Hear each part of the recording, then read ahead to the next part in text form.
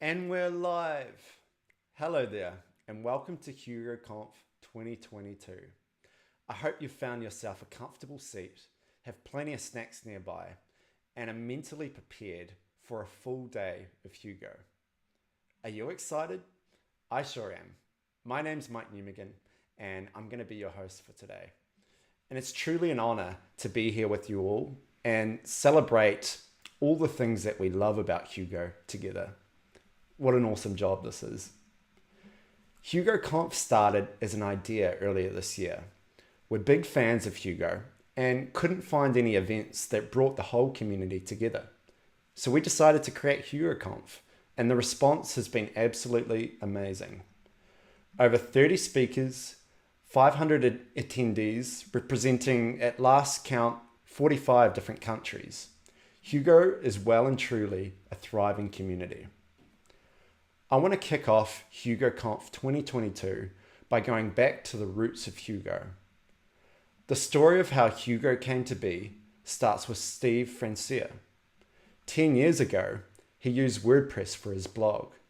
And over time, he became frustrated at how WordPress was optimized for writing content rather than for the reader.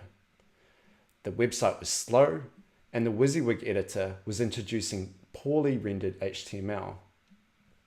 Steve was interested in static site generators and took his frustrations with WordPress as an opportunity to focus on both the content and structure of his site.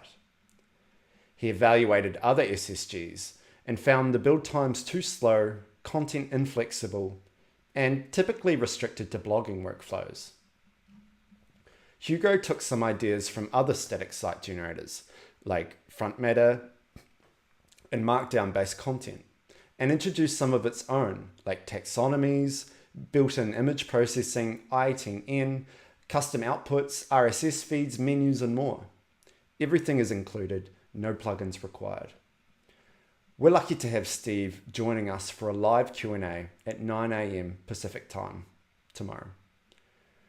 We'll find out more about the origin and early development of Hugo. If you have questions you'd like to ask Steve, let us know on Twitter, and we'll add them to the conversation. Hashtag HugoConf. Bjorn Erik Pedersen, also known as Bep, took over the lead maintainer role of Hugo in 2015 and continues to lead Hugo's thriving community. Even though it's now been almost a decade since Hugo was first released, we're still seeing a lot of innovation, and it remains as relevant and exciting a tool as ever. Hugo is used by a huge variety of projects, from developer portfolios to websites for local businesses, blogs, e-commerce sites, documentation, and corporate landing pages, just to name a few. It's a tool that adds immense value to some of the world's largest companies, all the way to someone taking their first steps in web development. Today we'll hear from developers and product teams who rely on Hugo every day as a key part of their tech stack, from software engineers who build tools and services to extend Hugo, developers who use Hugo in the corporate world, and from a range of interested solo or freelance developers who are taking the time to share their Hugo tips and tricks with us all. We'll hear about topics as varied as internationalization, component-based editing, deployment, conditional processing, shortcode, search tools, HTTP requests, modules, image uploads, themes, interactivity, and CSS.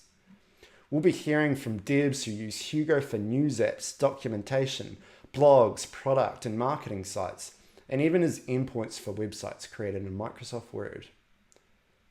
Just because we're not in the same room doesn't mean we can't network, chat, comment, and interact with each other. You can join the conversation on the YouTube comments, the links at the top of the HugoConf website, or on Twitter with the hashtag HugoConf. With that said, take a quick break, and we'll be back shortly with our first speaker. See you soon.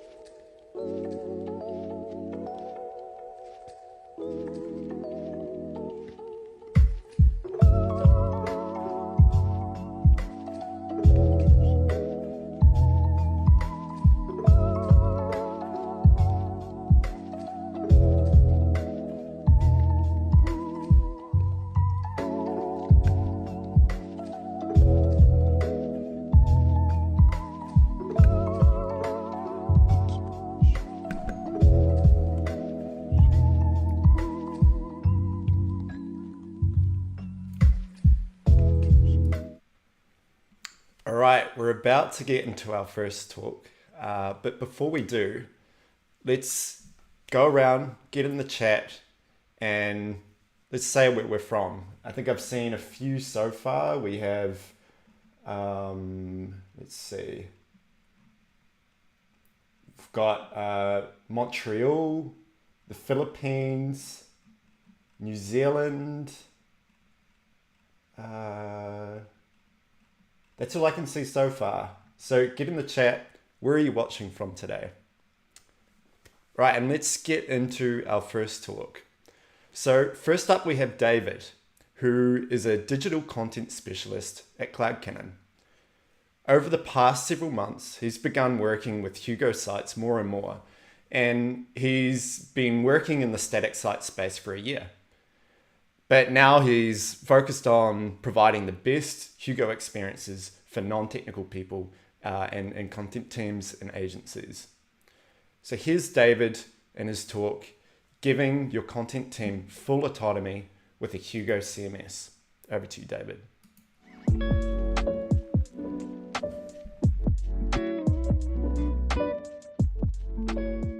Hello, HugoConf. My name's David Large. I'm a digital content specialist at CloudCannon, and I'd like to begin my talk with a question. Now, I'll post this question on Twitter as well, and I'm keen to hear your experiences, so please answer in the YouTube live chat or on Twitter. #HugoConf. Thank you. How many times have you helped a content marketing team or a client make basic content edits on a Hugo site? Now, for many of us, one of the main reasons we choose Hugo in the first place is to have more control and efficiency in the development process. But if that comes at the cost of your non-technical team struggling to update content and relying on you, the developer, to make changes, then was the switch really worth it? If this is a familiar problem for you, then hopefully over the next 20 minutes or so, I will offer a useful solution. Today, I'll show you how you can keep the dev environment you actually want to work in and give your content team autonomy over their content, over their site, all without worrying that they're going to break the site. Let's start with a sneak peek of what we're heading towards. This is a Hugo site. The content here is populated from structured front matter, which content editors can edit in context directly on the page. From headings to sections, from icons to hero images, and everything in between. They can even change and rearrange components within other components and always see exactly what it will look like before they hit save and build their sites. Now, this is where we're heading, but first let's step through the typical ways you might have your team update content on a Hugo site. Now, the most basic option is teaching your non-technical team Markdown and GitHub most commonly. Now, you might have a couple of training sessions. You might show them how to use the GitHub interface, explain the directory structure of a Hugo site, teach them some of the most common Markdown conventions, give them a few cheat sheets, and send them on their merry way. If your team is already familiar with Markdown and Git, this could well be enough. What's great about this model is that both developers and content writers can collaborate seamlessly and take full advantage of Git workflows. Let's say, for example, you're revamping the homepage on your Hugo site. You create a branch. The dev team focuses on developing new page components, while the content team works on the content. While the homepage revamp is going on, you can push out new content and bug fixes to your main branch. When the homepage is ready to go live, a merge will publish all the code changes and content in one fell swoop. Everyone's workflow, of course, is unified with Git. The trouble is, most teams do not have the luxury of having a semi-technical content team. Most content teams, in my experience, would rather be creating content. For these teams, implementing this strategy will end up as a workflow of content team members emailing Google Docs and Word documents and sending Slack messages with content changes to the engineering team to load onto the website. And this is frustrating for everyone. The content team, for their part, is hamstrung. They can't publish content themselves on their own website. The engineering team is overburdened with content changes instead of developing new features for the website. There's got to be a better way. At this point, you might offer a Markdown editor. These are cloud or desktop software that add a GUI to edit Markdown. They provide a preview which gives the content team confidence they've marked up their content correctly. Many Markdown editors also sync with Git, which brings the editing experience closer to the save model of, say, a Word document. With a Markdown editor, you've streamlined the editing and publishing experience and will likely have less handholding and more empowerment for your content team. It's a great setup for simple content, and it solves some of the issues of editing Markdown in GitHub directly. The problem is, of course, that while Markdown is relatively easy to pick up, it's also pretty limited. For long-form content like a blog post, it might be a good fit. Blog posts, after all, are often mostly headings, paragraphs, and images, which is bread and butter for Markdown. However, typical marketing web pages have hero images and headings. They have images and text blocks. They have beautifully designed testimonials and a variety of other page components to make the website more engaging. Markdown is simply not equipped to handle this kind of structured content. So Markdown itself is too limited for your site. Now you might start looking at a headless content management system. A headless CMS completely separates the content for the site from the Hugo source code. Instead, the content lives in the CMS and will be downloaded as part of Hugo's build process. With a headless CMS, you create your own content models. This gets you around the limited simplicity of Markdown. For example, you might have a staff page where every staff member has a name, a position, a bio, an image, and a link to their Twitter account. You're able to build a model for a staff member where each atom of that staff member has a clear UI and can be accessed through an API, allowing you to populate a component on the Hugo site. You can break down even the most complex content on a site into a content model, allowing your content team more autonomy. It does come with extra trade-offs, however. We've given up our Git workflows, and all of our content now lives with a third party. And now we also have a disconnected workflow between the engineering team and the content team. There's also a disconnect between editing content in form fields in a headless CMS and what it will look like on the live website. This is especially felt when your marketing team is trying to build brand new pages using components. There's no way for them to know what a new page will look like unless they actually stop working and wait for a preview to build before they carry on. So we want to add visual editing to the equation. If you're trying to solve the visual editing problem, you could turn to a basic website builder. These work well for consistency and for page previews, but we're still lacking our Git workflow. Our content still lives in a third-party service, and our engineering and content workflows are still completely disconnected. And worse than that, we can't use Hugo. So if we want something intuitive and visual for our content editors, let's look at a visual Git-based CMS. Visual editing is the most intuitive way for a non-technical team, even a semi-technical team, to update content as they can see exactly what it will look like as they type. No Markdown knowledge is necessary. No guesswork is necessary. No waiting for previews is necessary. This is CloudCannon, a visual Git-based CMS. In the editor, I can see my entire website. A yellow box indicates content that I can edit. Clicking on this box allows me to enter content directly on the page. I can create headings, edit text, or do any other basic text formatting. I can even edit the front matter directly on the page. Now, when I save this page, it's going to commit the changes back to the repository. As you can see here, there's the front matter change and the Markdown content I added earlier. A Git-based CMS not only saves changes back to the repository, it also automatically syncs any changes made to the repo. Here, we'll put our developer hat on and make a change directly to the layout. Now, if I go back to the editor, I can see that CloudCannon has automatically synced those changes and built the site. And it now shows the changes the developer made. We've seen how easy a Git-based CMS makes committing to a repository. What about other Git workflows? Let's say I want to completely overhaul the homepage on this site, but it's going to take me a couple of weeks. In the meantime, I want to be able to push content and bug fixes to the live site. A developer would use a branch to accomplish this on a software project. With a Git-based CMS, now editors can branch too. This is the project view of my website. By clicking Add New Site, it'll prompt me for a site name. Clicking Create Site will create a branch and create a new site on CloudCannon, which syncs with this new branch. Now I can open the branched site in my editor and make my drastic changes without fear that it will impact the live site. If I get too crazy, I can always delete the site and create a new branch. When I save the changes, you can see it's committed to my big changes branch. And looking at the original file on my main branch, you can see it still has the original content. All sites on CloudCannon have a live preview domain you can use to gather feedback from your colleagues.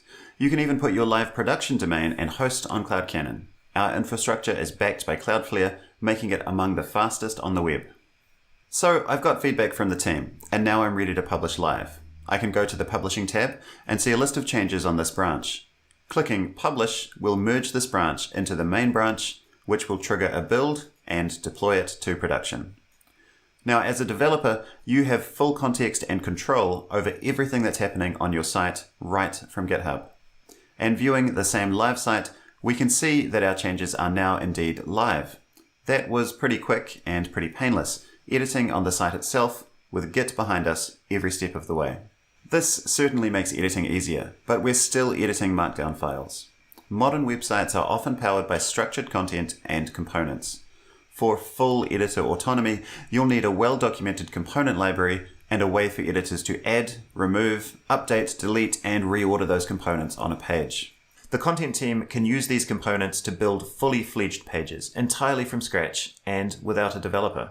Storybook would be a strong first choice for managing your component system. It helps isolate and display all of your custom page components and trigger their various states. This is great for engineering teams and content teams alike. Your developers just focus on building high-quality components. Your content team can see a list of all the components available to use on the website.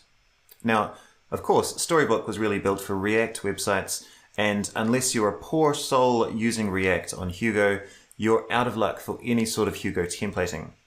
To use Storybook, you have to maintain an HTML version of each component which lives in Storybook, and another almost identical component with Hugo templating which lives in your Hugo site. Now that's a lot of extra work for a component system, and sooner or later your Storybook components and Hugo site components will get out of sync. Which is why we created Bookshop. It's an open source, standalone component browser and playground. Better yet, Bookshop understands Hugo, so you can write your components using vanilla Hugo templating with no extra JavaScript or other dependencies required. And ESBuild under the hood brings faster build times and quiet laptop fans. For all the complexity it offers, Bookshop is actually quite easy to configure. Here's the way it works. You add each component to the Bookshop folder structure and define the data it's expecting. Your components work exactly like a Hugo partial. You can use Hugo templating, pull in data from an external data file, and really do anything else you can do in a partial. Bookshop also builds a component browser that can embed anywhere on your website. This means content editors get to use your website styles and assets and see them all in one place. Better still, Bookshop has tight integration with CloudCannon, a Git-based visual CMS. So now your content team has access to the full component library without leaving the CMS. Let's look at the editing process now within the CMS. You'll see we can make changes to the contents, and they're rendered on the page live as I'm typing. So I'll change the pre-heading.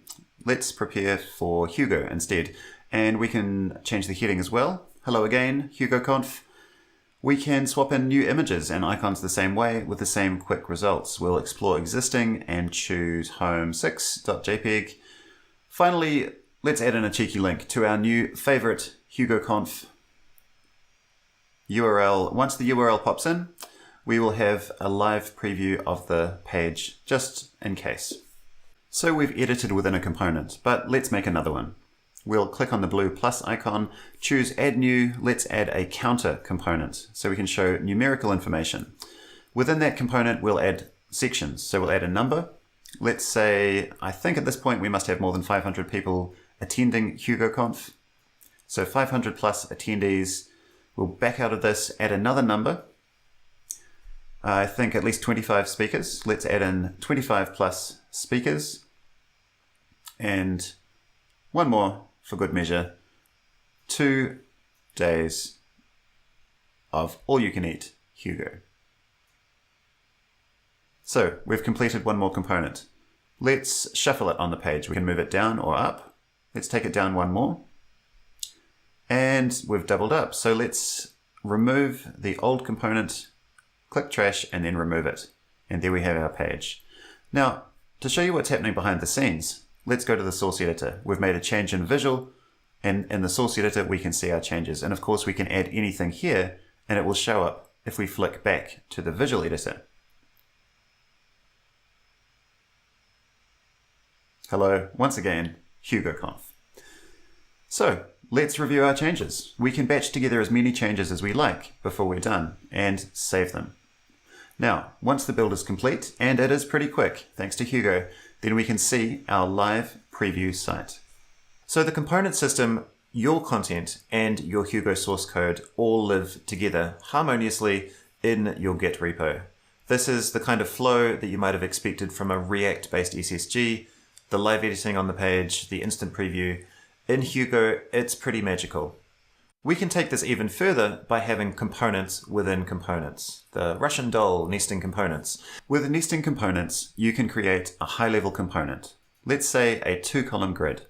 And within that, you can add and style lower-level components to build out the content of your page.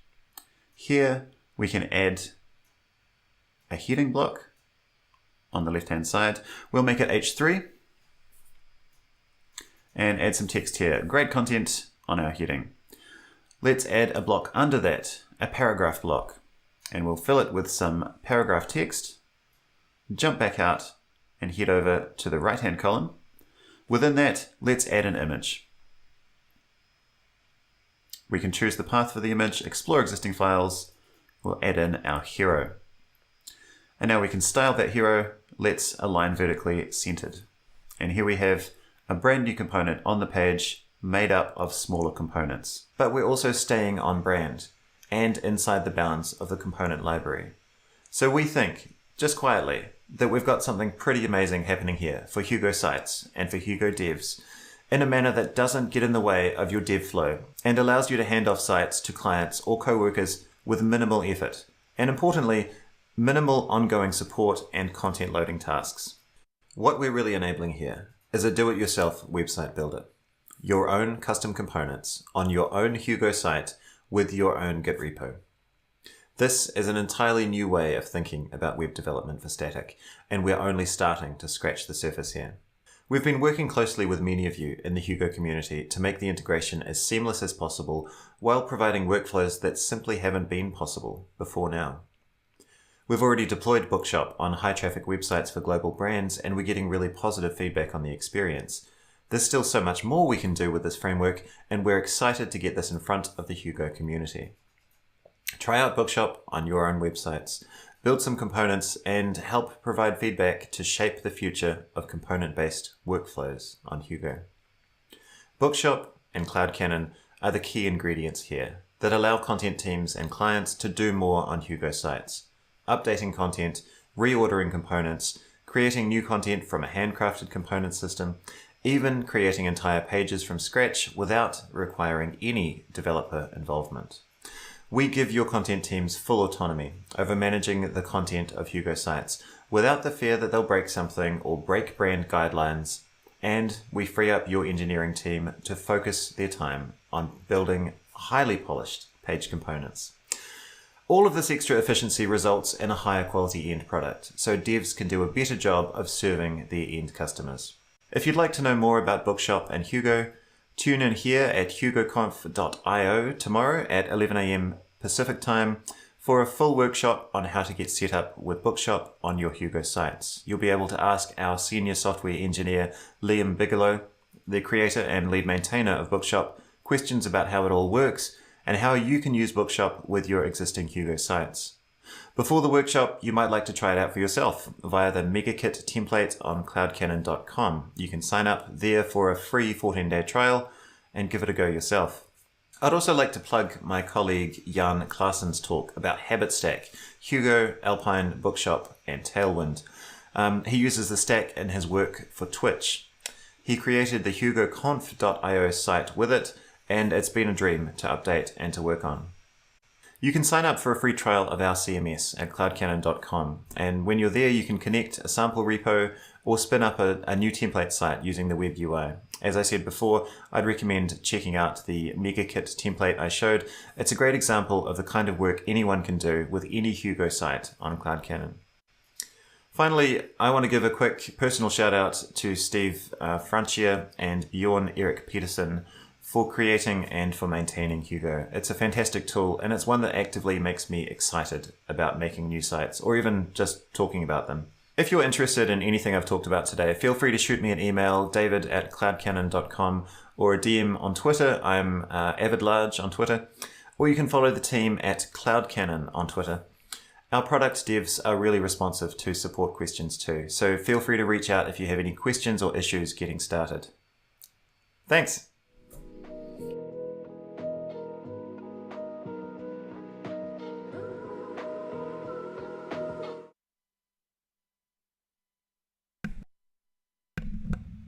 Thank you, David. I think it's going to be really interesting seeing how the community uses Bookshop. I think there's so many possibilities there that we don't even know yet. So that's going to be a really exciting space to watch. All right, we've got our next talk starting in 10 minutes. Before we do, I want to ask the chat a question. I'm just going to put it out there. How many Eclipse users do we have here? Anyone using Eclipse to edit their Hugo site? Or let's just broaden the category.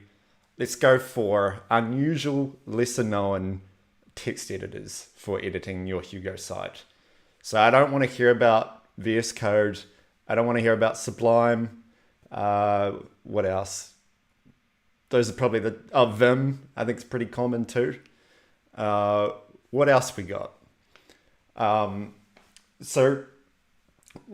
Next we've got Ducio coming up in 10 minutes time. So I'll see you then.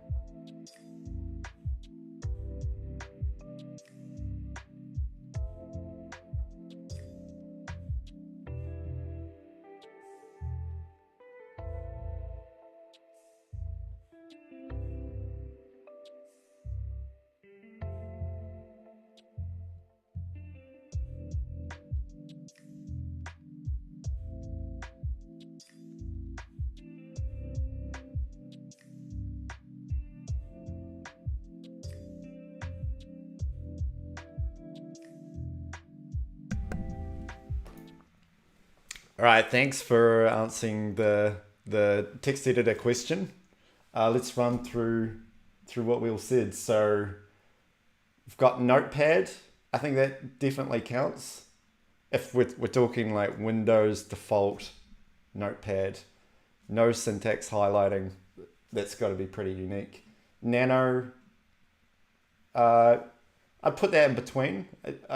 If you're editing on a server, I imagine Nano pretty common. If you're editing locally, maybe not. So yeah, I reckon that's good. Emacs, that's a great one.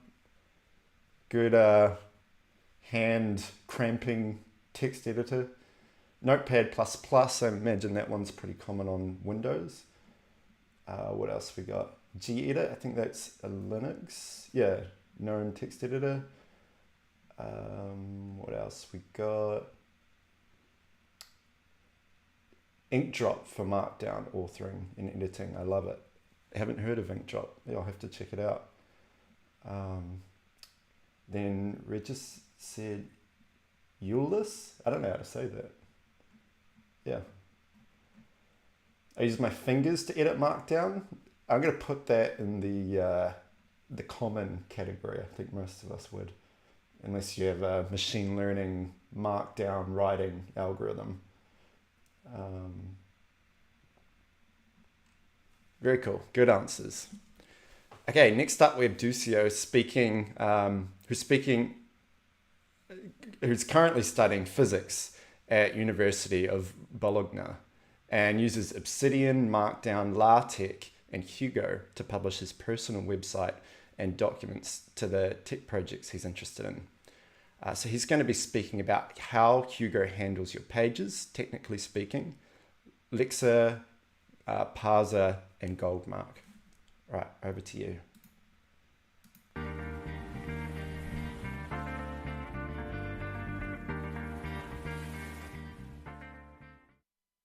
Hello everybody, and thank you for joining me today in this talk about Hugo and how it parses Markdown files. Let me first introduce myself. I'm Duccio Gaspari. I am a student at the University of Bologna, and I'm quite new to Hugo. I started using Hugo because I had my notes in LaTeX and in Markdown files. So I came across Hugo as an easy solution to publish and update them, and I got interested in it. What I've learned and what I'm presenting today comes mainly from reverse engineering Hugo. If you have any question, feel free to tweet me even during the presentation and I'll try to answer. So, why reverse engineering Hugo? As I said, I'm no expert. I've been using Hugo for a couple of months now, but Hugo doesn't have internal links, also called wiki links, that are the kind of links with double square brackets that are used in other wiki software like MediaWiki or Wikipedia. I wanted to implement this feature because I'm keeping my files, I'm updating my files with Obsidian, and Obsidian makes huge use of those internal links. But in order to do so, I had to understand how it was processing Markdown pages at the very low level. At first, I tried the direct approach. I opened the source files and read the code. But it didn't work out because Hugo code is too obfuscated. Some functions are injected or chosen at runtime, and the structure is not really clear and consequential. Pieces are inside other pieces, and in the end, it wasn't an easy task to understand what was Hugo doing at any certain moment. So I went back and did some reverse engineering. How was Hugo reverse engineering? Well, a big part was done in the old-fashioned way, putting a lot of print line around the code and see at which point in the execution that line was written on the console or in a file stream, just the same, just to get a sense of how the structure was and who was calling who. But then I understood that the code is too big. Hugo code library is definitely too big for that. So I had to revert back to a more systematic way, and I started dumping stack traces. And I just did a lot of with regular expressions. I found all the functions inside the code, and I started to trace dump to a file for later review. So what did I learn? How is it Hugo inside? Well, I ignored the file structure, the templates, and so on, at least for now, because it was enough of a big task to understand how the markdown was parsed. So I'll save it for later. And I focused on what was of interest to me, specifically on the way Hugo parses and handles markdown files.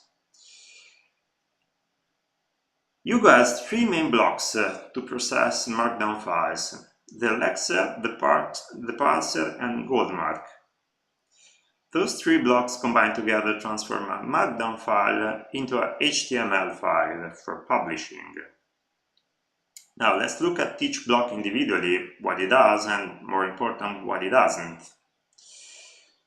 Goldmark is a native markdown processor written by Yusuke Inuzuka.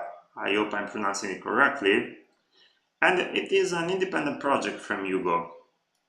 It's fully compliant with Common Mark 0.3, and it can process the main markdown items such as headings, bold, lists, links, so on. But it cannot process other items such as templates, shortcodes, or links. Goldmark has no idea of the internal structure of the website, so it cannot really resolve a link inside of our website.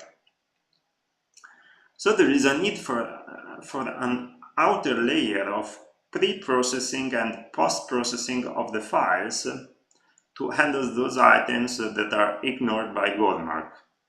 And here comes the parser. So the pre-processing is done by the parser. The parser is really the first step of the whole process. It has two jobs. First, it invokes the lexer. And second, it receives the pinch content as digested by the lexer. That is a chunk of pieces of front matter, shortcodes, links, markdown or plain text, and so on, and handles them. Specifically, it handles front matter, summary dividers, shortcodes, and emojis. The plain text or the standard markdown are not processed by the parser. They are just left for Goldmark. And then there is the lexer. The function of the lexer is to find hooks and try to divide the page in chunks according to its functions, so that the parser can process each chunk accordingly. The lexer tries to separate front matter, shortcode, and emojis from the rest of the markdown and of the code. So to recap, the lexer divides the page in chunks of front matter, shortcodes, plain markdown, and so on. The parser takes the list of chunks from the lexer and processes them. But it doesn't touch the plain markdown. That is just left to Goldmark. And in the end, there is Goldmark that processes the remaining markdown in the page, headings, italic, underlines, and creates the final HTML file. Let's now look at the low level. The parser is contained in the page parser package, and it is called by the function new page from content node. The parser is responsible for creating, feeding, and running the lexer. It is worth of note that the lexer state, so-called lexer state, is set by the parser, as we will see later. Specifically, it is set to the function lex intersection. And this is relevant. the lecture is based on function chosen at runtime, and they are chosen according to the content of the file. When I was reading the source code, it was really hard for me to understand what the lecture was doing and when it started, because the run function is just 4 lines and it just iterates through these states. But here it gives the entry point for all the subsequent states. So this is a rather important starting point for the lecture.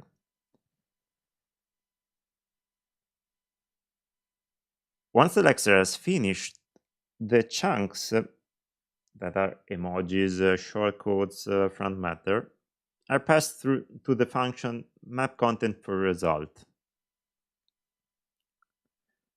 The lecture at the low level is called by the parseBytes function. The function newPageLecture sets the initial state of the lecture. It is called a state, but it is indeed a function for parsing the content given. And the next state is set by the previous state.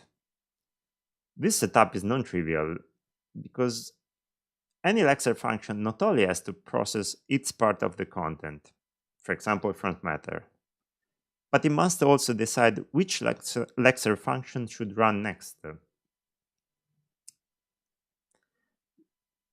In a sense, it must be aware of the available lecture functions and make a decision on what to run next. There is no real separation of concerns, and when you try to understand Hugo's code, it's not so easy. That part is quite confusing. But the most important lecture functions are lexIntro section, which handles the front matter, the lexMain section, that handles more or less everything else, subdivided in sub-lecture functions, and the lexDone, that is the exit point that interrupts the cycle. And then we have the goldmark. The goldmark is a third-party library, so it is not changed in Hugo. It is just imported along with some of its extensions. And it is instantiated at the very beginning during config loading. There is one instance that it never changes. It is provided to the code as an interface, a markdown interface. This markdown interface exposes the convert function. That is a function that takes the markdown and returns the HTML. Nothing special here. So, to sum up, the function newPage from content node, it's more or less the entry point, the starting point of everything, and it is responsible of calling the parser and then calling the goldmark processor. The lecture splits the page in chunks according to their content type, front matter, shortcodes, etc. And the parser takes each chunk that is not markup and processes it.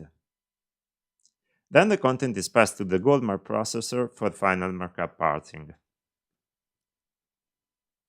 What I presented here is just an overview of the huge code library of Hugo. You can find these slides and additional notes at that address shown. I will try to keep it updated with everything new I learn or everything new that I come across. And that's more or less ends my presentation. I hope you have enjoyed our time together, and if you have any question or want to follow up, feel free to tweet me or drop me an email. Thank you all for being here with me, and thank you for the HugoConf for hosting me, and I wish you all a good day. Bye.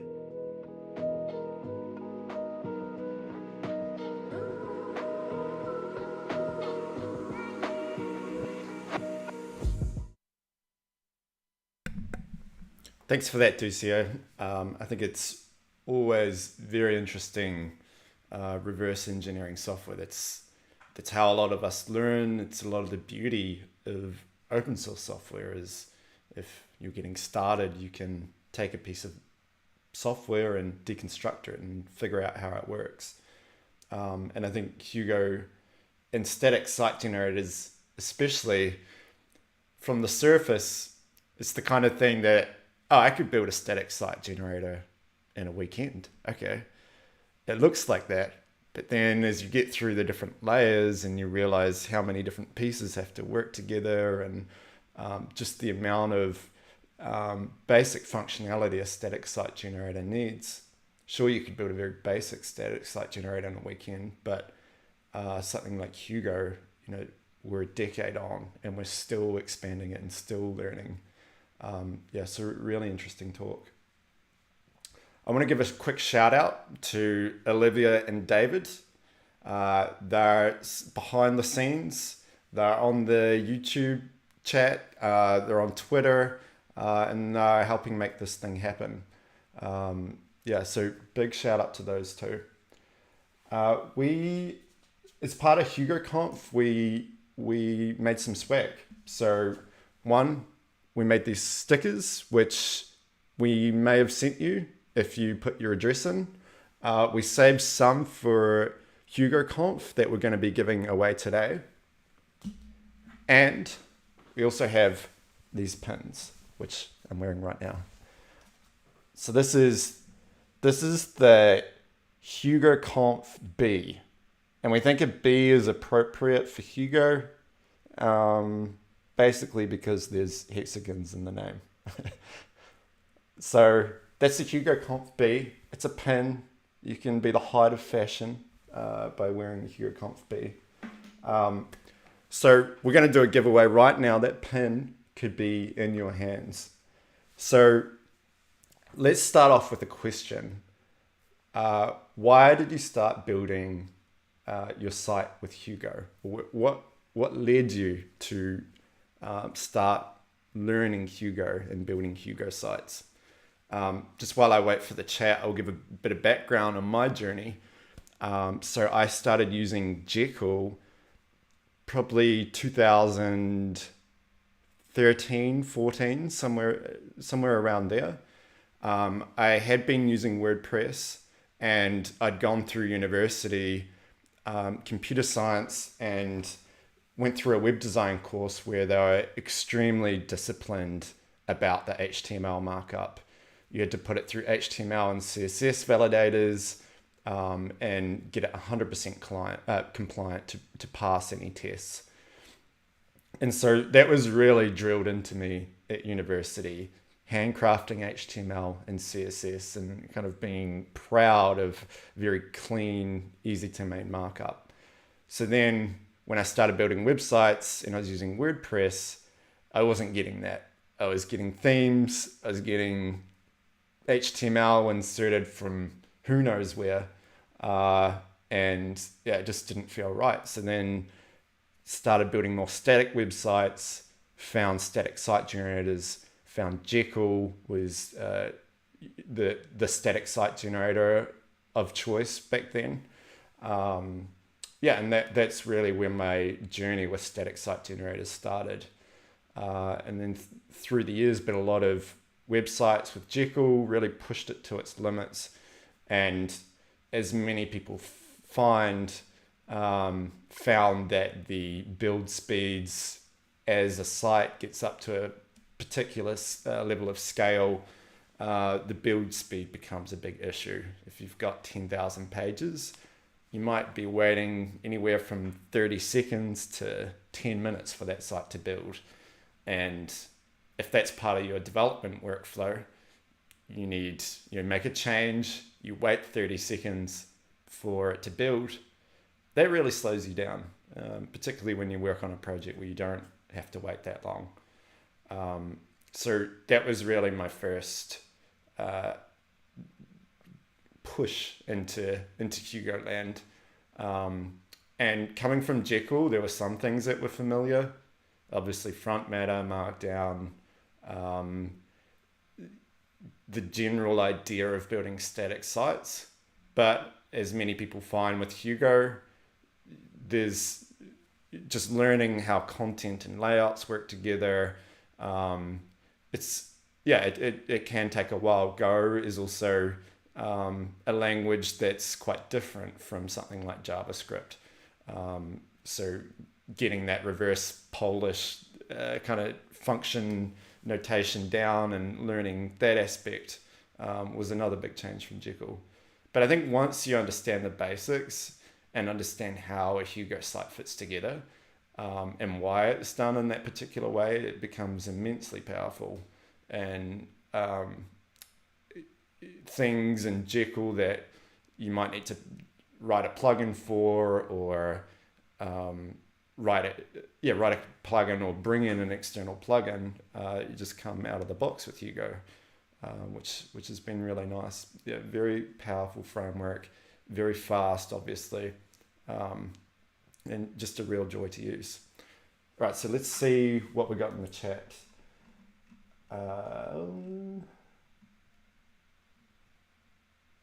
Haven't started yet, but I'm impressed with the speed to compile large amounts of content.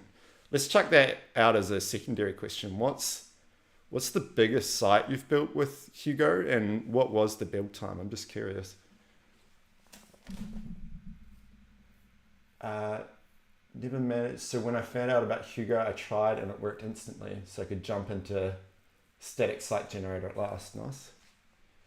I heard it was fast to build, so just started there. Marcella, Markdown led me to Obsidian and Hugo. What is Obsidian? I think I've heard it a few times in the chat now. My guess would be some sort of technical writing, maybe mathematical language, or maybe a Markdown editor. Yeah, let me know. Wanted something simple, plus single binary to build some sites for projects, plus I already knew Git. Perfect fit, that's great. Because it was the fastest, works with ASCII doc. I think documentation is a huge use case of Hugo. And ASCII doc just gives that next level over Markdown. Was a single binary required to build a site. I didn't need to install a bunch of stuff. Just want to make the site from a set of folders. Building simple, low-tech, fast, unhackable websites. I mean, what better framework could you have to do that? Single binary is a big appeal. Tired of Ruby version management. I think that's one of Jekyll's biggest letdowns. I still struggle. New laptop. Okay, I want to run a Jekyll site. First, this is the steps off the top of my head. I think I install RVM because Mac has Ruby installed, but it doesn't have like the developer headers.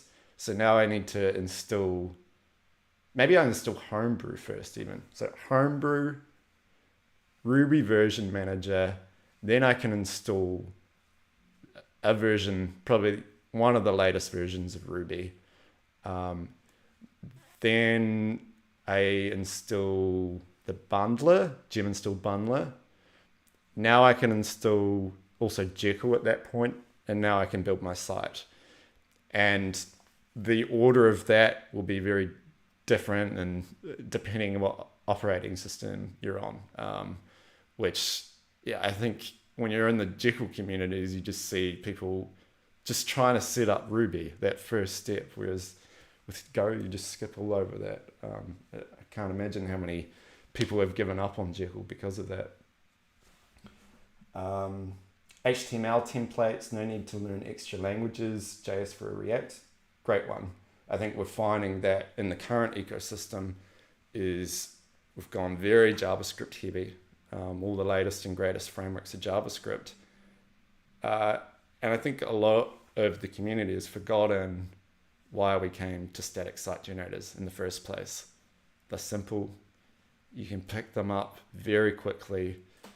They are like easy to onboard new developers to, and there's not a lot of complexity. At the end of the day, it's a lot of it is markdown files and layouts. You don't need to learn an entire JavaScript framework to be able to use Hugo. So yeah, I think that's massive.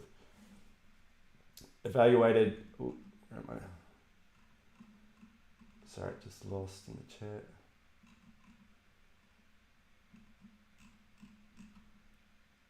Evaluated that SSGs available in 2018 and found Hugo to be the fastest and easiest to get started, especially with themes. Also was impressed by its ratings on GitHub stars. I think that's one other interesting thing about Hugo is if you just look at the health of the community based on GitHub stars, the trajectory is incredible. It is still growing fast, still popular. It's keeping up with some of these new hot things that have funded companies behind them, which is really impressive. Also really wanted to leave WordPress and tired of constant attacks and getting exploited, for sure. Learned to appreciate a single binary thing when I clobbered with things like Gatsby. Yep. Forestry is a big draw at the time. Now we've got some page build speed stats. So 200 pages with 1,700 Hugo processed images. I'm guessing resizing those images under 5 seconds. I mean, that's if it's resizing 1,700 images, that is absolutely incredible. I think Obsidian is an editor for Markdown. Nice. Choice for building second brain, aka personal knowledge base. I think I've heard of this. People doing, maybe that's where I heard it. People doing like personal diaries, which are a Markdown based, which great format for doing that. A personal diary you don't really want living on some third party. So own the content, Markdown, great choice. I was tired of using Django CMS, maintenance and development of TSX, of React. Just want to use bare minimum HTML and CSS. Hugo extended binary solved it well. Yeah, I think that's it. Like you gotta value the simplicity of HTML and CSS. I was never able to set up Jekyll on my local machine. Not in 2016, not on my latest PC last year. Yeah, well that's a showstopper, isn't it? I love Ruby, by the way. I'm Ruby through and through, but that step is absolutely painful. I can't remember offhand, but some sites I read spoke of 35k page in Jekyll taking 30 minutes. That sounds about right. But Hugo did the same in under 2 minutes. Maybe exaggerating a bit. I don't think so. That sounds like in the right ballpark. I also like theming and extendability. I saw a Docu API thing built in like localization support through the conf file alone. Speed, low resources, and able to cut hosting costs. Great one. Cloudflare switched the entire doc site back to Hugo from Gatsby because of build speeds. Gatsby took nearly an hour. Hugo takes seconds. I mean, there it is right there. If you're technical writers, if you tell them this is gonna take an hour to build, they're gonna be questioning why. And if you tell them, okay, we needed to use React for this documentation site. Why do we need React? It's documentation. We just need content on a page. We don't need components. We don't need anything crazy. So yeah, I think just that build time alone would have sped them out. The technical writers at Cloudflare up an incredible amount of time. I imagine that was a big pain point for them. We use Hugo to build our employee directory. We have one markdown file for each person in the company, 1,600 markdown files. With Hugo 9.6 takes 11.54 seconds for 4,924 pages. A lot of aliases. That's a really cool use case. Yeah, great way to manage that employee directory. All right, I've got one more. I wanted to have a way to set the default heading level for markdown files. For example, write the markdown using hash and then have it render at H2. Yeah, I think that's one thing. Just for like a personal diary, you can just have straight markdown files. You don't necessarily need a Hugo site, but you can't really serve straight markdown files from a live website. So that's really what a static site generator gives you. Nice, great answers. Olivia/David, pick your favorite, and then you can, David will follow up with how to get in touch. You'll get in touch with our email, and you got this coming your way. Right, next talk. Our next speaker is Gift, who's a developer advocate at Cloudflare. She has over 5 years experience in the web development and building tools to help businesses grow. In her previous role, she worked as a front-end developer. She's now working in developer relations. So Gift is talking about supercharging your deployment with Cloudflare pages. Over to you.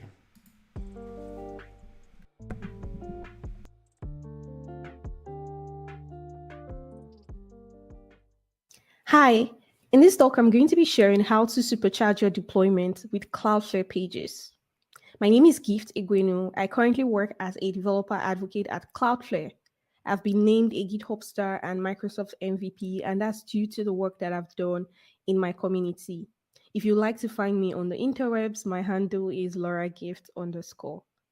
So let's get started. If you've heard about Cloudflare before now, you probably know it as a security company. But Cloudflare offers way more than that, right? Cloudflare has a developer platform that offers services and tooling that allows you to build serverless application on Cloudflare's Edge network. One of the products that I would like to share with you today is called Cloudflare Pages. Cloudflare Pages is an end-to-end deployment platform for building your Jamstack applications. Some of the features you get out of the box with using Cloudflare Pages includes a native Git integration. This is one of the reasons why I love it, right? With Cloudflare Pages, you can deploy your application straight from GitHub or GitLab, depending on the Git integration that you have for your application. It also has automatic CI/CD, meaning that you get to choose the build command that you would want Pages to automatically trigger whenever there is a change to your application or you push a new commit, right?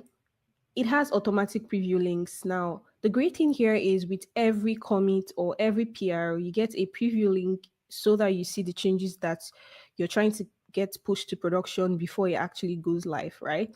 This is really handy when you're working with a team of developers or you have to report to a PM, for example. You can use the preview links to show them what you're going to send to production before it actually goes live.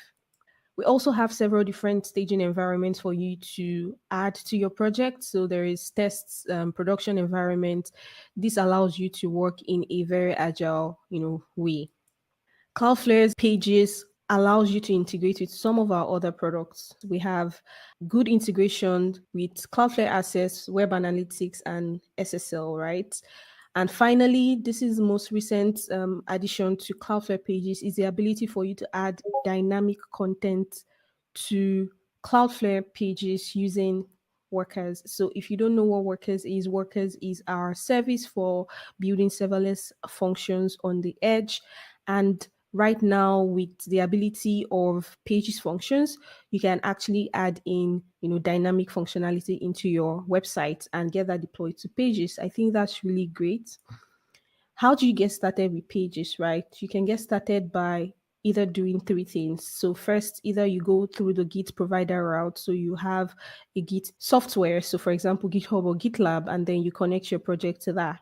Or you deploy your pre-built asset right into Pages using something called direct upload. So just bundling the application that you would like to deploy and directly uploading into Pages, right? And finally, you can also do that with our tooling called Wrangler. For this demo, I'll be using the Git integration with GitHub. So let me show you what that would look like. Right here, I have an example Hugo website that I want to deploy to Pages. This is what it looks like, right? It's a slideshow with literally fancy text that I added, right? Now, let's head over to the Cloudflare dashboard. This is Pages, right? In order for me to deploy my website, I'm going to connect it to Git. Here, I'll choose the demo, HugoConf demo repo. That's what I want to deploy and begin setup. The only changes I'll be making here is in the build settings section. Here, I want to select Hugo as my framework presets, right? You can also add that manually, but I like to go with this because it automatically adds it in for me. One additional thing I like to do here is to set the Hugo version. So I'll call this Hugo version and set it to the current version that I have. Now, once I save and deploy this, it's going to run a few build configurations. It's going to run the build environment, clone the repo, and build the application before it gets deployed to production. Great. Our application has been deployed to Cloudflare Global Edge Network. And just so that we are sure that this works, I'm going to open it in a new tab here and see that that's been deployed with a custom Pages domain name, right? That's great. That's how you deploy your Hugo application to Cloudflare Pages. Now, for further resources, if you'd like to learn more, I would recommend that you check out Cloudflare's developer documentation about Pages just to get more details about what I've shared in this talk. Also, scan this QR code if you'd like to join our Discord community, and also check out our blog to learn more about Cloudflare Pages in your application. Thank you so much.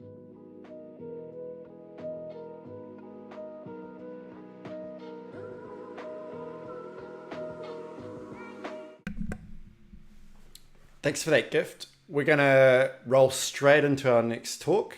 Next up is Carl, who is Director of Technology for Spotlight PA. He's been making static websites since 1998, one of the OGs. All right, over to you, Carl.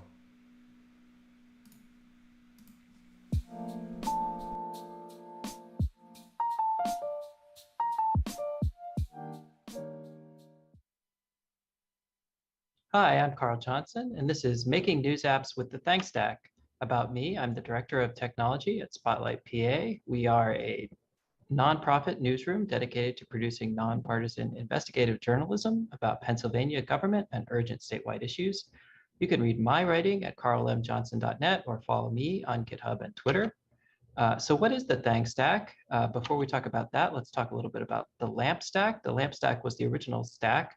In the early 2000s, people noticed just organically that many websites were being created with a base of the Linux operating system, Apache as the web server, MySQL as its database, and then PHP for the server-side interactions. So somebody coined the term LAMP stack to describe this, and then that became sort of a popular meme. People experimented with other kinds of stacks where you say switch out Apache for Nginx, or switch out MySQL for Postgres, or switch out PHP for Ruby on Rails or Django. So there were a lot of different stacks thrown about over the years. More recently, Netlify popularized the idea of Jamstack. And the idea here is that you have a static website, but then you make it interactive by using JavaScript and APIs so that the website receives any sort of interactions it needs by reaching out to those APIs with JavaScript calls.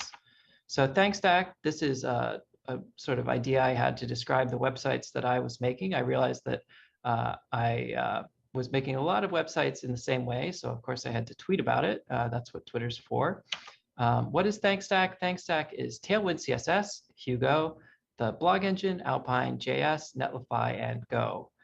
So I think if you're watching this video from the HugoConf, you're probably familiar with Hugo. It's a static site generator that specializes in data-driven templates, and it's very fast. Tailwind CSS is a way of writing CSS by just sprinkling some classes into your HTML, and then Tailwind will expand that out into a full CSS declaration. Alpine.js is a relatively new JavaScript framework that lets you just add a little bit of interactivity to your site without adding a lot of JavaScript onto the wire. Just really for under 100 kilobytes, you can get a whole site going and doing the things you want.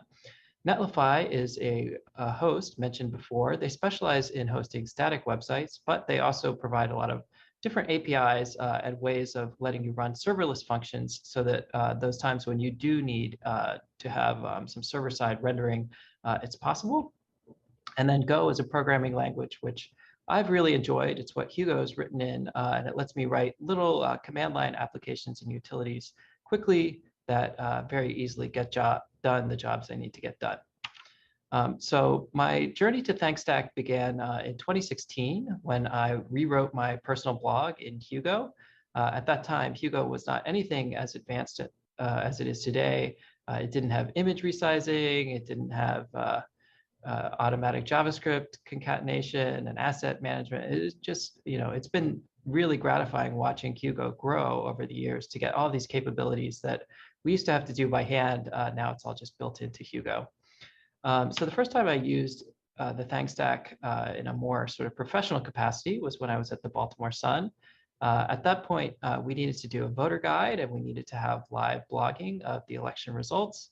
And I realized that the best way to do it would be to just take Hugo, use that to create all the different pages for the various candidates, use a little bit of Go scripting to get the live information on the election results from the Board of Elections, the Maryland Board of Elections, and then tie it all together by sending it to S3. And that website is still online because, of course, the advantage of static hosting is that it's super cheap. So there's no one, even at the penny pinchers at Tribune, none of them are going to look and find that 2 cents per month bill to S3 for the Baltimore Sun and pull it.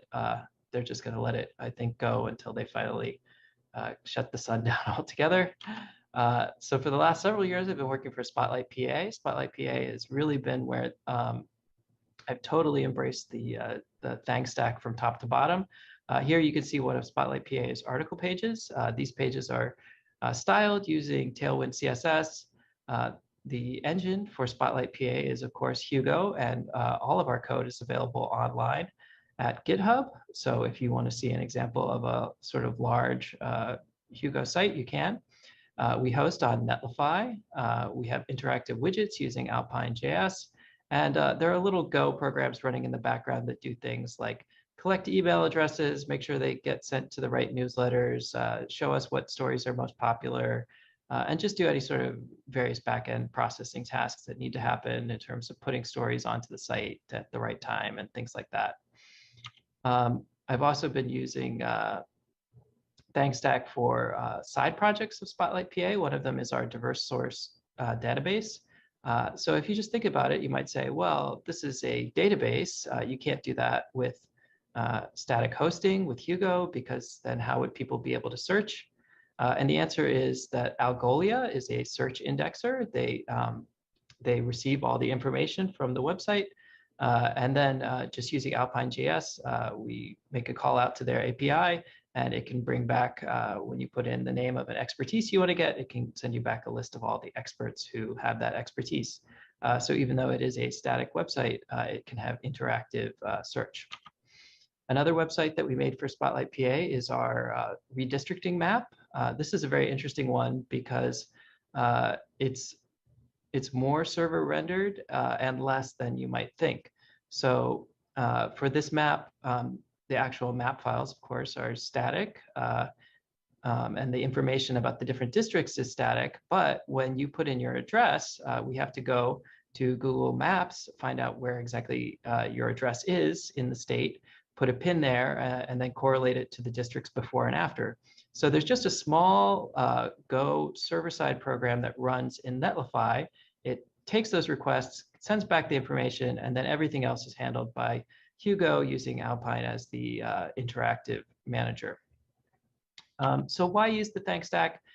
In my experience, it's been extremely low cost. Often these sites will run for no money or very little. It's maintainable. I've been doing Spotlight PA for the last 3 years, and I haven't had any serious problems that I couldn't overcome so far. It's been very easy to deploy. We have deploy previews.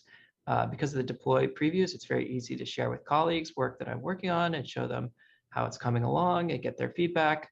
The development cycle is very quick. So in the news business, of course, we try to get things done on time, on deadline, as they say. And it's been very good for that. The performance is quite good. So compared to, let's say, sites that are very heavy on JavaScript, this loads quite quickly because there's not a ton of stuff coming down the wire. The Tailwind CSS compresses down to just a few dozen kilobytes, and then Alpine.js is quite small itself. So it's common for sites that I make to load in under a second on a good connection. But they nevertheless have a very modern web look and feel. It doesn't seem like some ancient handcrafted page from the early 2000s. It looks very up to date. And I think it's all possible because of the thang stack. So thanks for listening to my talk, and I hope that you give it a try yourself.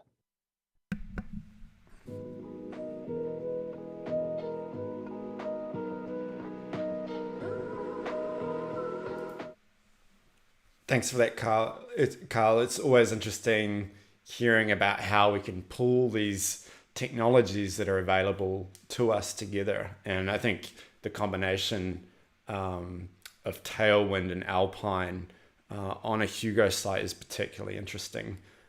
Very lean, as you mentioned. All right, we're going to go straight into our next speaker, who's Kimberly. She's a front-end developer at Nuance Communications. She's been working on implementing Hugo as the new documentation framework for Nuance, and has helped by creating custom shortcodes, supporting audience-specific content, and integrating core requirements by the technical publications team.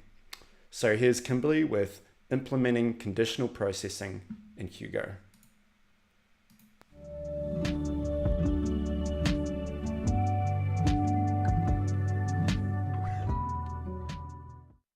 Hi everyone, I'm Kim, and welcome to my lightning talk on how we've used shortcodes to implement conditional processing.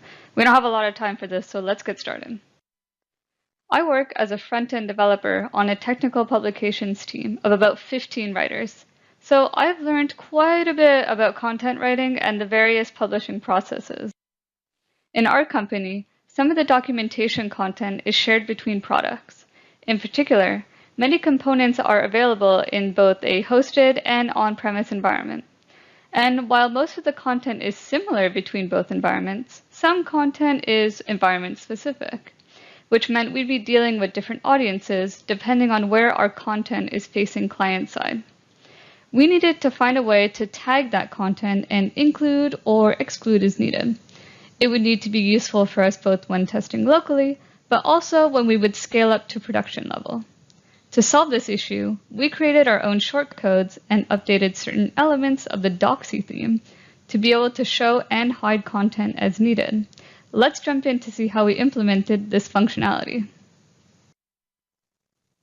All right, so we first started by creating a new parameter in our params.toml file. For this purpose, we named the parameter env. Since we're targeting conditional processing, we would make 2 variables per condition, each assigned to the different audience we'd be building content for. In our case, we assigned them host and prem. So we created a custom shortcode called condition. Basically, this shortcode takes in one parameter when being called and compares it with what our active environment is in our params.toml. If they match, it'll display the content, and if it doesn't, it won't. Now, the shortcode looks more complicated than what I said, but I'll get back to that. So, content for us needed to be used at different levels. I'll name them page and paragraph level. At the page level, we made sure to add the condition to the front matter. The entire page is invisible or not, depending on the active environment. However, at the paragraph level, we could have a mix of both shared, hosted, and on-premise content.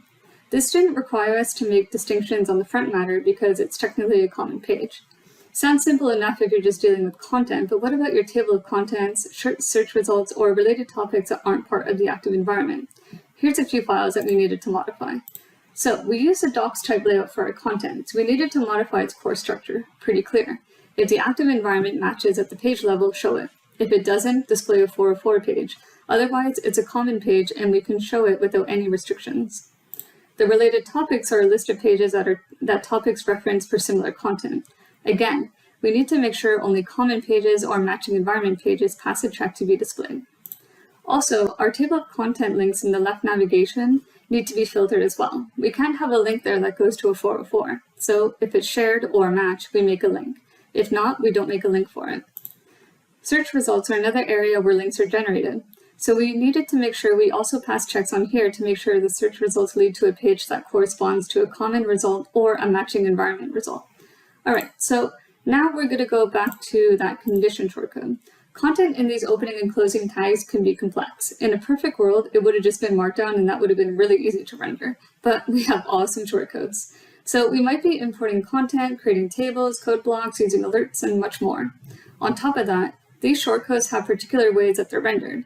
So when they're being used in a condition, we need to keep the integrity of how they're rendered by distinguishing whether they need to use Markdownify, safe HTML, or using the .inner function. All right, so a quick little demo. See here we have hosted documentation showing. We also have a host link here on the left nav. All right, so if I change that quickly in my params.toml file, I will deactivate that and activate prem. Let's load that up. This should reload and we'll see on-prem documentation and the left navigation link changes. This is good. All right, so let's get back to the presentation. Welcome back. That was some pretty cool stuff.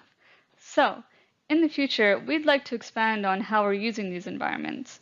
We're looking to implement the functionality to serve multiple environments, such as hosted Linux or on-premise Windows, to really cater towards clients and their software setup. We know this would further require us to modify the existing shortcodes and other theme elements we had already customized, so that we'll be able to deliver and display the correct content. Lastly, we would need to ensure that our pipeline could be set up properly to deploy these doc sets that involve a more complex environment structure. Thanks for attending this lightning talk. We hope you enjoyed learning about how we implemented conditional processing. Please don't hesitate to reach out if you have any questions. Thank you and goodbye.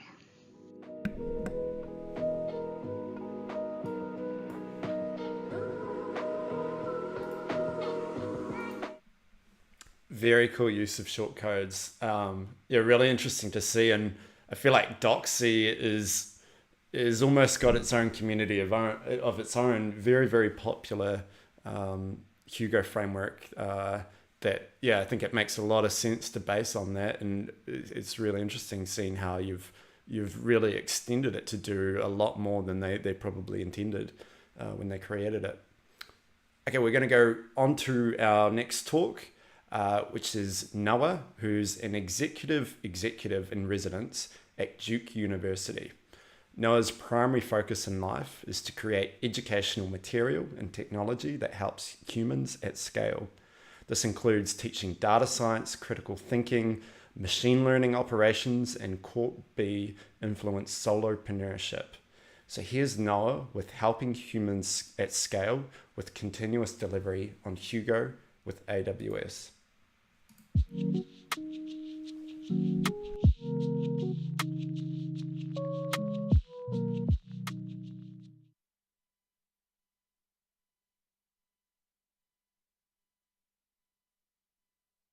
Hi, my name is Noah Gift, and I'm an adjunct professor at Duke.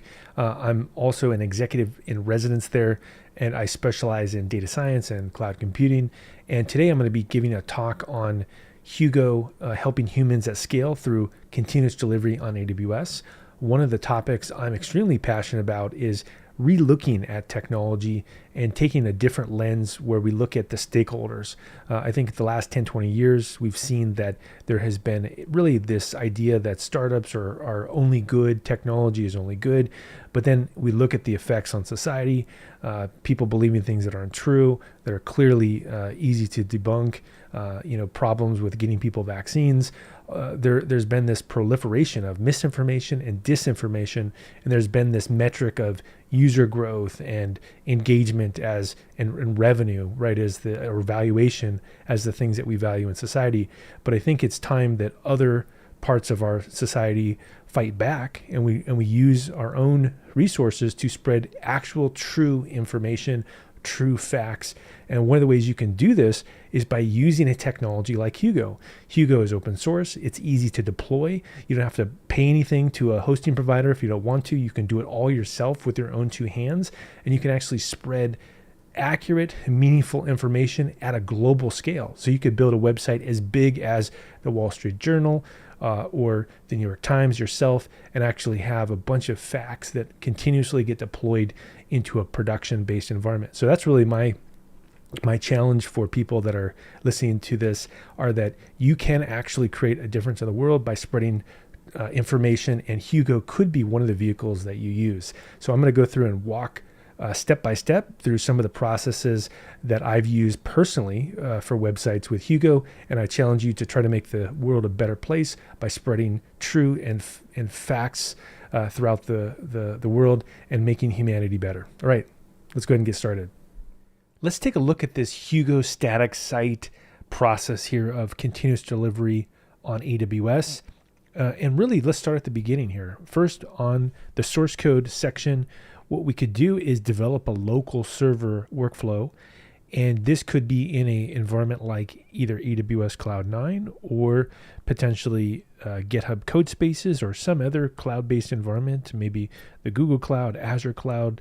It could be your desktop as well. I personally prefer to use cloud-based development environments, and I would go through and get this running locally. First, making sure that I've got everything set up, that I've actually got everything that would be deployed in the cloud-based environment running in my environment that's a mimic of this. And this is really what the Cloud9 environment does. It's an exact replica of the kind of environment that I would run later. Now, once I've gone through and I've pushed my code into GitHub, I can actually listen via the build server. And the build server would go through here and actually trigger a new deploy process every time a change is made in GitHub. Now, the great thing about this process is that with the AWS Cloud9 environment, obviously I can push the code in, test the changes locally with a local Hugo server here and make sure everything looks right. Or if there's small content-based changes, I can just edit directly from GitHub, and those changes can automatically be deployed. And here's where we get into the AWS code build process. And the AWS code build process, what it will do is it could create an idempotent infrastructure command. Now, it could be in C#, which is a language I like. It could also be in Python, which is another language I like. It could be in TypeScript. You could basically programmatically control the deployment in an idempotent way. And what this means is that every time you make a change, it'll always be the exact same change, no matter how many times you deploy. So you know that your website is in a solid condition, potentially read-only, so that no one could ever break into it. You would then go through and build your Hugo site, sync those files directly into this S3 environment, and then this would be really the basis of your website. The only thing left to do would be to have Route 53 lock into the bucket, and then also talk to the AWS CloudFront, which is the CDN. And the beautiful thing about this workflow is you can deploy everything within just a few seconds. Okay, let's go ahead and take a look at how we would do this. Okay, let's take a look here at my personal website, noagift.com. I can move this down a little bit. And in general, the idea here is that whenever I want to continuously deploy this website, all I need to do is go over to my GitHub repo here, look at the repo that has my code in it, NoaGift website, and I can just, if I want, edit directly inside of this website, add content, courses, whatever it is. I'm building it out, and it automatically will deploy this into the website up here. So this is really the beauty of how this works. In fact, just to let you know how simple it is to make a change, I can actually even edit potentially the README itself and just say, bump deploy. And if we go through here and we bump the deploy, I didn't make any content changes, but it'll trigger the build, code build. You can see that it's deploying successfully, and that if I select this, this process is going through and building out in real time exactly what's happening inside of my project. So this is one of the really nice things about using this continuous deployment process. And I type in Noah Gift. Here we go. We can see this was just deployed recently, latest build, and I could even start it again manually if I wanted to, and I could even look at the logs in detail, which is kind of neat. And this is going to show us step by step what to do. So how do I do this on my own? If somebody else wanted to reproduce what I did, well, to start off with, I would recommend going into AWS here and creating a new environment. So let's go ahead and do that. We'll call this Hugo. And then inside of here, I like fast machines, so I'm going to select a slightly bigger machine here, so it'll be a little bit responsive. So 16 gigs of RAM, 8 CPU, that looks good. We'll use Amazon Linux because that's what the AWS code build will use. And notice that it'll time out after 30 minutes for me. And go ahead and create this. And now what's great is that I can start developing in identically the same environment that the build system that will push the code to S3 will actually use. And this is a huge advantage of the AWS Cloud9 environment. And it's actually a very good environment to build in. All right, so we've got this thing set up here. And a few different things to point out is that I have a shell, right? And this is a bash-based shell. And it can do really anything that a regular AWS environment can do because I have the credentials set up here automatically in a role-based privileges. So I can actually interact with the AWS ecosystem and even sync my Hugo site directly there. So, all right, let's go over here to Hugo, to the latest release, go down and grab a 64-bit tar file. Let's go ahead and say copy link address and then go back to this environment. Go ahead and say wget, pull it down locally. Now I just need to uncompress this thing.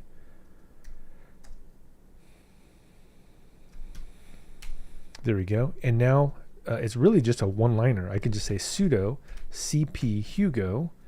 Let's go ahead and put Hugo into user local bin. Perfect. Now that it's inside of there, if I go ahead and I remove the rest of this stuff inside of my environment, so I'll remove Hugo, or remove Hugo, the tar file, and I type in which Hugo, we can see that user local bin Hugo, type in Hugo version, here we go, and we got the latest version of Hugo. Now, what the next thing that I would recommend to do is actually go to the quick start here, and let's follow the quick start guide. So pretty easy to get started with it. We can say this, Hugo new site. There we go. That worked out pretty well. Make this a little bit bigger. So we've got this new site here. Notice the structure. We have the content. We have the themes, the config file, all that stuff. Now we'll want to go ahead and follow exactly what they say, which is let's go ahead and cd into that quick start directory. And let's go ahead and say get init as well. And then finally, let's go ahead and add a theme so we can copy this part. There we go. Now that we've added the theme, we can actually echo it into the config file, which will allow us to run it. And now we can just type in really the last step, which is to add a new post. Let's go ahead and do that. Let's type in new post. Perfect. Now if I go to content, I go to posts. The big thing to do as a takeaway is that we want to make it not a draft because those won't publish. We'll say false. And then we'll also say here, hello world. Hello world. And then we're pretty close to being able to run.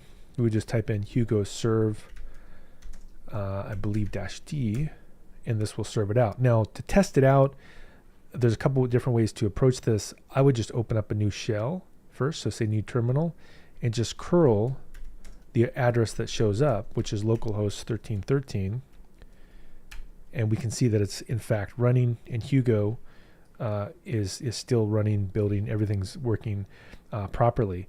Now, one of the things that we can do though to fully view everything that's happening is to go into our other environment here. Let's go ahead and go to AWS.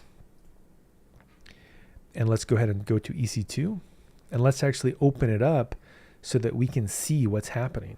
And so in this case, if I look at the Hugo deploy here, this is the website hosting environment that I'm working in currently. And we can see this is the public IP address, but we can't access it because AWS is secure by default. So what we'll need to do is go to security, go into the security details here, go into the group and scroll down to edit inbound rules. And we'll add a rule that says custom 00 and for port 1313. And this will allow anybody to go through and view our website remote, which is what we want. And the only other thing we'll need to do is make sure that we have the right IP address. That's one thing. And I can go ahead and replace this right here and put in 1313, but it won't run yet because of the fact that we need to tell Hugo itself to bind to that port. So we'll have to do -- bind equals, and we'll have to go ahead and say 0.0.0.0. And if we run that and we go back, we should have our Hugo site running.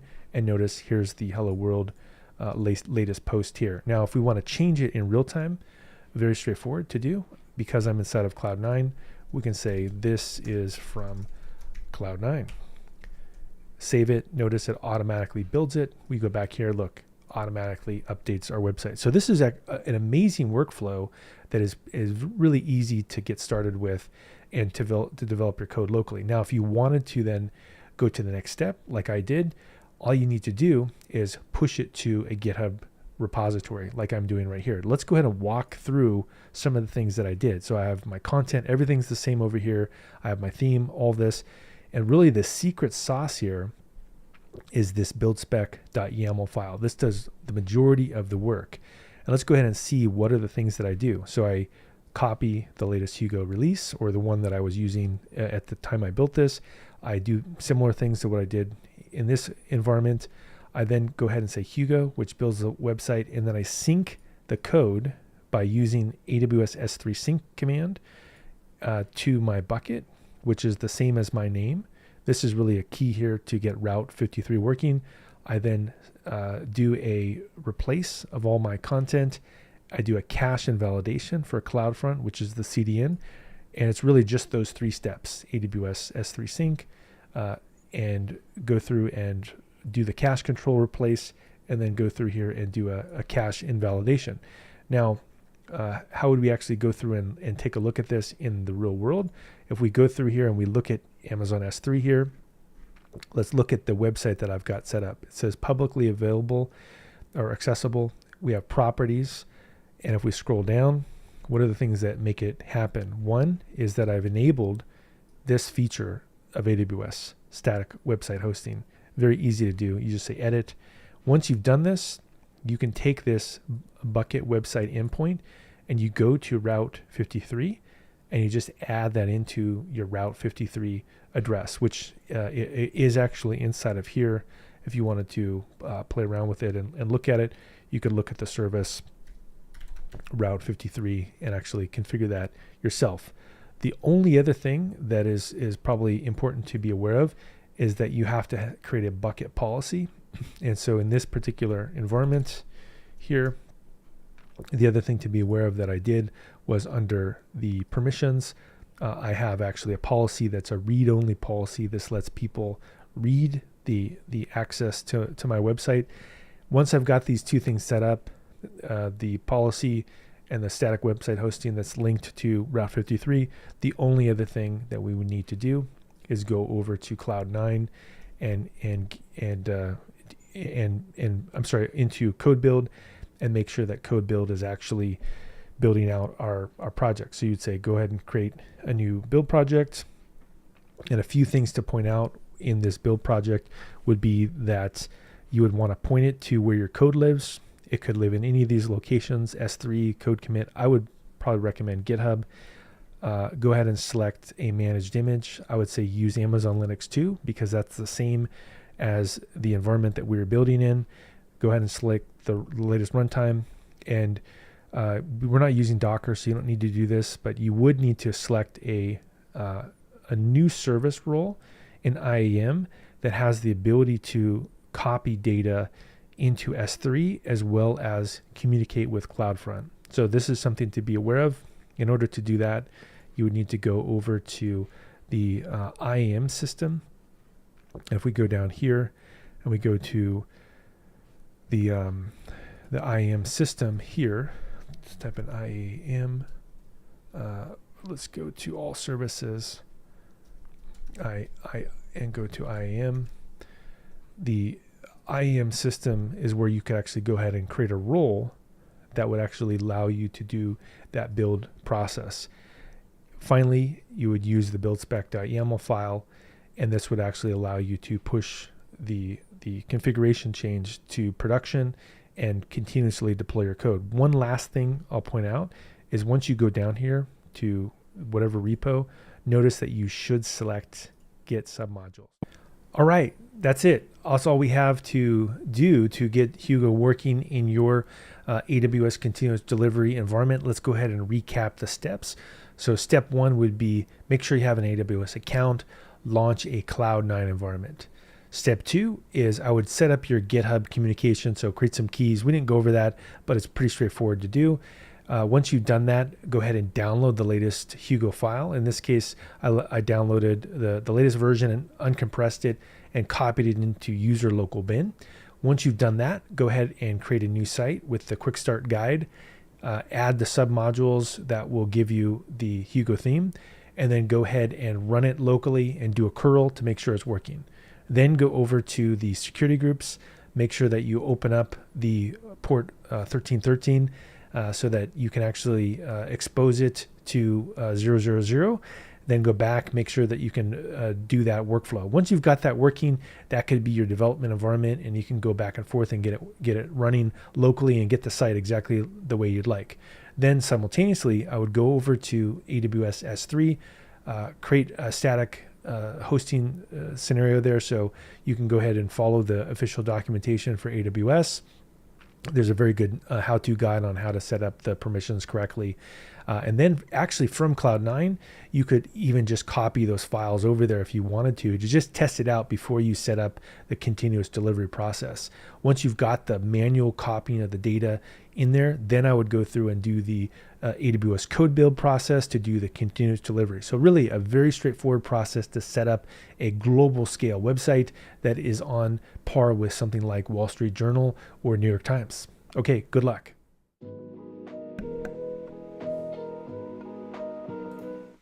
Thanks for that, Noah. It's really interesting seeing the depth of level of all the technologies required to push a website like that. And it just shows how much a service like Netlify, GitHub Pages, CloudCannon is taking care of you for those use cases. I think Amazon has something called Amplify. I don't know if anyone has experience with it. I haven't used it yet. But I guess that's another option in that stack as well. Okay, we have a few minutes before our next speaker, so giveaway time. We've got HugoConf badge, HugoConf B badge up for grabs. And let's make this, why not? Let's try and make this the official animal of Hugo. I don't know how we make this happen. Let's message Bep and say a B for Hugo. I don't know what the official animal means, but let's do it. I'm sure he'll be delighted to hear it. Competition. I want to see the most, you've got 20 characters. I want to see the most convoluted CSS that you can fit into 20 characters. And the first one that can stump me on what it is that thing does gets the giveaway. yeah, so convoluted CSS. I'm not an extreme expert. I'll give you some hints. I am not super familiar with grid, although I reckon I could figure it out by reading it. A lot of the like bleeding edge stuff is probably where you might get me. But I want to see what people try. So let's do that next time we stop. All right, see you in 1 minute.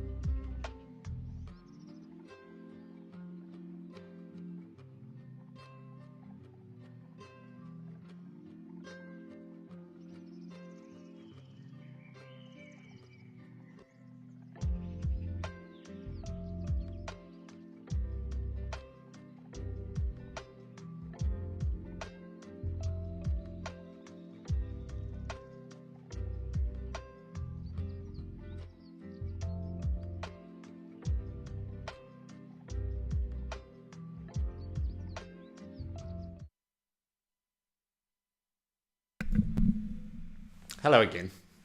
We're ready for our next speaker. So next in the lineup is Miguel, who is a freelance web developer and open source advocate from Venezuela. He loves to help many open source project communities, including Mozilla and WordPress. When he's not skateboarding in his free time, he loves to contribute to these communities with code, translations, articles, giving talks, and organizing events. He's the founder of Venezuela's first WordPress meetup, Mozilla Venezuela, and he was an operating system and programming professor at University del Táchira. Miguel is talking about my journey from Lampstack to Jamstack with Hugo.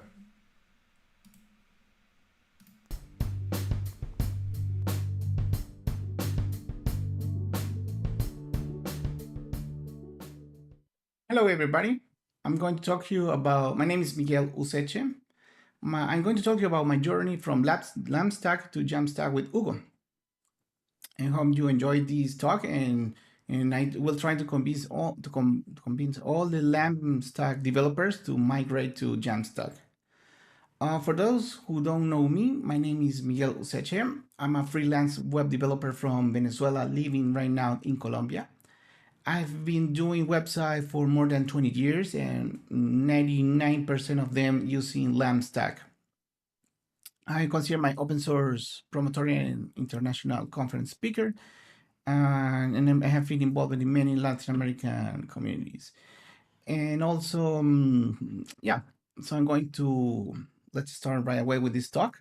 And I'm going to start by explaining you what is a Lampstack, in case that you are seeing this talk and never use anything from PHP, nothing from the Lampstack.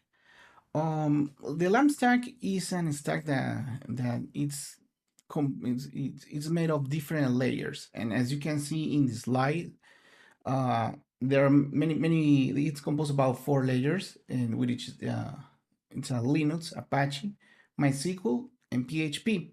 The P is usually interchangeable with Python or Perl. The idea in this is a stack that is one of the oldest and the most popular in the world. I believe that I'm pretty sure that around 60. I don't have the statistics, but I know that a lot of websites, the most, are already served through Jamstack. The problem with this stack is that it's composed about many things, and pages will be processed through the scripting language. That means that if you want to get just an HTML file, even if it doesn't have any dynamic code, anything, any PHP code, it will still go through all the layers. Well, maybe not to the database, but it will have to go to the web server and to the PHP. And even if there's no PHP code, once he knows that doesn't have anything, it will serve you the HTML. So this is like a slow process. Also, this stack is really used by many popular tools like WordPress, Drupal, Magento, MediaWiki. So it's still used. It's widely used every day nowadays. Maybe some of you say, why people use Jamstack? Because Jamstack is easy to learn. It's available in most sharing hosting providers. I mean, if you purchase a service or if you go to any provider, there is like 99% that is guarantee that is going to offer to have a Jamstack solution.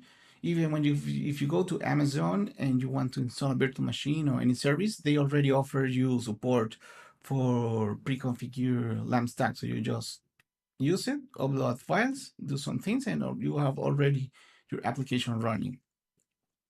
And since it's really popular and widely used, there's a lot of documentation, guides, and video, so people can learn how to do everything. It has a lot of content and more than any other stack, so that's why most people choose it. And many open source tools and applications are already reading this stack. For example, WordPress, which power around 40% of the internet, MediaWiki in order to create wikis. So since many people already use those tools to create websites, and when they need to work with them or do some integrations or customizations, they need to learn the Jamstack. So that's why they use it, and they keep doing things in there. Now, let's see what is a Jamstack for people who haven't worked with. Jamstack is basically you have websites. The acronym is JavaScript APIs and markup. The idea is that you have a markup written in HTML, in raw HTML that is served to the browser, and then through JavaScript you are going to do some dynamic things into the page or load additional content through APIs. It's a different approach of how to do website, but it's not so difficult to migrate, and it's getting a lot of attention, and its use is growing each day. And also I think that the future is going to be Jamstack. So you can see the difference. For example, this slide, you can see on the top how traditional web servers like Jamstack give you content. If you're in a browser, you can see that you make a request to a web server, and the web server is going to call the scripting language, in my case PHP, and it's going to execute and start building the HTML. But if you need some data, it needs to hold on that and then go to the database, retrieve the data, and then go back and start building the HTML code. And then it goes back to the web server and give you to the browser. So this process is really slow because once you request any data, you have to go through each of the layers and then go back again in order to retrieve it. But in Jamstack, the idea is that you already have the HTML already built, and so you just need to have a content delivery network that only gives the content to the browser, and then the browser, if it needs any additional data, it can get it from APIs. So it will be much faster because the browser at least will have the initial or the most important information right away, instead of waiting for the whole content to load. Why I switch to maybe you will wonder, okay, why I switch to the Jamstack? Well, basically, after so many years doing Jamstack, I was looking for a job, and the job required to learn Jamstack. So I tried to give a try to see, and then I fell in love with that, and that's basically why I changed. It was mostly because I needed to apply for a job. So I'm going to explain you how my journey was. my first step with Jamstack. My first step was to understand the basic architecture, just like what I explained you, and how it worked. Then I noticed that I needed to think different. You have to think different because now you have to focus on serving a basic HTML and then caring about how to load the rest of the content. You don't have to wait for all the content to be loaded and give it. You just give them what they need at the beginning and then load additional through JavaScript. Then you have to choose a static generator. The static generator are tools that help you to create the static files that is going to be served to the browser. And after doing some research, actually the Jamstack official website offers you a great comparison table, and you can. And I decided to go with Hugo because I found that it was the best, and I still think it's the best. Also, I need to research where to host the data and files because now it's different. You don't when you are working on a LAMP tab, you already, like attached to the web server. And when I say web server, I mean Apache or Nginx, and you are attached to those things, to that stack, and then there's no way to do something else. But here you have a new world of possibilities. So I decided to go with Hugo, and I started to develop the pages. I wanted to migrate my personal website to Hugo. So why I chose Hugo? It was a very popular and have a good website. I went into blogs and everybody talked about Hugo. They were doing performance tests and Hugo was the fastest.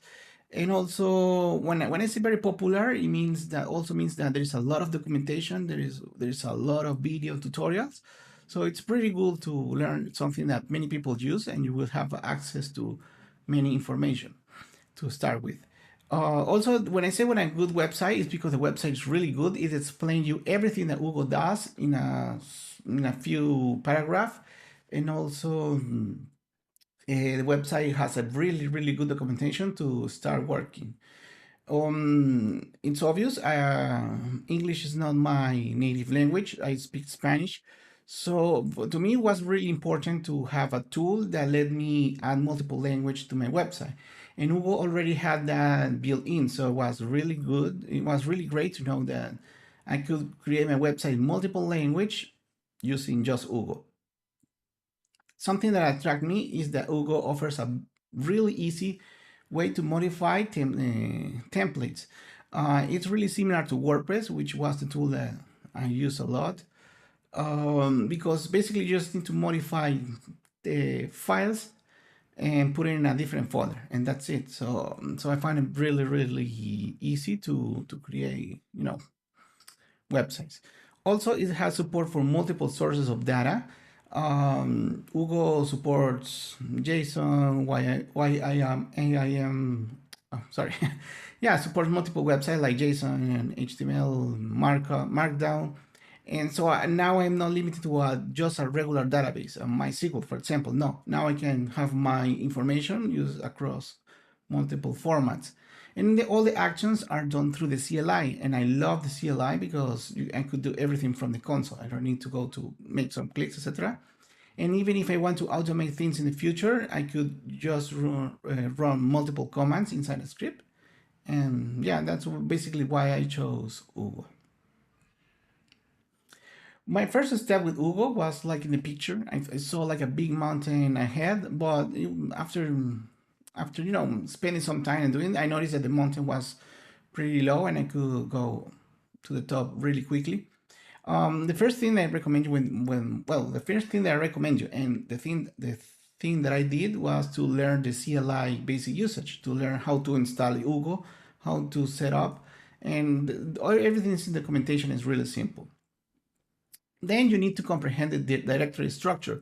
Hugo separates the content that is static, that you don't need to, you're going to serve it, you don't need to work with in one folder. Then another folder is for the content, another folder is to save the data, another content is for the template. So once you learn what are the different directories, everything will be much, much simpler.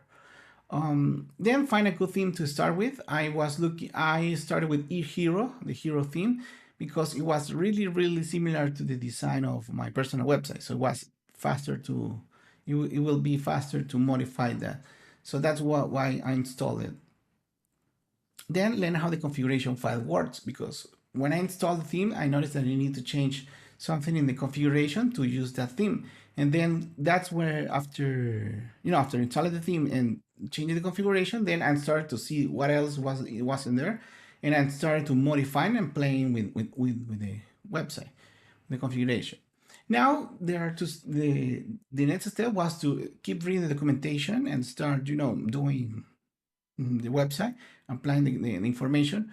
Or if you're like me, that you want to go, if you want to go straight to the action, then what I did is just start editing the theme.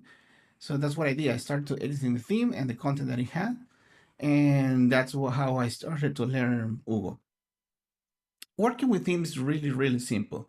If you're coming from WordPress, I would say that it's really similar. The main difference here is that you have to clone a repository to install it, or maybe you can drag and drop a content. But the good thing is that you can, have like a external repository that you can pull all the changes or all the updates without changing anything locally.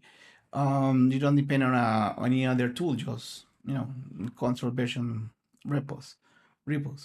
And just only need to clone a repo, and in order to install it, I need to git clone the URL and then put it in the theme folder. Also, most themes include theme example data. The hero template included some great example data that I used to learn the basics, so I could understand the difference between content and having everything in a data folder. Also, the themes in Hugo are coded to display content. This sounds obvious, but when you come from the Jamstack, usually when you download a theme from one of the popular websites, the themes include code in order to to work with cache, to minify things, and to apply optimization to some assets. I don't know, do code to compress images, but those things are outside from. I mean, they are not needed to display the content. In Hugo, everything, the theme only include code to display the content. Everything else is outside. It's solved from how to say, like another way, not from not at the theme level. To edit the themes files, you just need to override the file or just make a copy and put it in the layout folder. For example, if you need to change the header of a theme, and let's say that the file is inside layouts partials, then you just need to copy the same file in the same structure under layout. And by keeping the same hierarchy, you can just open, then you just need to open and start doing your changes. And Hugo will, take your header HTML first instead of the theme one.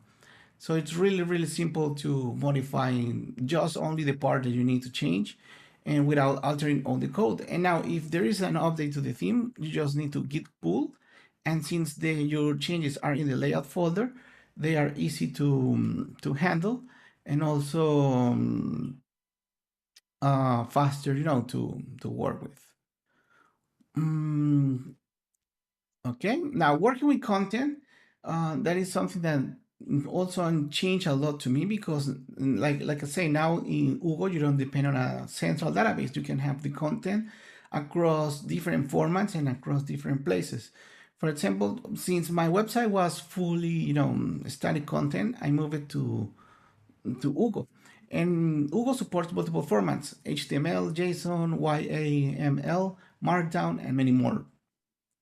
You see here the folder.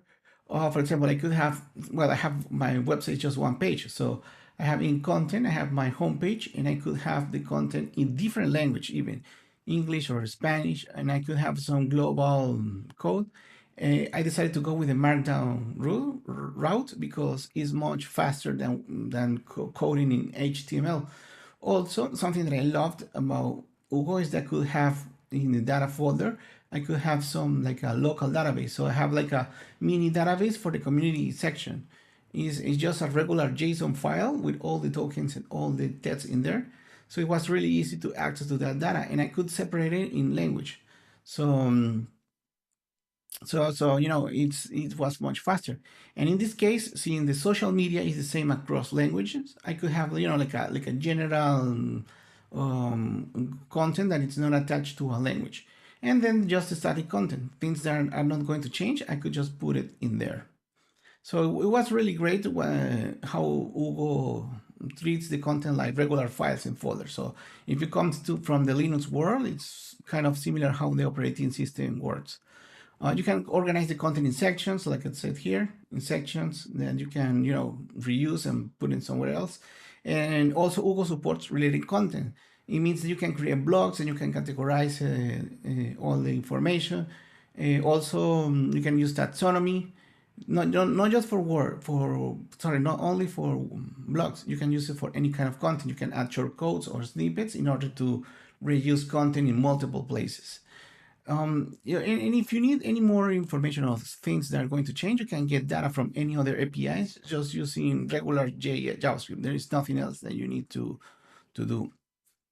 Also, Hugo has pipes and functions. The pipes and functions are things, for example, the functions are things that run in the templates and lets you choose the workflow of how everything will be rendered. For example, if you can see in the sample, it says if site is server. I mean, it detects if the website is running a server or in production mode, then load this code. Or if not, then run the testing code. Also,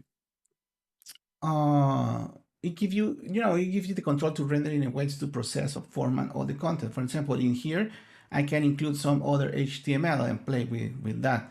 Also, pipes let you process assets. For example, here's how I load my CSS file in my template. For example, it has a hook that after the CSS is generated, then run a pipe to minify, then the result of that minification, put it a fingerprint, so it adds like a hash at the end in order to load the changes, to force the browser to load the changes, and then execute the post-process hook.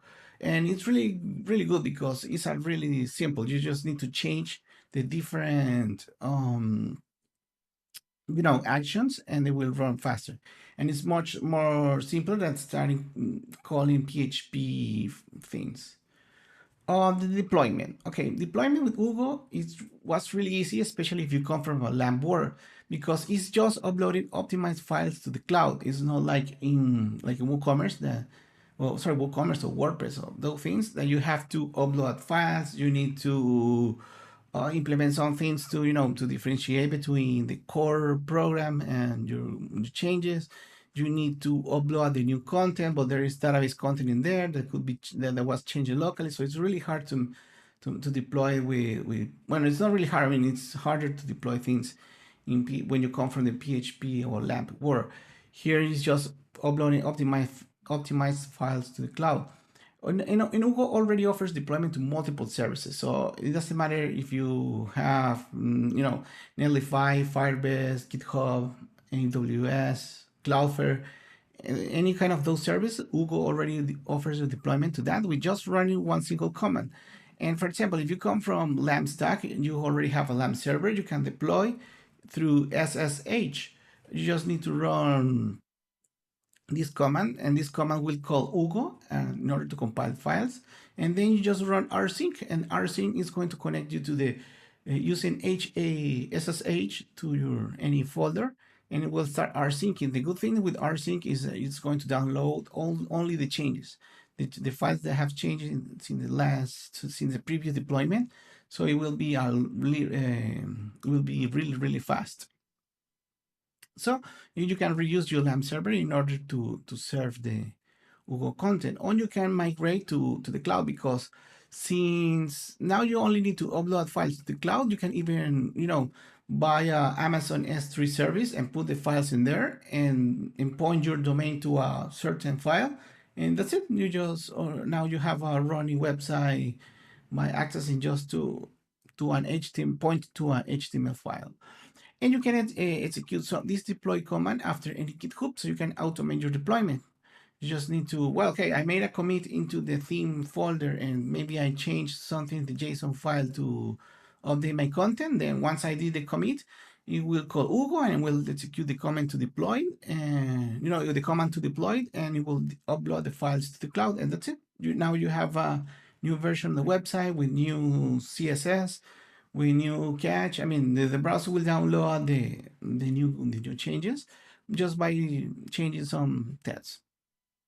Now, the benefits of using Hugo, I made my own personal website in Hugo.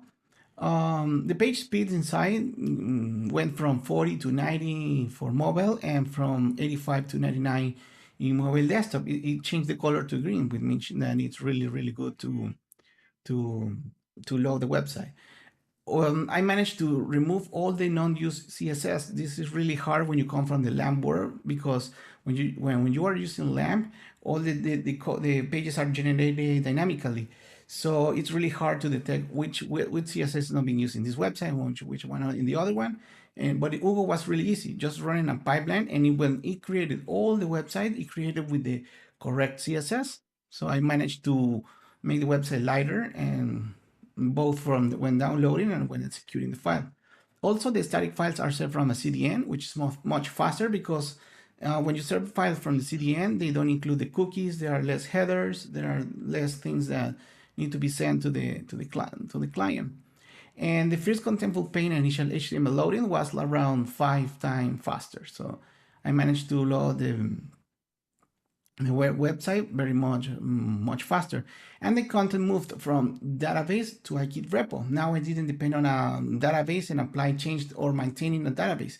I only need to go to the Git repo and change the content just right away. I can even do it from GitHub or GitLab web interface and change it in there and save the content, and it will be reflected on my production website. And also, well, I managed to reduce the cost, because now, since I removed the database and the web service, the web server, I managed to remove my LAMP server and serve the content just from the CDN, which is less money, less maintenance, and a lot of things. Okay, so to end this talk, I want to give you some tips for when you are coming from a LAMP environment work. And this is like when you're working with Jamstack or with Hugo, it's like making a website in the 90s. Just write HTML, CSS, JavaScript, and upload it to the internet. Nothing else. You need to move the static content to Hugo, in the backend for dynamic content. So, for example, if you have things that are not going to change, like your company name, I don't know, the menu contents, or things that are static, just move it to Hugo. It will be much faster, and you will take, you take load from the backend, and you don't need to have like a big backend. Just only serve dynamic content from there. Hugo does some optimizations for you, so you don't have to worry about, hey, I need to improve my SEO, or I need to find how to minify the CSS. No, Hugo already does that. So you need to search for pipes and any optimization code that can exist in order to improve your regular flow. And also, I just invite you to try Hugo now. It's a really great tool. I think I'm going to start using more now, because my website will load faster, easier to maintain, less resources, and I think the future. So I think that I hope you like it. This is my talk. Thanks for your attention. You have my email and my Twitter account in there. So have a nice day.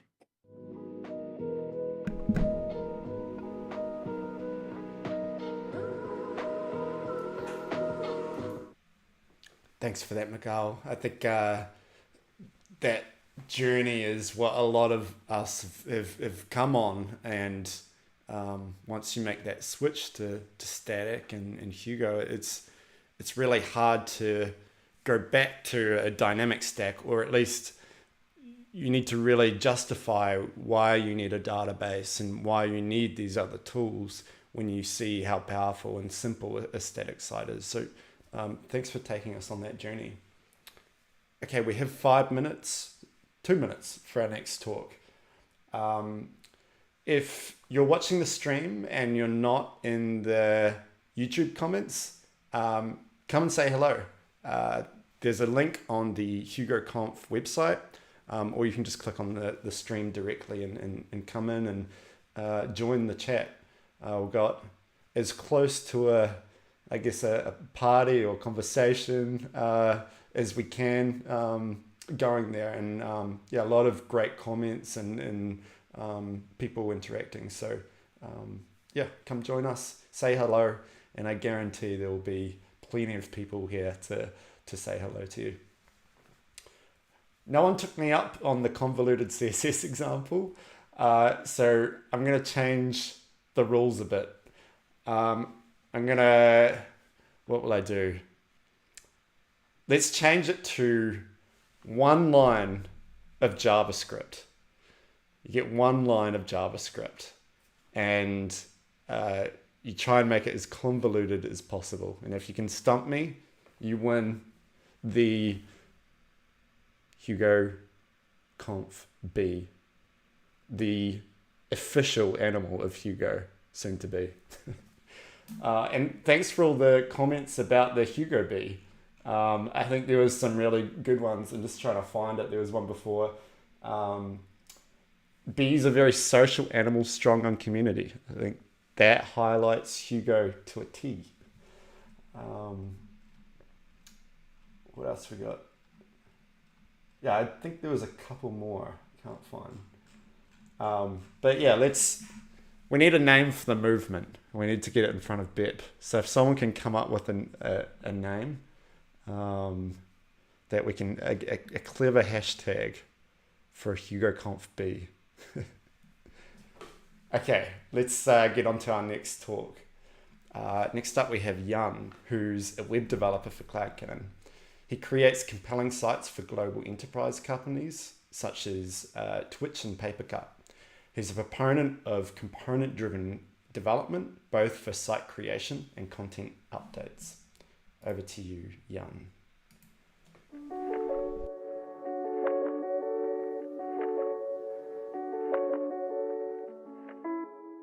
Hi there, my name is Jan Klaassen. I'm a web developer here at CloudCannon, and I'm part of our services team. Today, I'll be talking about a stack we use for some of our websites in the services team. Our services team's main role is to help enterprise customers build websites and apps that uses our CMS with a focus on using Jamstack ecosystem. Some of our clients are Twitch, Netflix, and Papercut.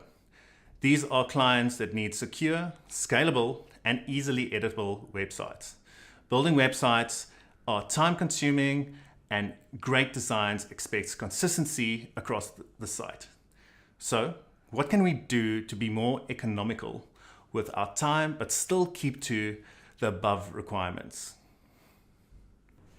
This is where our industry naturally gravitated towards using components, a way of reusing small pieces of code across our sites and apps, often referred to as includes, or what our Hugo community likes to call partials. We have also had some great improvements in our design systems, helping push this mindset forward with the likes of Brad Frost's atomic design system. To give you an example, we would refer to small building blocks like inputs, buttons, and labels as atoms. And then molecules would be the combination of these atoms. For example, if we would combine inputs, labels, and buttons, we would get a form. This process of combining components can then occur up until the point where we have a fully fledged site. In essence, this leads us to the point where instead of building pages, we are rather assembling them. The H. Hugo provides reusable components and a convenient standard file structure, super fast build times, easy to use templating, powerful commands and configurations. The list goes on. And I think I should rather stop right there, as I'm sure I'm preaching to the choir. The A. Alpine.js, a minimalistic front-end framework for adding JavaScript behavior to HTML markup. It's a simple approach to sprinkling JavaScript onto your website without the need to use massive frameworks like Next.js or SvelteKit. My thoughts on this is why buy an 18-wheeler truck if a small car would get you into town and back faster and cheaper. On top of being incredibly small, it gets written in your HTML. So think Tailwind for JavaScript. And then it will follow that component around wherever it gets used. Exactly what we need for component-driven development. As a side note, I wouldn't recommend Alpine.js for very complex web apps, as your mileage will be better going with a larger framework. The B, Bookshop.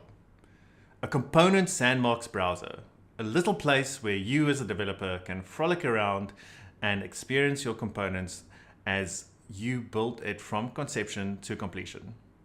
Seeing how that component will look in different variants and environments, editing any state live in the browser to your heart's content. Bookshop has native support for Hugo out of the box. I would be hard pressed to develop any site today without the use of Bookshop. Bookshop also integrates as an optional bonus point into CloudCannon CMS, allowing for live editing while using its platform. And on top of all of this, it's open source. I can highly recommend Liam Bigelow's workshop tomorrow if you want to see Bookshop in action. The I, internationalization. I'll be honest, we just needed a vowel, and seeing as Hugo did a great job at adding internationalization to our sites, we thought we were in our rights to use it. Check out John Jablonski's talk on demystifying internationalization with Hugo a bit later on in the conference. The T, Tailwind. What's not to love about Tailwind? A massive collection of very tiny CSS classes that each represents CSS properties and values, allowing you to completely style your components and sites fully inside your HTML. Trust me, I had the shivers run up and down my back when the request came through from Sam at Twitch to use Tailwind. Just a quick shout out to Sam for coining the habit stack. But me being a CSS purist, with all my BEM naming conventions, was fairly quickly won over after jumping into my first project. Naming your classes is such an unnecessary drain on the mind, and don't even get me going on the mental mind map you need to keep track of when targeting each of those classes to ensure your CSS is correctly selected on each element. As with Alpine.js, the styles will follow the component around wherever it gets used, exactly what we need for component-driven development. It doesn't help much that I just talk the talk here. I would like to also walk the walk by sharing a working site using the habit stack with you all. I developed the HugoConf site using the habit stack, and we will be sharing its source code with you all. You'll be able to fork or automatically deploy it by going to our GitHub under CloudCannon /HugoConf 2022. It's been made to be completely editable in CloudCannon CMS.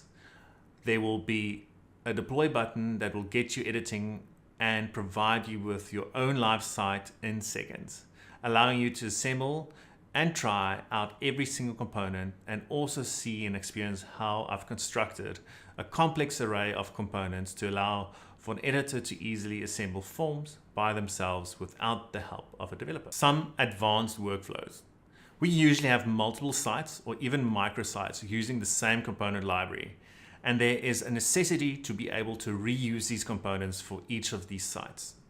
We would use Hugo modules to export our components, data files, images, JavaScript, and CSS to our other sites.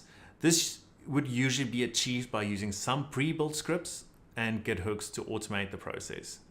Leave some comments in this video if you would like to hear some more on these workflows. I could then come back and make a follow-up video. So looking into the future. Currently, I'm closely monitoring standardization of the design tokens by the W3C design token group, especially looking at the work Jan 6 is doing with his Figma plugin, Figma tokens.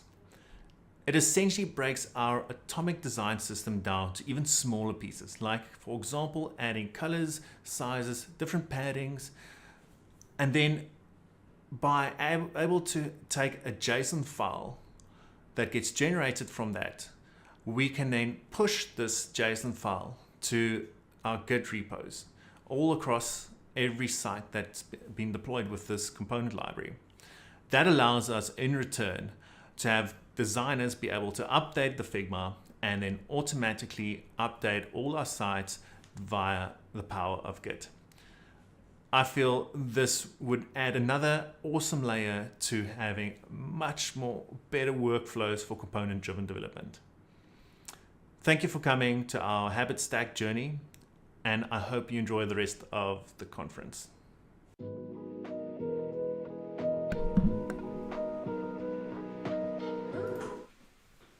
Thanks for that, Jan. It's great to see the stack that's powering the website that brought you here today. Okay, we have another talk in a couple of minutes. No one's taken me up on the convoluted code example, so I'm going to drop that. But we had some really interesting discussion here. Let me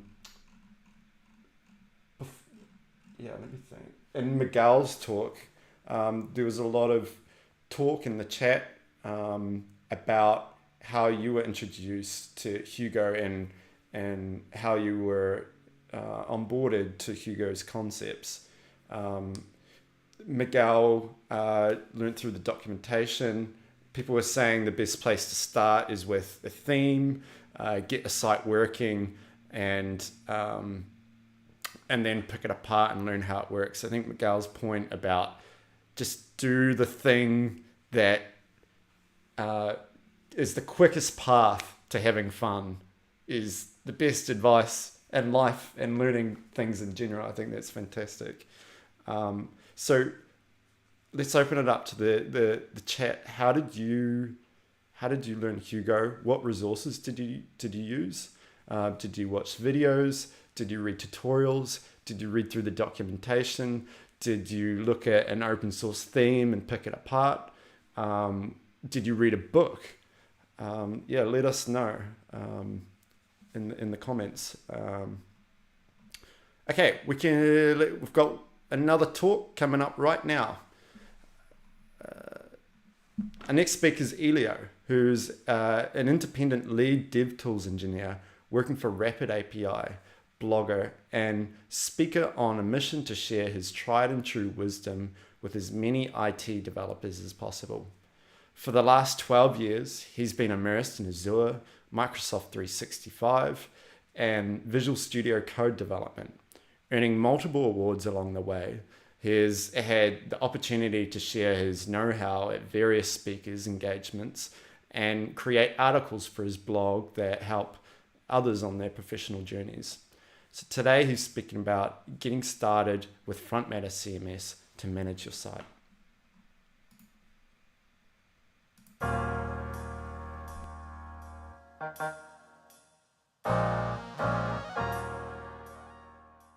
Hi, and welcome to this lightning talk about how to get started with Front Matter CMS to manage your website. So let me quickly tell you what Front Matter actually is. Front Matter is a CMS that runs within Visual Studio Code. Originally, I started developing it in 2019 when I was moving away from WordPress over to Hugo.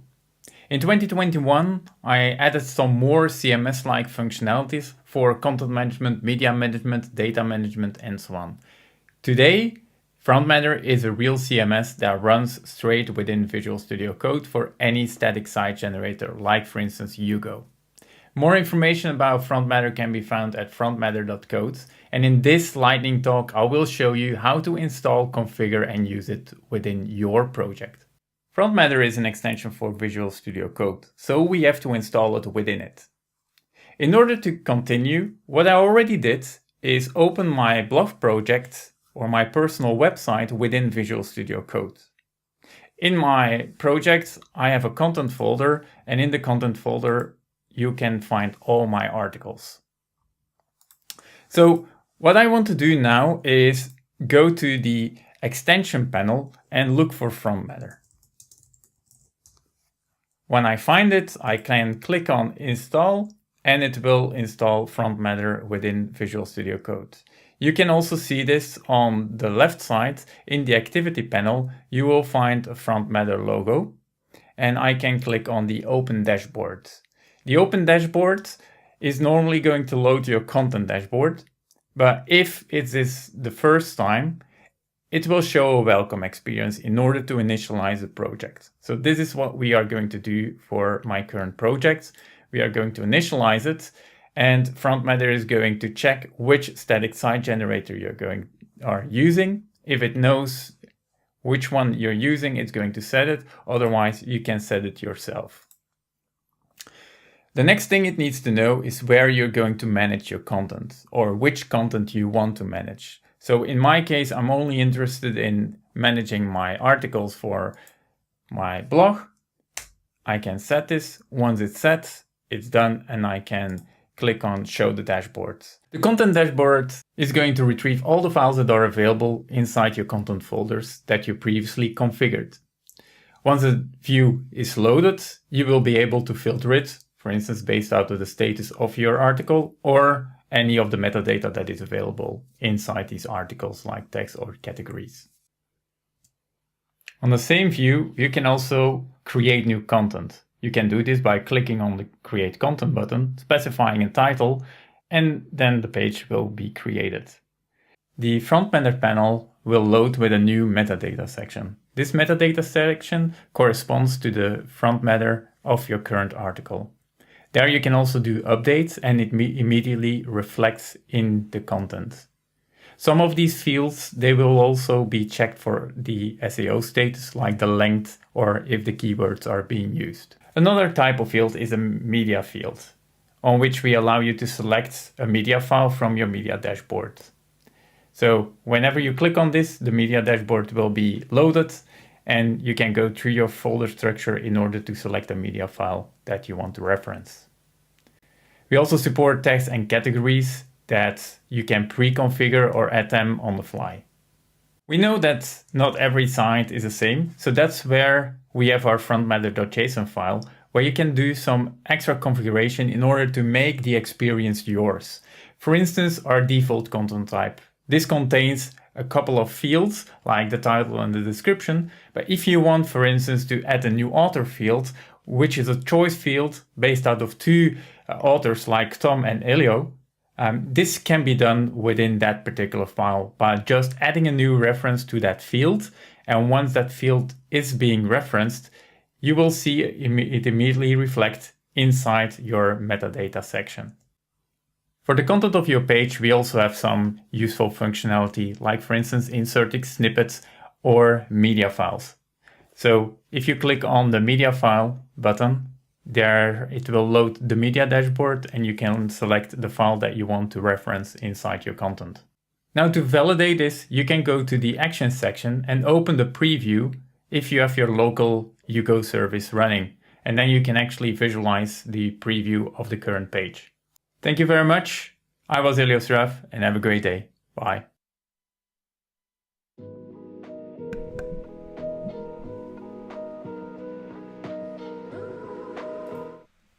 Thanks, Elio. That is awesome. It's really cool to see all of that possible right within VS Code. It's awesome. Okay, we've got another talk in 5 minutes. I realized I missed a fantastic convoluted code example from Brian K.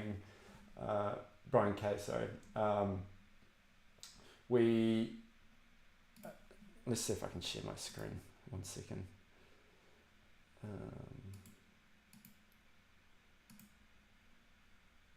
All right, hopefully this works. Okay.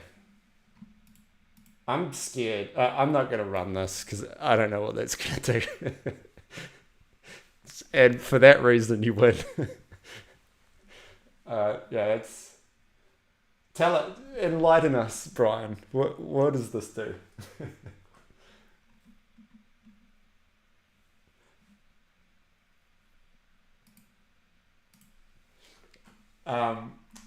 Yeah, we've had some great talk on the bees as well. Love to see it.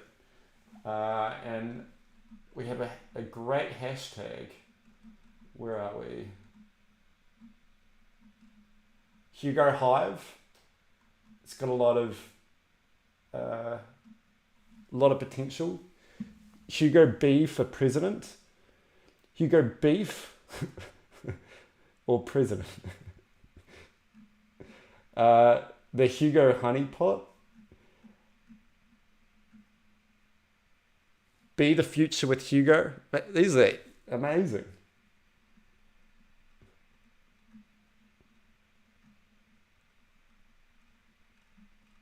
No, let's make this happen.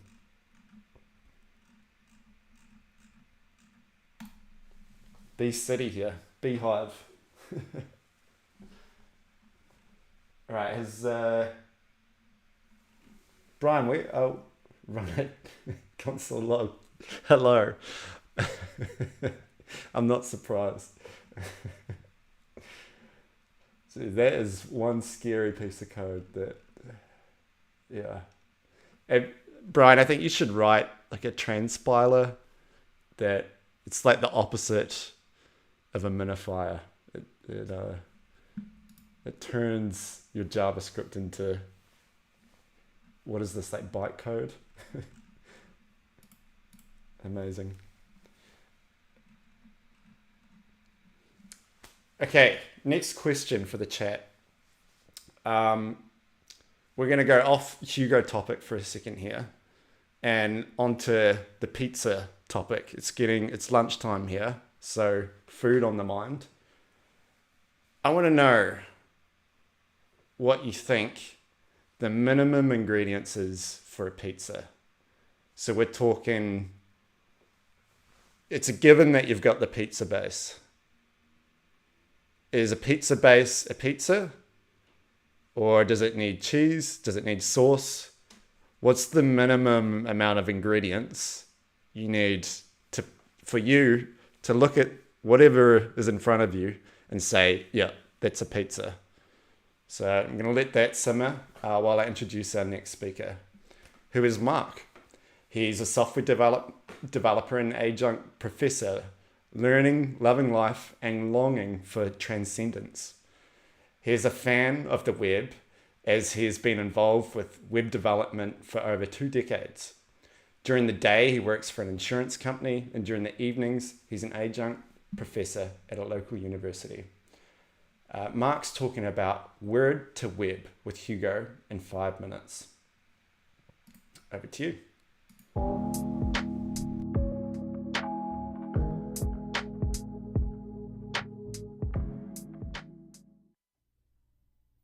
Hello, this is Mark McFadden. Welcome to my Word to Web with Hugo in 5 minutes lightning talk. Here you can see the public repo that I have for the talk. Again, all the source code is here. Within the README, you can see the instructions, what to do for each step. And the reason why I'm showing you this first is because in previous incarnations of this talk, it took much longer than 5 minutes. So I am actually going to get right into Visual Studio and go ahead and do this. But first, before I do that, let me go ahead and bring up the documents in question here. And so I'll go ahead and open these guys, and we'll see, for example, here is test1.doc, again, 2 images in it. You can see that particular file there. We're looking at another one called from spaces in name.doc. And again, we see that 3-letter extension. Pandocs will need some updates on that. Our script will do this for us. It will rename files with spaces and then add the proper extension that Pandoc, the tool that we're also using, expects. So those are our Word docs. And so let's go ahead and get it back into Visual Studio here. If we look, I've got a test folder. And again, the instructions say to copy all your Word documents and the scripts into the test folder. And so let's go ahead and let's run our main script, since everything is off of that. And so we have a script that renames files with spaces. We have a script that creates the markdown from the Word documents. We have a script that cleans up the markdown syntax. And then finally, we have a script that prepends the front matter into the markdown. So let's go ahead without further ado and run the script. Okay, so if we take a look here, we can see we have our markdown files. Now also per the instructions, what we need to do is we need to copy those markdown files into our Hugo site, which we happen to have right here, our W2W demo. This is a Hugo site. So I'm going to go ahead and I'm going to copy those files into the content post folder. We do that there, and then we'll go ahead and copy those guys. Okay. Next, we need to take our images folder that was created here that holds all the images from the Word documents that were created in Markdown, and we're going to copy that images folder to our Hugo sites static folder. And so that's where those will reside. So we'll say here images, and then again we're going to put that over into our static, and let's go ahead and make sure we do a recursive on that guy. Okay, so now we should have within our Hugo sites, let's go ahead and test it. So I'm going to go ahead and cd into my Hugo site, and we're going to give it a Hugo serve, and let's go ahead and let's take a look here at our test here. And so we bring this up, we take a look at it, we notice we have our first post, which is already there. And then we have, notice here, we have our spaces and all that looks good. Okay, good. There's our header, there's our images. That looks good. We like that. Here's our test doc here again, images and headers. And just so as we had 3 Word documents, we now see we have 3 web pages. Again, coming from the markdown here. Now notice again, this is local. I have a Netlify app where you see just the previous one post is. Here, we have the previous one post along with the 3 new markdowns. We want to make sure that we get those into there. And so simply what I'm going to do now is I'm going to go back here. Let's go ahead and stop the Hugo serve process. And I'm going to go ahead and get back into my test, because what I want to do here is to run a particular script I've got that will put everything back here, so we're not going to end up committing. I'm lazy. I don't want to sort through everything, all the undocumented or unfollowed files here that we have that aren't part of Git yet, the Git database yet. So I'm going to go ahead and just grab those. We say here, we're going to say, yeah, this is a feature. We're going to say zap here for a GitHub emoji, because this is very exciting. Added markdown files, for example. Again, we're going to have, you normally have a more complete description, commit message, but nonetheless. And so let's go ahead and we'll sync that with our GitHub repo, which again, here, if you look here in within our the talk repo, you can see that there. So there it is there. Let's go ahead now. We'll close that. That's our local. And here we have now our Netlify app. Let me go ahead and refresh it. Let's give it a few more minutes again. It's thinking. And here we go. So our 3 web pages, additional posts now, web pages were part first of Word documents, and within 5 minutes, we had them down to markdown files. Any questions, please, again, come here to the repo again, clone it, fork it, give me feedback. If you make changes, please share them with me, because again, I can use them. Hopefully this will be a helpful part of your Word to web pipeline.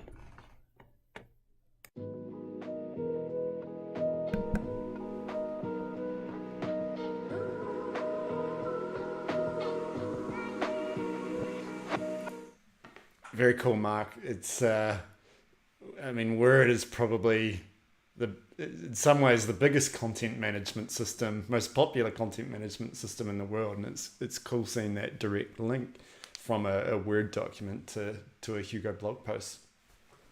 Thanks for sharing. Okay, next talk coming up in 5 minutes.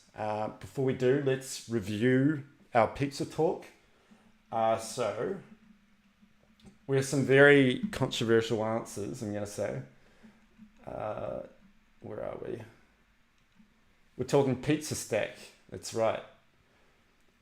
Pineapple, ham, tomato. I think pineapple, I'm not going to put a stake in the ground in pineapple, but I feel like that's the one that's really going to split people. Cheese and tomatoes. Great answer. So what if it was just cheese? What's it called if it's just cheese on a pizza base, or just tomato sauce on a pizza base? Is it I guess it's kind of bread. What else we got? Tomato sauce, cheese, spicy sauce. Interesting. Pineapple sauce, cheese. That might actually be the most popular answer. Dough, cheese, sauce. Tomato, cheese, dough. So it looks like we're all in agreement on the dough, the cheese, and the tomato. And then the big question is the pineapple. So great discussion. I think we all learned something here. Okay, so we've got a few more minutes before the next talk. I think we've settled on a hashtag for the Hugo B. Let's lock in Hugo B Hive.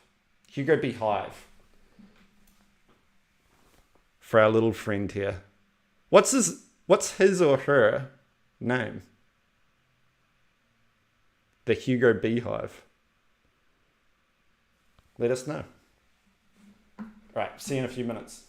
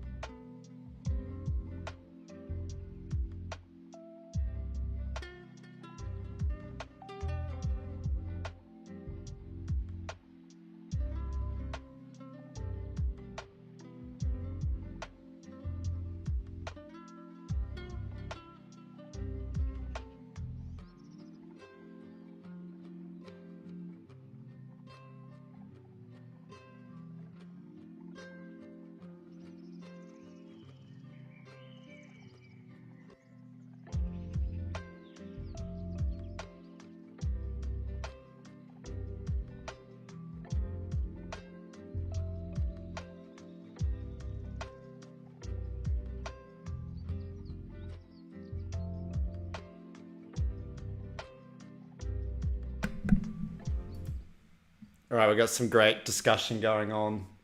I want to reference Jonathan earlier. Can you have pizza for breakfast? I think the rule is you can't cook pizza for breakfast, but if you cooked pizza last night and it's in the fridge, you can have pizza for breakfast. And then we have let's lock it in. This is officially Humble the Bee. I love that name. Humble the Bee. All right, next speaker time. We've got our next speaker is Liam, who's a senior software engineer at CloudCannon, where he leads the development of CloudCannon's open source software projects, such as the component browser and playground bookshop, and his new project, PageFind. So Liam's talk is introducing PageFind, static low bandwidth search at scale.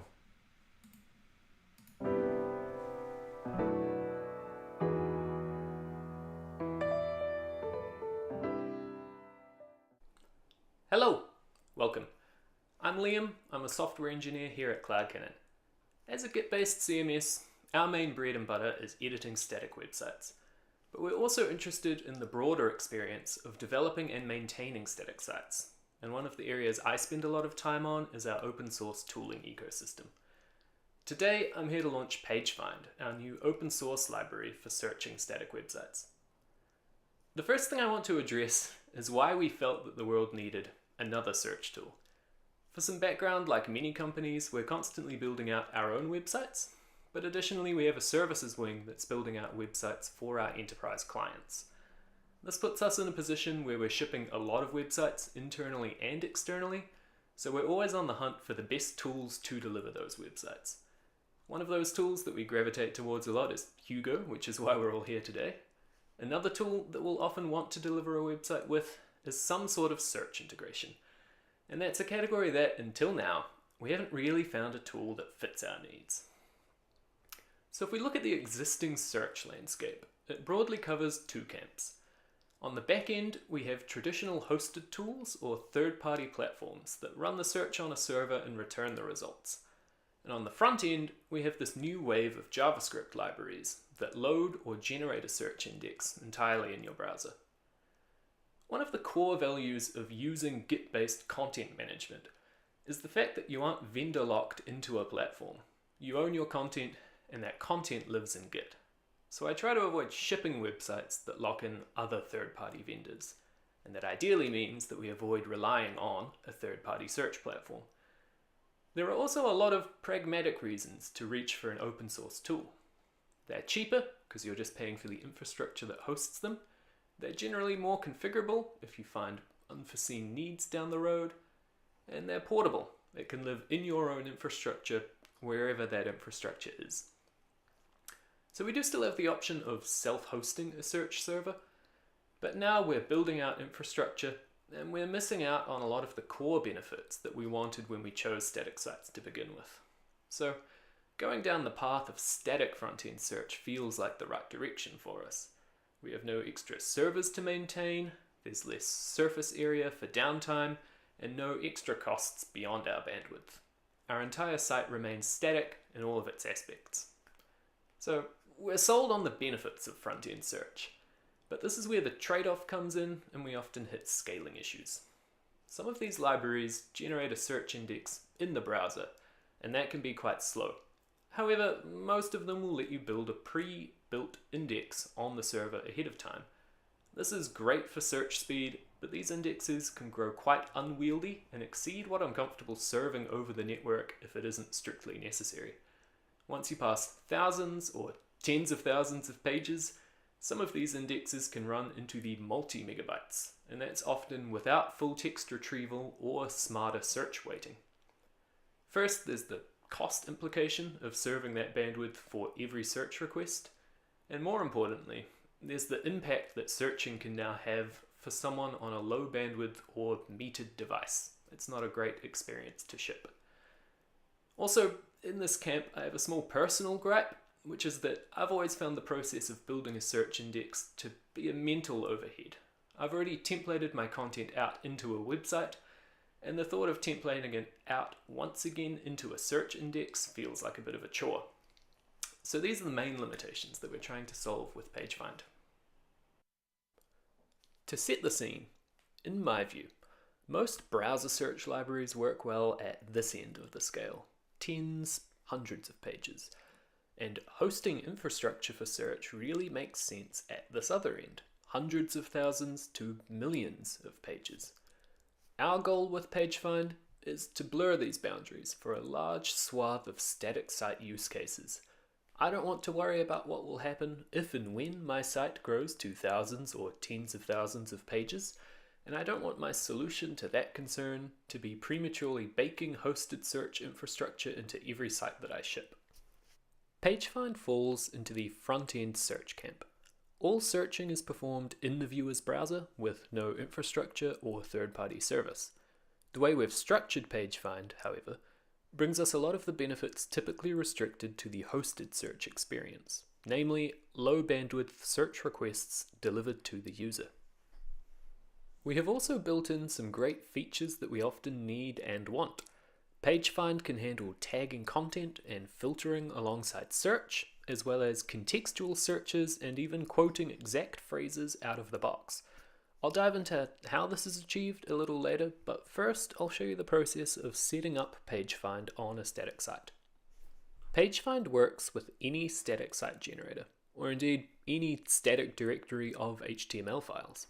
This is because it runs as a separate build step after Hugo, ingesting your built website and outputting a static search bundle. It falls into a methodology we've been dubbing SSG chaining, subsequent SSGs that themselves take a static site as their input. To demonstrate this to you today, I have a Hugo website filled with content from an obscure comic creator, Randall Munroe, or XKCD. All of his content is Creative Commons by attribution, so huge shout out to him for making demos like this possible. And we have a good amount of content here, about 2,500 comics, each with a full transcription and some metadata. So first, we'll just run a bare Hugo build to get our static site on disk, which we now have in the public directory. We can now run PageFind. The CLI itself is written in Rust and distributed as a single binary, much like Hugo's distribution model, but the easiest way to install it is through the wrapper that we publish on npm. So let's run npx pagefind and pass it our built Hugo site as input. And we're done. We can see that we index 2,500 pages and about 22,000 words, and we're left with our static site as it was. We can list out our public directory and see that PageFind has added an _PageFind folder. Let's host the static directory with a generic web server. I'll just use the built-in Python one, and pull it up in a browser and see what we've got access to now. Visually, nothing has changed. We haven't added any search input to our site yet, but we do now have access to the PageFind Search API. Jumping into the console, I can initialize PageFind with an asynchronous import, and that gives us access to our JavaScript API. Using this, I can await pagefind.search cloud, for example, and we can see that there are 81 results. So we know how many results we've got, but we haven't yet loaded any data for our results. To see that in action, let's await the data function of our first result, and we'll see that we get a bunch of information back. We've got the URL of this page, the content of this page rendered to plain text, and an excerpt that has the search terms pre-highlighted. These functions are the building blocks for searching with PageFind, and this API is great for building your own search UI or integrating search into your existing codebase. In this case, we just want to add a search input to our site in as few steps as possible, and PageFind has us covered there. We'll grab the PageFind UI snippet from the docs and jump into our codebase. Here, let's add search below our title on the homepage. We're adding a style sheet and a script tag, and then an element that we initialize as the search UI. Now we can rebuild our Hugo site and rerun PageFind. This time we'll save ourselves a command by passing the serve flag to PageFind, which will automatically spin up a web server for your site once it's complete. Loading our site once again, we can see the PageFind UI in action. We have search results, excerpts, and even images pulled through with zero config. Now, it's one thing running this locally where everything is instant, so to show it off better, I'll quickly deploy our site to production. We're going to add a hook to run PageFind after our build, and deploy our site on CloudCannon so we can see how it performs in the real world. Now that we're viewing it over the internet, we can try search things and see how fast it is. The search returns pretty quick for a 2,500 page site. But more importantly, the search is running really lean. Let's reload and filter our network to PageFind's requests and run this again. First, when the input is focused, we initialize PageFind, which pulls 64 kilobytes in this case. We've got a JavaScript file, some WebAssembly, and a small metadata index. Now, if we input a search, you'll see we load another small index followed by some result fragments. And in total, we just searched all 2,500 comics, coming in at 115 kilobytes to the user. This seems like a pretty good point to run you through how PageFind works under the hood. At a high level, PageFind searches in a similar manner to other front-end search libraries. First, the CLI builds a search index, and then the front-end loads that search index and searches within it.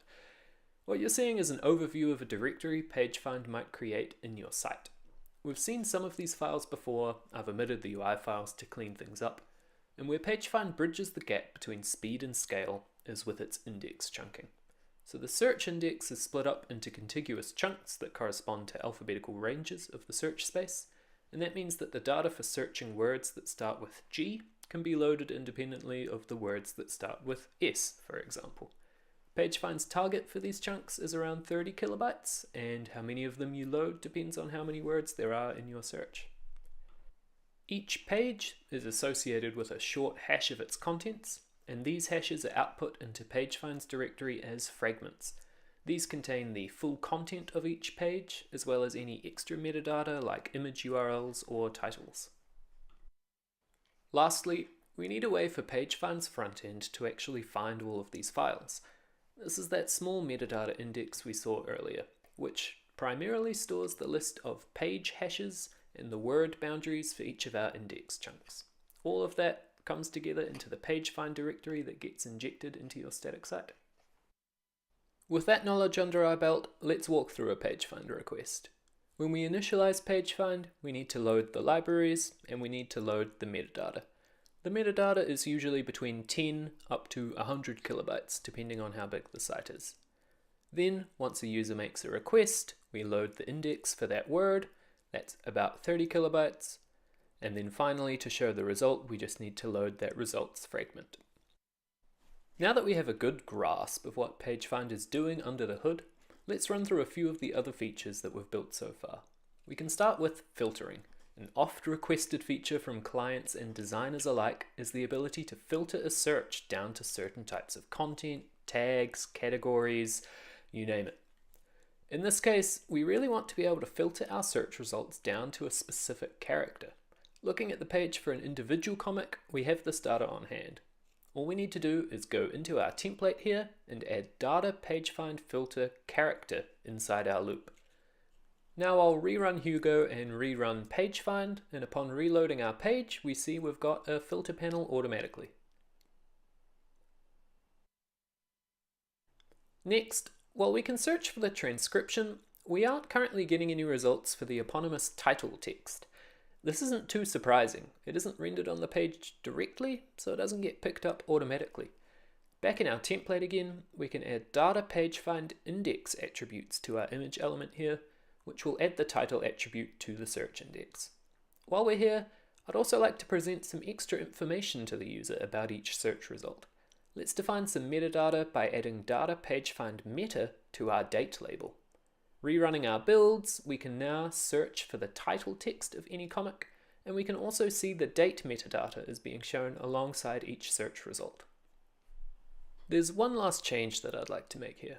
If we search for one of the comic titles, we might see it appear twice right now. This is because our home page is being picked up and added to the index as well.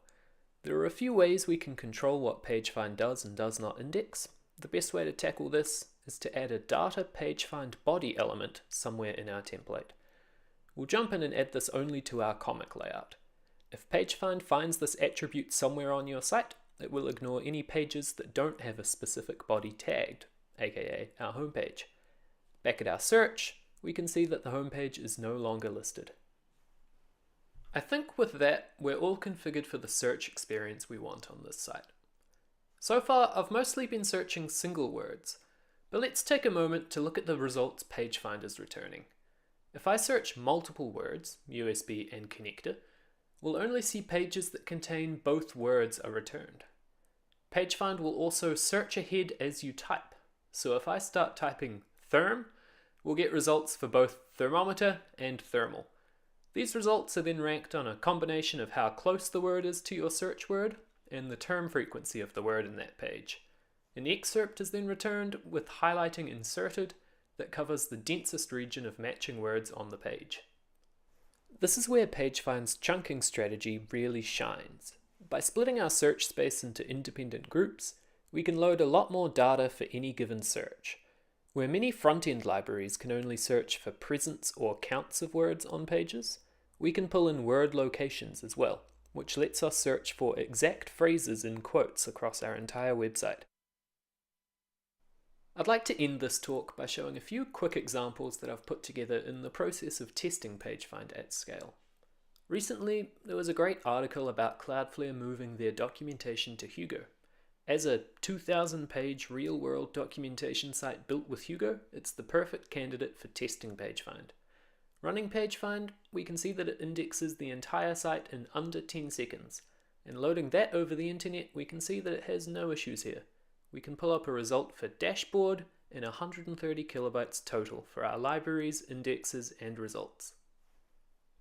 I highlighted in the description for this talk some impressive numbers for searching MDN. So let's load up a hosted example of this and see how it performs over the internet. It performs much the same as our other searches. This isn't too surprising.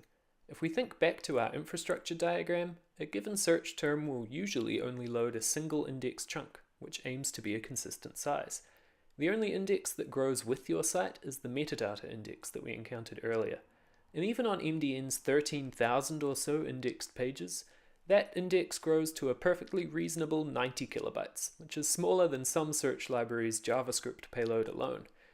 We can even perform a full-text exact search over MDN in real time in the browser without a hiccup. I hope that this talk's given you a solid understanding of how pagefind works and the use cases that pagefind unlocks a fully static search for. I'll note again that pagefind not only works with Hugo, but 11t, Jekyll, and any JavaScript-based SSG that has a static output. If you can get your hands on a directory of HTML files, you can index it with pagefind. And PageFind is just one of our tools in this ecosystem. I mentioned earlier that we categorize it as SSG chaining, and we have some other links in that chain. We built Rosie, which lets you translate any static site as a post-processing step. Reseed allows you to build a site without worrying about base URLs and mount it on a subdirectory later on. And PageBreak helps you implement pagination with a lot more freedom, where it might be tricky to do so from the template. All of these tools are open source on our GitHub, and they all work well with each other and any static site generator. If you want to get started with PageFind, all documentation can be found on pagefind.app, and feel free to open any issues or discussions on the repository at CloudCannon/pagefind on GitHub. Ultimately, I look forward to seeing more searchable sites out there with fewer headaches for developers and more benefits to the end users. Cheers.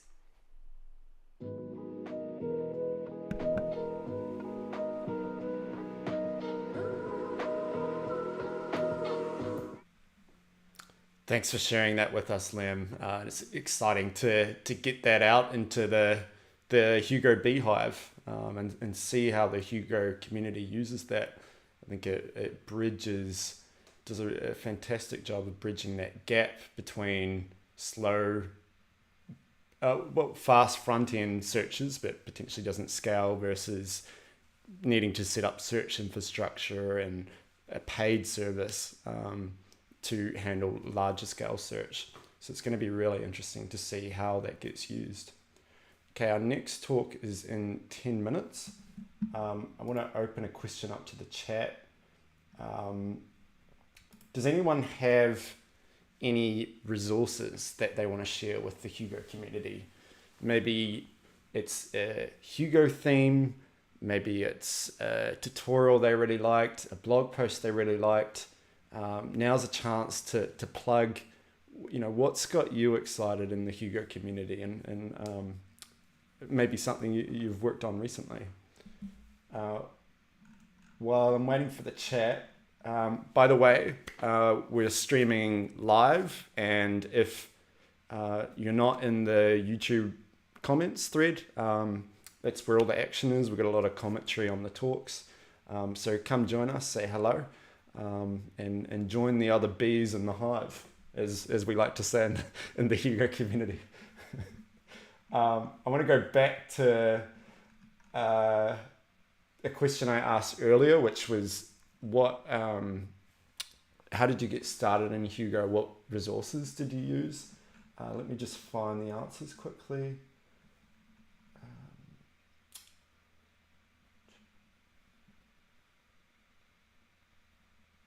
Documentation is a mess. I try to onboard people to the platform, and the documentation only makes it harder.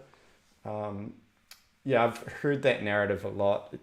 It's like good as a technical reference, but maybe not super beginner friendly. I'm completely new to Hugo. This conference is my starting point. Well, welcome to the Beehive. The bee, one thing you need to know is the bee is the official animal of Hugo. And his or her name is Humble. So that's one of the most important things you need to know about Hugo. But welcome to the Beehive, and glad you can make it here today. Hugo documentation, the Doxy documentation, and Mike Dane videos were a great starting point for me. That's Kimberly Brown, who spoke earlier. Yeah, I've heard that a lot as well, that Doxy theme. Really brings that technical writing community and developers working with technical writers into Hugo, and that's fantastic. Build websites with Hugo book. I think I've seen that. Yeah, I haven't read it, but maybe I should. Mike Dane videos, that's coming up a lot. 4 things: Mike Dane videos, official Hugo docs, Hugo in Action by Manning Pub, Atishay Jane Build Websites with Hugo by Pragmatic Programmers Brian P. Hogan. I guess that's the book. We have a convoluted code. Let me share my screen. Where are we? var l equals foo. Console. I didn't read it before I shared. It's not gonna stump me. It's gonna print out bar. I know that one. Picked up Hugo from scratch as a hobby coder. Mike Dang's videos were launchpad. Hugo docs were better read after getting some experience. Yeah, that seems to be the general narrative. Started with the doc and really found great help with the discourse. That's the community forum. There's a lot of activity, people posting in there every day. If you're not in there, I recommend that one as well. I did not know of any resources back then. That's why I started writing my own. That's amazing. And that's why this community is thriving as well. People really pushing knowledge and sharing with each other. And that's what HugoConf's about. And that's what being a true Hugo B with our fearless leader, Humble, is all about. All right, I think that was all the getting started.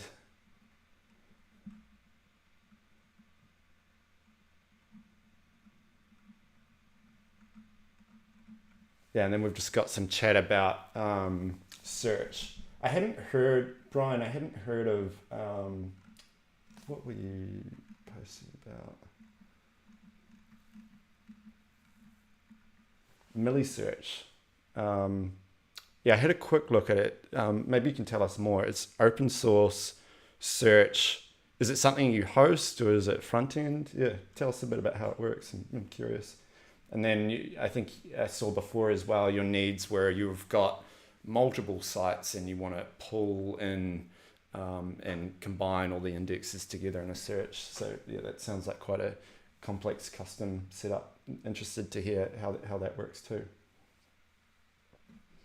Presenter in need of lunch for sure. I'm actually pretty hungry and I might grab a quick snack after this.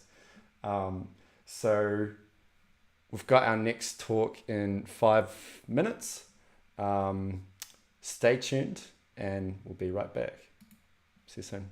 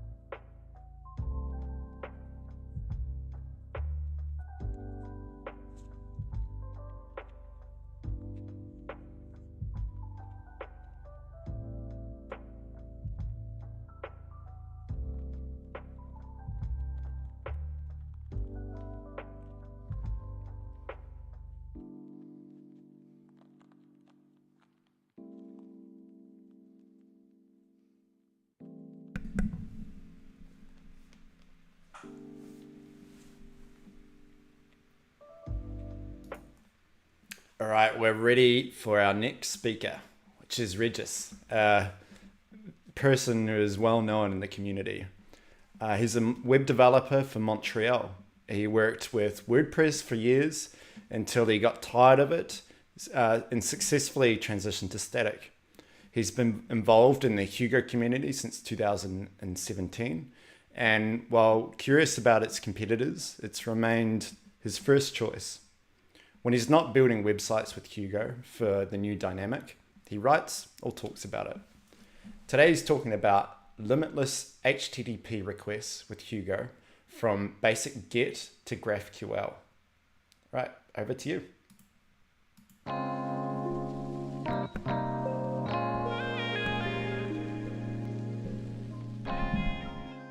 Hi, my name is Regis Philibert. I work at the new Dynamic, where we build websites with Hugo almost every day. And we try and, be part of the community by sharing all of the modules that we've built throughout the years. We also have a Hugo framework called Huge, which I really encourage you to look up. And today I want to tell you about Hugo Get Remote, which is the latest addition in the suite of features available through Hugo Pipes. Hugo Pipes is Hugo's own little build tool, its own little webpack to process your scripts, your CSS. You can minify, concatenate anything you want, really. And it was limited to local files from your assets directory. But recently it got Get Remote. And Get Remote allows you to process any files from the internet, any public files you can download and process through Hugo Pipes. It's already great in itself, but it became my go-to solution to perform HTTP requests with Hugo because it has a great error handling, and you can pass any method you want, post, put, delete. You can also fine-tune your headers, which is very convenient for authentication, for example, and you can post any body, which is very convenient for GraphQL, as we're going to talk about it later. It also allows you to cache the requests, so you don't have to ping that API 20 times an hour if you don't need to. So without further ado, I'd like to tell you everything you need to know about Get Remote and how it changed my life as a Hugo user. We'll start with the most basic request of them all, a GET request on a static API that I've got running here at that URL. It lists hundreds of monsters. Each of them has a title, a location where they've been spotted, an image that's hosted on the API, and simple keys like that. So the first thing we want to do is we're going to be using with a lot on that tech talk. It just makes everything much easier. If you're not familiar with it, just know that anything that success will be passed down here.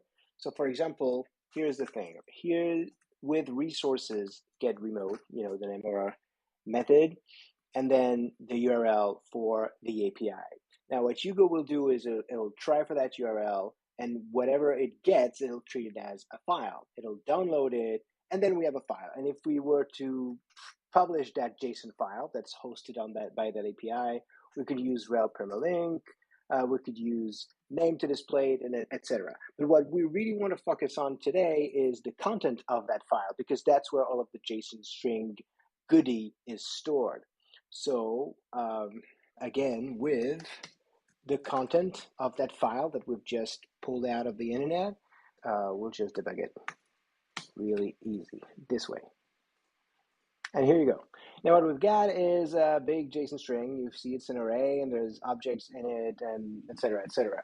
That's fine and dandy, but this is not really something we can exploit because we want to create a list of those monsters on our index page. So what we'll be using is a very useful function from Hugo that's called unmarshal. It's part of the transform object. So again, using with the result of that, so that JSON string, with that JSON string, we're going to be using transform unmarshal on it. And now if I debug it, as you can see, what we have is a more Hugo-ish kind of thing with the interface, the slice, and then all of the maps inside of them. So now I can rage on this and use those keys as I would with any Hugo page, Hugo slice, scratch, whatever. So let's do that. We're going to be ranging now on our monsters. that have been transformed from the JSON string, which is the content of that file we downloaded with get remote. We'll be using a very basic div with some class, P4. I won't bore you with that. Here we have the title. And voila. So now we have all of our monsters title. And we could make it a little bit more interesting by displaying more stuff. So first, let's just grab the first 3 monsters. And then what we could do, so let's say the title will be there. And now we know we have an image for each of those monsters. So we could simply do that, image, and yeah, probably had a class, so it has a width. Yeah, how does it look? Okay, yeah, ugly and stuff. But so we've been pulling that list of monsters from that very static API, and we transform that JSON string into some Hugo data that we can use in our template with the title. And what I would want to get into now is a little bit more complexity, because a GET request is very easy, but sometimes it's a little bit more complicated. So I'll dump that. I'll forget about that static API for now, and I'll be using more robust API that have been designed by real API professionals.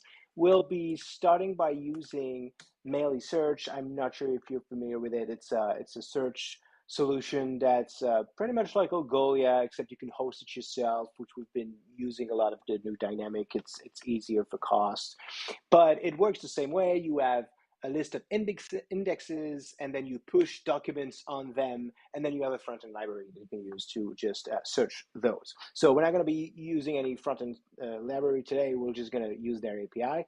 But yeah, that's what it does. So let's start and do exactly that.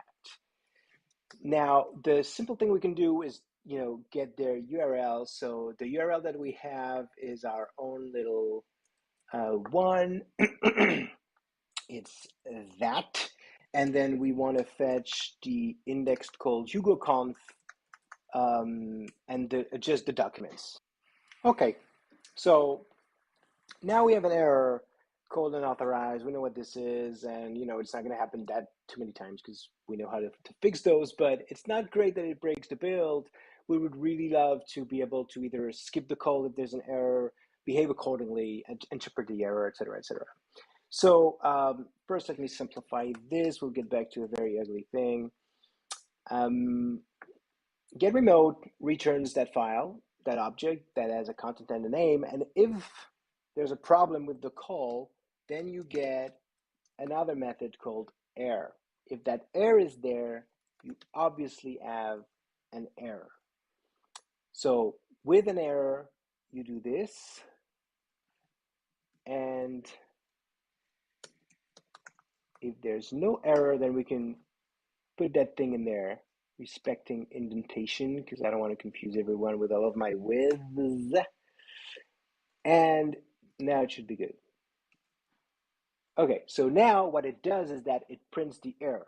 And you can see that the first thing is a little bit ugly and hard to read, so you just know that there's an error. But it also has a data in there, and that data contains some more interesting information. For example, you have data, data, body, and now you have more information. You have the error type, the error code, and it's missing an authorization header. So with that in mind, we need to authenticate ourselves, it seems. With Melee, it's pretty straightforward. All you need is a key inside of your headers that contains the token for Melee. So the way that you pass headers to your get remote is just using the options. The options, there are several stuff that you can use. We'll review all of them later, but for now we'll be focusing on well, we can already talk about method, obviously. So method here by default it's get, but we're going to just write it again for clarity. And then below we'll have our headers, and for now we only have one. So we also create a dict here. It's called XMelee API key. Let me just paste it here. And then the value will be whatever you have as an environment variable, or, for that project, I added it to a data file called env, and it's maily key. Now I've got my options with my method and my headers, and I'm going to pass them as the second argument to getRemote. So getRemote as a first argument takes the URL, and as a second argument takes the options here.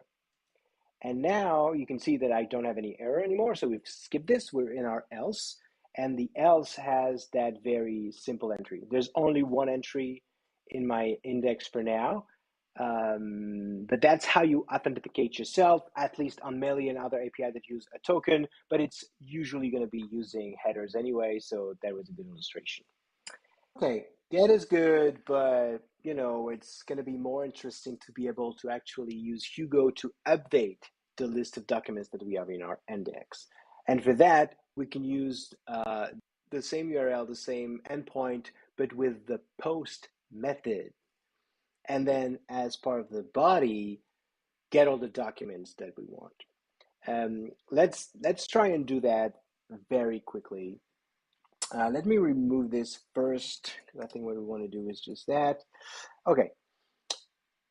So that means we need a body, and the body will be a JSON string that we need to send to Maily. And so body will be a JSON string with, I think it will be an array, and we need an ID. Let's make it this one, and then a title. Hello, what's up is actually going to be the title of our thing. And that's it. Oh, and that should actually be an object. So that's, ugly, but that's how we're going to be hard coding our new entry into the index, so that now we have a new index. So I'm going to be calling it post, and then I need to pass the body as well. So the body will be body. And now let's see what happens. So I've got an error, unsupported media type. That's because in my headers, I'm going to need to add the content type. So here, content type is application JSON. Yep, forgot a comment. You know what? We're going to trust Hugo. That's going to be easier. So it's actually a slice with only one dict map inside. ID is whatever. And the title is, hey, what's up? And we'll just sonify it. So this way I'm not the one writing the JSON here, because I'm obviously not very good at this. JSON, here you go. Good. So now what we are returned by Maily is an update ID. I'm not going to get into it, but it just tells you if it's been performed well, etc., etc. If you want to grab that, you just get the update ID number 8, and then you get all the data. But what I'm going to do now is I'm going to fetch my my documents instead of updating. So the only thing I got to do actually is to change the method to get again. So it's another get method, and now I should have the list of all of my documents. And you can see I've got Pride and Prejudice, and I also have Hey, what's up? So what I just did now is push a new document to Maily. And if I keep the same ID, obviously, and push it again, but I update the title, Hey, what's up, Joe? Again, post. All right, I've got another update here. And if I do another get, whatever. And if I do another get, then I can see I've got, hey, what's up, Joe? It's just updated that entry and not a new one. Now, that's pretty cool. That's pretty interesting. But what would be more convenient is to be able to grab something from our own site and put it up there. And it's not going to be that complicated. You can see I've got a content directory here with a few posts in there, hey, gorgeous, morning, beautiful, whatever. And I'm going to push that and add it to Maily. And it's going to be very straightforward, actually, because now I only have Hugo data to bother with. So let's make it simple. We have our post, for another slice, an empty one, but we're going to be ranging on site regular pages. Actually, you know what? That's the clause everybody know. Where's site regular pages? Type this post, and I'm going to append to the posts a list of things, a map actually, with an ID. So the ID will be the file unique ID. It'll be easier. The title will be the title, and I think we have an author thing. So the author will be parens author. Yeah, which is me. Beautiful. And now I've got a list of posts in the post thingy, and all I've got to do is, as my body, I'm gonna add posts JSONify. Let's switch that to post. It worked. Update ID is number 10. And now if I get everything, and we're going to be able to get something a bit more classy again, like we used to. Let's range on them. Okay.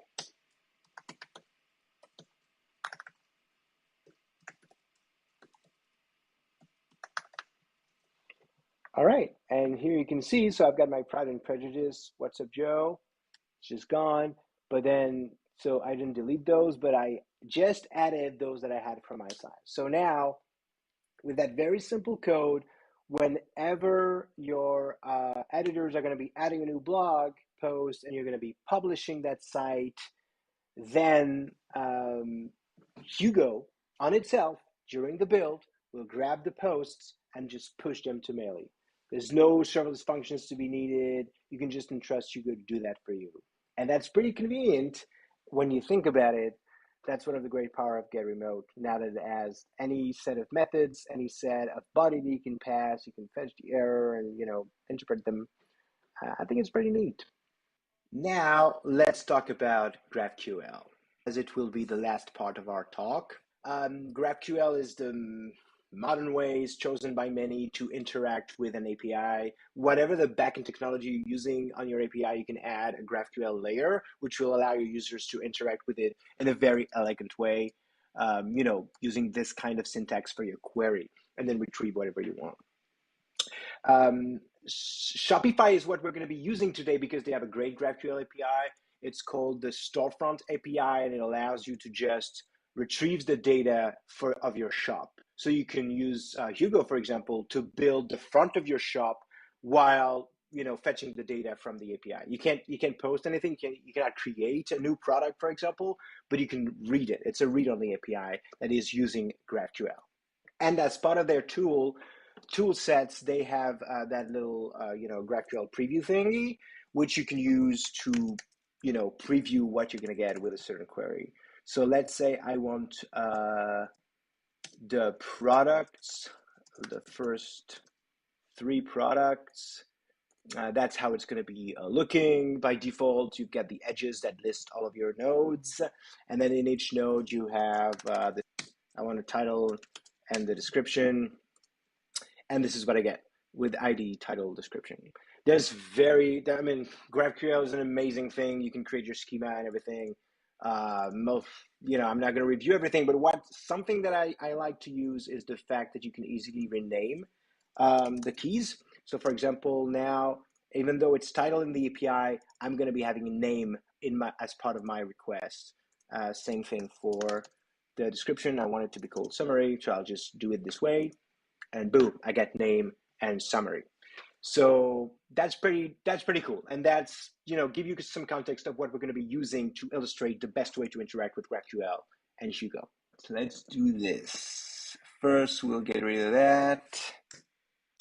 Okay, so we have the post method. I need to update the key in my headers. The authentication system is the same. except of course it's using a different key. I've stored it in my data file as Shopify API token. Okay, and the application is GraphQL, not JSON. The URL is also different. It's unique for every store, so make sure you get it right. Here we go. Here are the options, and then I need the body. The body is going to be that same thing. I'm going to be using backticks to make sure there's nothing in there that it doesn't understand. Okay. And here I go. So obviously this is not what I'm supposed to get. I'm going to get a data, products, whatever. Let's see what we get. Okay, so we have a data with the product, with the edges, and then each edges is stored in a node. So if we want to do this right, we're going to need to do with data products range on the products, and then with node. I know this is hell indentation, but just bear with me. And now we have the node, and inside we have our ID, we have our name. Yes, it's name. Let's make it a div. It looks like I'm having fun with front end here, but I just wanted to make it good. Let's make it bold. Okay. Edges. Yes, and here we are. We have our coffee grinder, and this is summary. That's how you can pretty conveniently get a GraphQL call. Now, that's not really, I mean, this is going to get much more complicated. That's a pretty simple GraphQL body here. So, and you don't have GraphQL syntax highlighting. It's not really great. So what I would do is, yet again, use the many benefits of Hugo pipes, with the assets thing, so that I can store that in its own GraphQL file and then grab its content to populate the body of my request. So let's do that right now. I have an asset thing. I'm going to store it under Shopify, makes a little bit more sense. Products, that's the name of my kind of request, products GraphQL. Now I can paste that in here. It's beautiful. It's highlighted the way I like it with GraphQL, Prettier, etc., etc. Now I can save this. And now the way that I'm going to retrieve my body is body. Let's say body is an empty string, and then with resources get. Now that's the way you get a local resource, something we've not covered much here, and it's in Shopify /products GraphQL. If you find this, then I need its content, and I want you to store that content in my body variable. And out here, just exactly the way it is. So now we have a body that's just exactly that, and I can put it here, body. And if I save, we're going to get the exact same result. That's pretty interesting because now, I can just work from there. So, for example, if I only want one product, I can just update that GraphQL query here, and I only get one product. If we want to go a little bit further and, for example, grab the image, I think that's featured image, I get the ID. I want, is that the URL? Yes, URL. Okay, so if I want to add the URL to my query for that image, I need to just add this to my products.graphql file, part of the query. Okay, now I know I've got the image somewhere, and let's put that in a flex. And now I've got the div with the image. So with featured image URL. And I'm gonna add an image with just that, and class width, I don't know, 24. Okay, and here we go. Now I've got my image beautifully stretched. It's a beautiful grinder, and everything happened in there, so it's pretty great. You can have as many files as you want, each file a file for each of the requests that your store, your Hugo project will need to fetch different aspect of your store.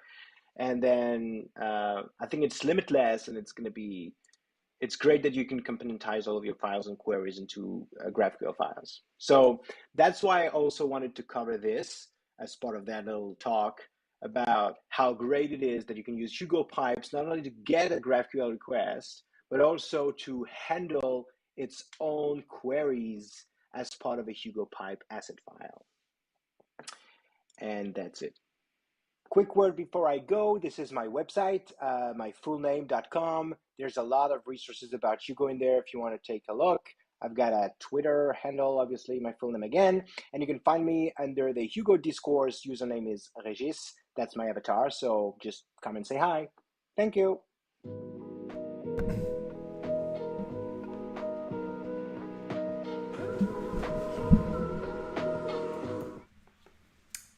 A great highlight of a fantastic new feature in Hugo. You can see how it really starts to blend that line of static and dynamic, where you're pulling in external data into a static website. And then you can cache it as well, which then you start to build your Hugo site on a timer. You build it every 10 minutes or something. And you have all the advantages that we all know about of a static website, yet the data is somewhat dynamic. It's a really interesting middle ground and a fantastic use of that feature. So thanks for sharing. Next talk we've got is in 4 minutes. So we've got a few things to go over before the next talk. I just want to highlight some tweets first. Where are we?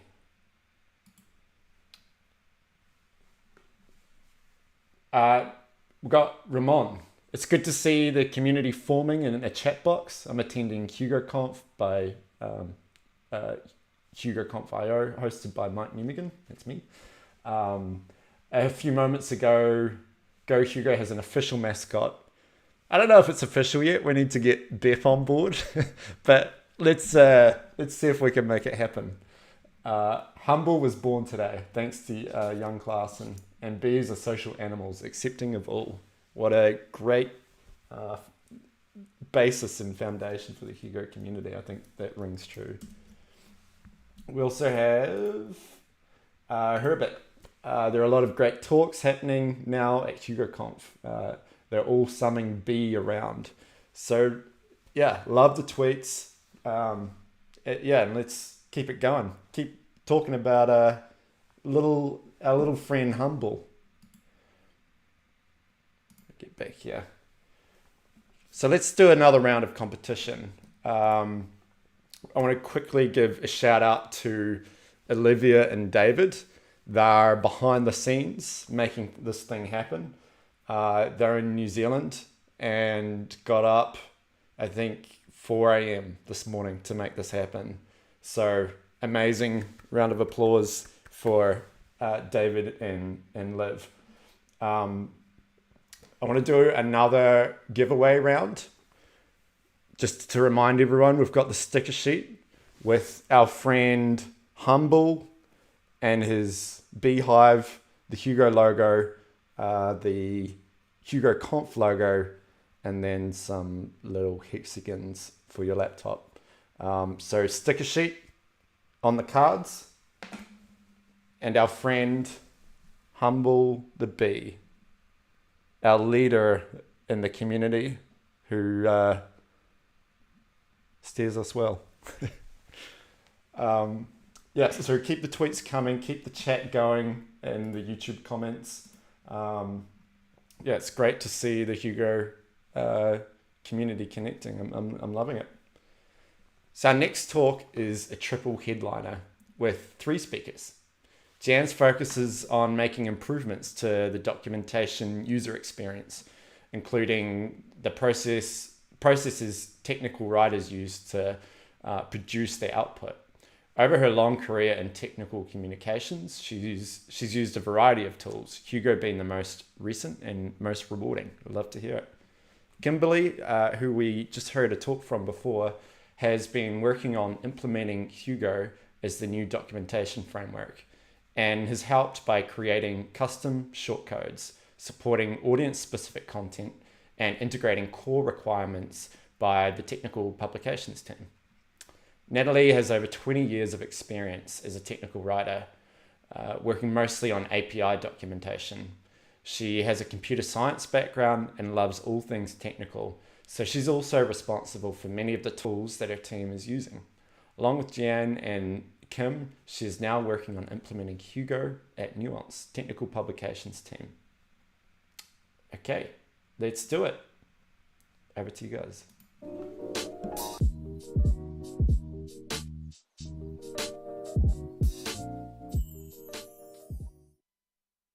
Hello there. Good morning, good afternoon, good evening, wherever you happen to be. Thank you for joining this presentation. We are very happy to be here. I say we because this presentation is a group effort. I'm here to set the stage. Hopefully, I'll be quick because we have some fun stuff coming. Today, Natalie, Kim, and I will be describing how we're using Hugo modules to solve consistency and standard initiatives in our technical publications group. Although we work in an authoring capacity, I think you'll find our talk interesting no matter your background or job title. We found Hugo modules to be magic, and we're here to explain why. I should point out that this presentation won't describe or show how to set up and use Hugo modules. Instead, it's about how we've used the functionality to suit our needs. First, a quick introduction. I'm Jean, and I'm a senior principal technical writer and content architect at Nuance Communications. In my job, I get to do fun stuff like integrate new tooling with Kim and Natalie and implement the innovations needed to help support the authoring team and ultimately our customers to produce and deliver the best documentation we can. Natalie, Kim, and I work on such initiatives together, and we have a lot of fun. The 3 of us are based in Montreal. It's a great city.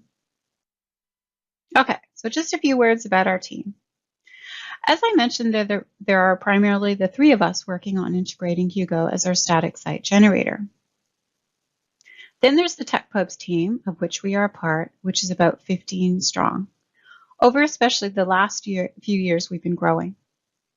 We write for dozens of products, mainly HTML, not hardcover books anymore, thank goodness.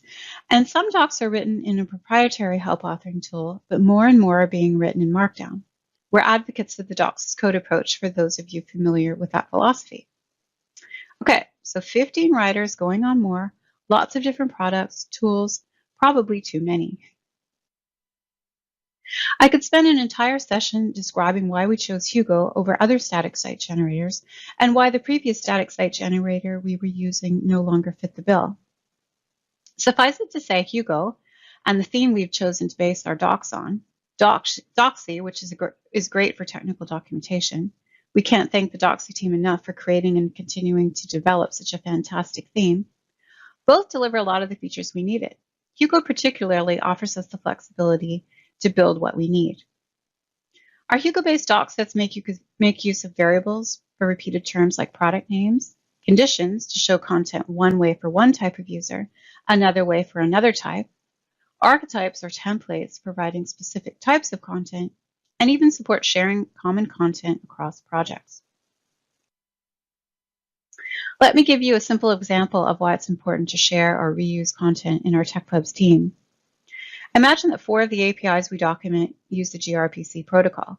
If we're not careful, that could mean 4 different writers, each one working on a separate API, having to think of a definition of the gRPC protocol. Here are 3 examples from the same doc set. Check out the italics. Similar but slightly different.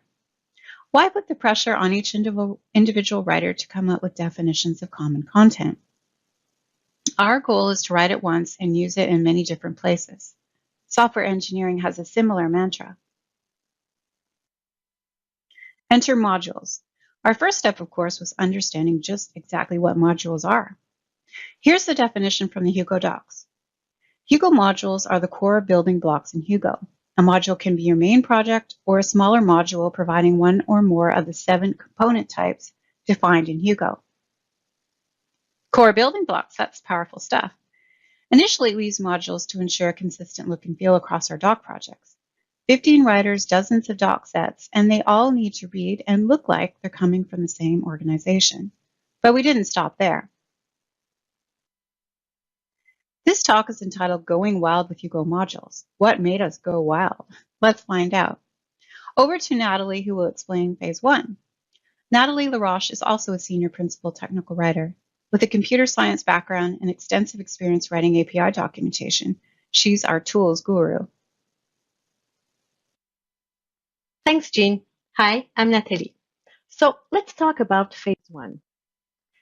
In our first iteration of modules, we went through the contents of a typical Hugo project and identified the components that we thought should be the same for all projects.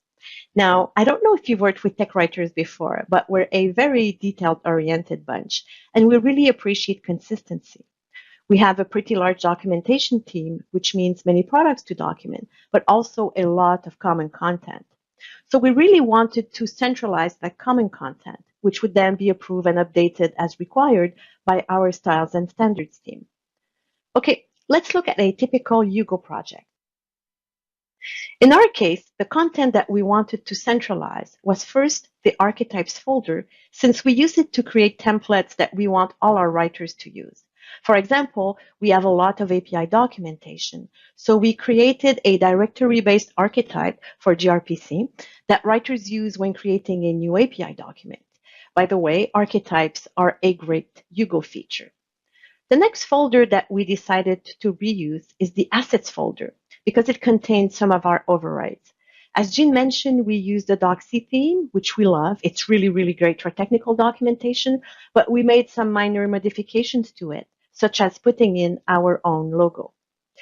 The next folder that we decided to reuse is the layouts folder, because it includes some theme overrides as well as shortcodes that we created for our needs. And I know I'm going to start to sound like a broken record, but shortcodes are a great Hugo feature. And finally, we have the static folder, which also includes some common overrides, such as the favicon. And in this first phase, we took all these files and we put them in a Hugo module, which we called, very originally, Hugo Common Modules. And if you've worked with Hugo modules before, you know that the next step is to configure your Hugo project to specify which Hugo module that you want to load or import. So let's look at how we did that. As you can see here, we created a module configuration file, and this file is called module.toml. We ended up breaking up the config.toml file into multiple smaller configuration files because we had a lot of configuration items, and we found that using smaller files made them easier to read and maintain. And by the way, breaking up configuration files into smaller files is a Hugo feature, and yes, I'm going to say it, it's a great feature. You can also see that we're using GitHub internally, so that's where we're pulling the Hugo common modules from. And we then mount the full 4 folders that we need, which are the folders that I just talked about in the previous slide. And we copied this file in all of our Hugo projects. So this was pretty simple, as you can see, and it worked really well. It worked so well, in fact, that we started feeling pretty proud of ourselves, and we thought, oh, okay, so if this was so easy and straightforward, maybe we can do even more with modules.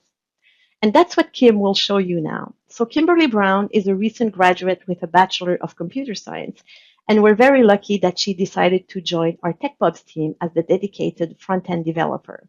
Over to you now, Kim. Thanks, Natalie. Hi, everyone. I'm Kim. I'm going to first talk about how modules helped us to achieve project-specific branding.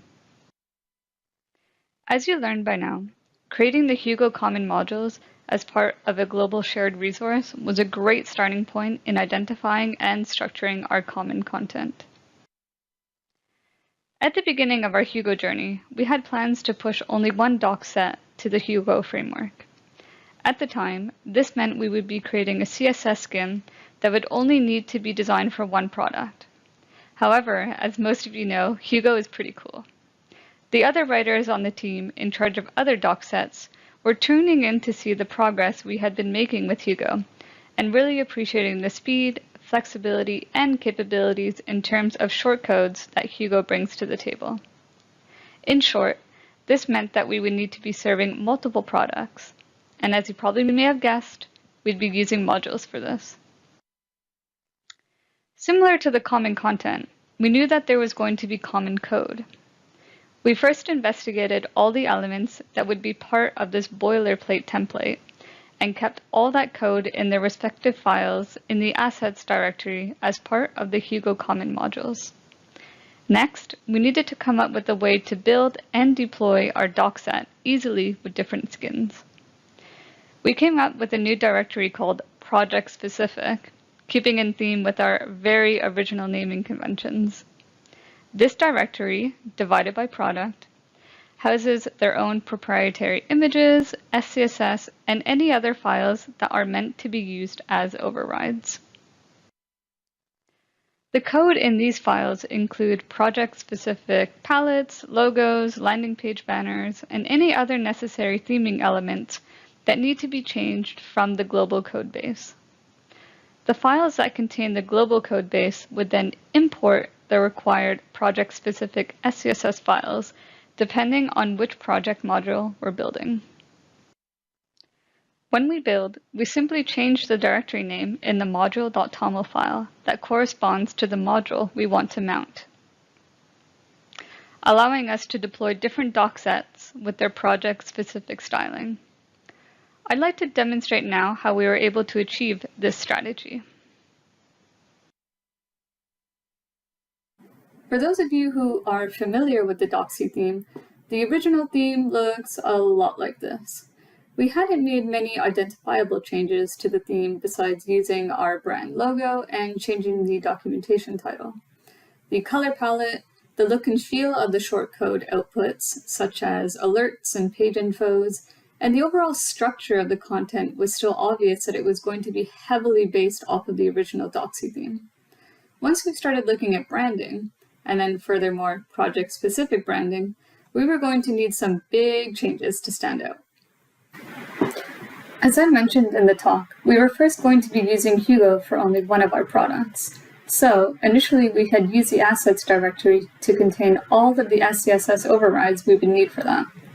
Custom variables that are brand specific, changing the colors in the navigation, landing page icons, and anything other that needed to follow a strict style guide.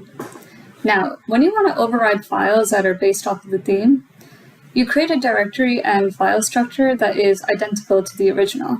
In our case, you can see here in our Hugo common modules that we have some SCSS overrides for things like the navigation, content, project styles, and variables. Originally, these files house the entirety of our SCSS overrides because they contain code meant for one product. However, as we were expecting to expand the number of products that would use Hugo, we wanted to find a way to create a boilerplate template that would contain a global code base that would share code across different products. Now, enter that directory I mentioned that was oh so cleverly thought up of, called project specific. Right now we have two in here, mix and nuance. You'll notice in here that we'll want to mimic the original project structure by having an assets directory that contains SCSS and icons, and a static directory that contains favicons. The SCSS files have generic names because we want to import these files and include them with the global codebase. For example, see how this global codebase has color variables that can be used site-wide? But the mix and nuance project-specific files have their own proprietary color variables that need to be used. The global codebase files, when necessary, will have import statements at the top.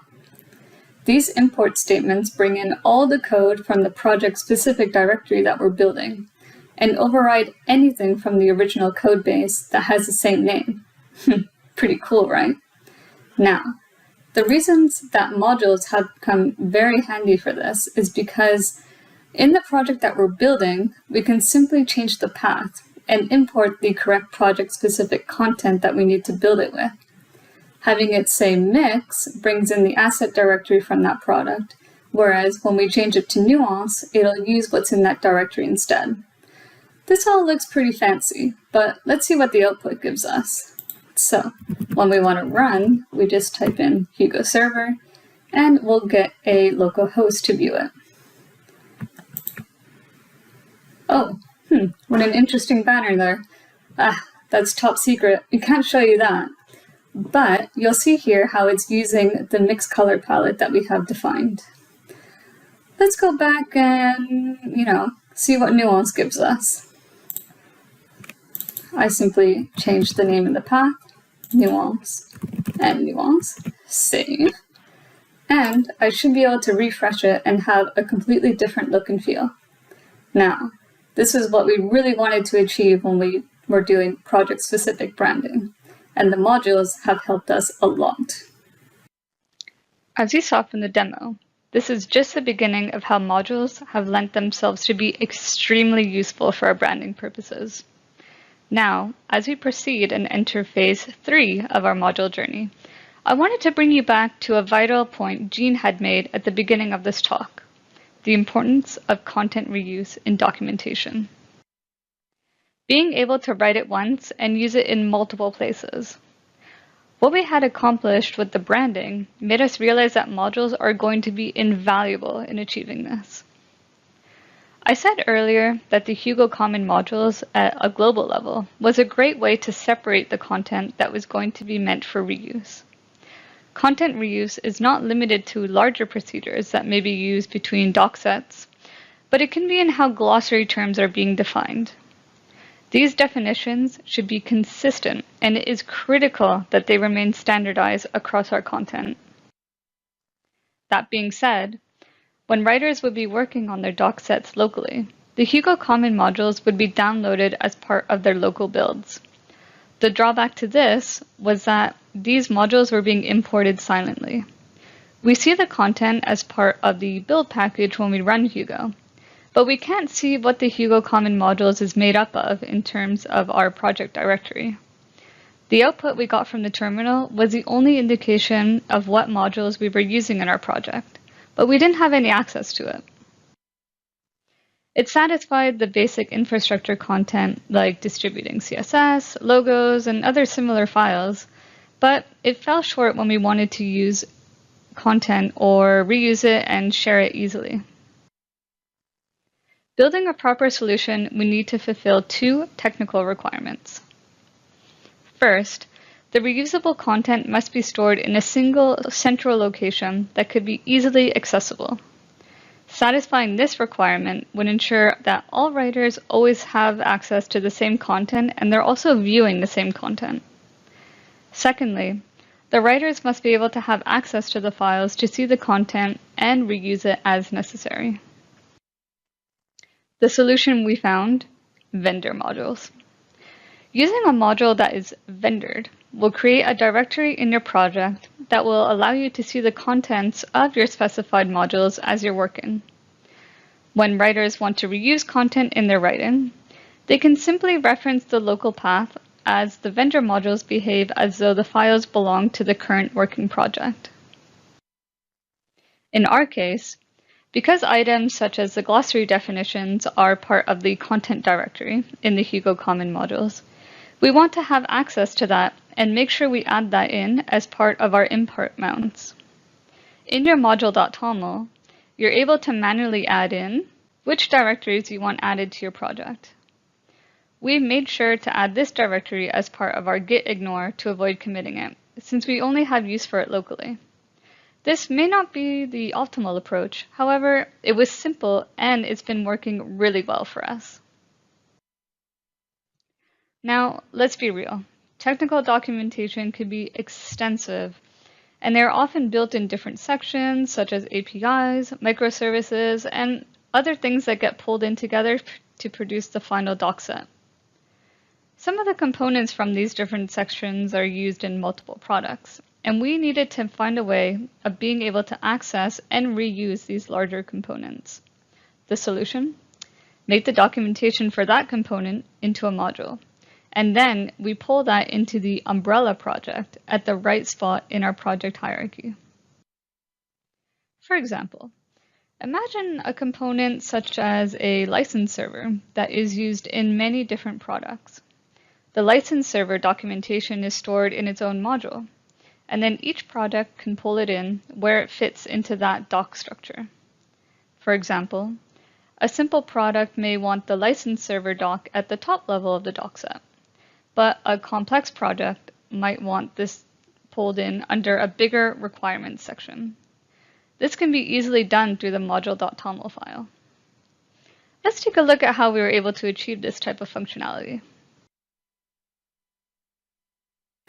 Oh, hey again. Alright, so let's rewind a little bit to the beginning of content reuse. Modules being imported silently? What? I said that the Hugo Common modules gets downloaded as part of the build process, but we have no access to the contents of it. This module holds all the vital common content that the tech writers should share. And if I don't want to rewrite a version of something that already exists, how can I avoid that? Let's take a look at this project here. I'm using the Hugo Common modules in this, but there's nothing in my directory that gives me access to it. It would be so much easier for me to reference content or glossary definitions if I could see what I want to reuse. I mentioned we wanted something that would be stored in a single central location that would be easy to access, and that all writers must be able to consistently view and have access to the same information. It would be really great if we could have something directly in our working project. Well, that's the beauty of vendor modules.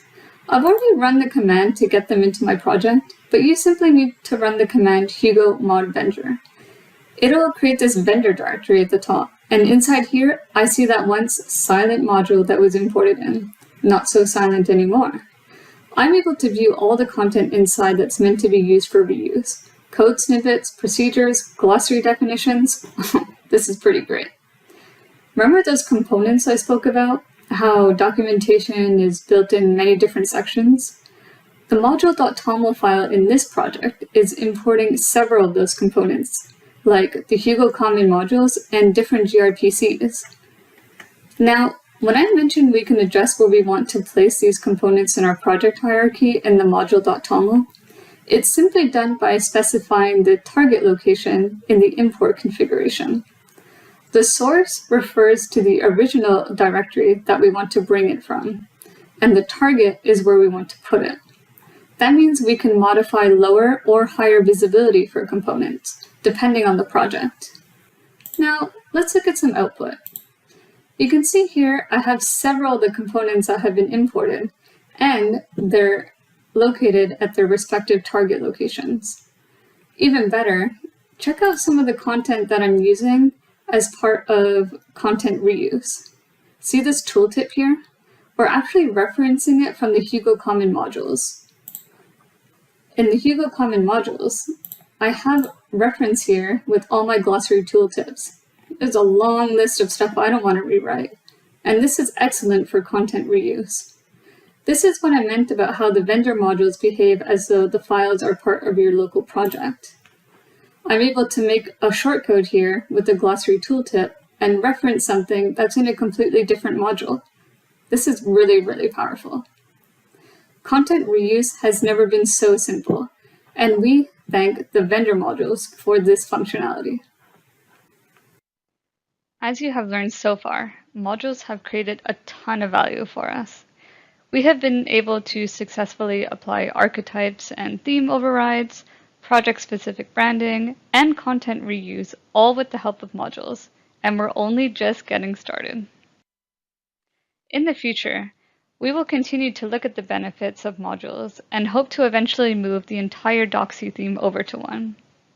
Additionally, we are actively working on a series of dashboards that will be reading in the content of all the component modules we spoke about earlier.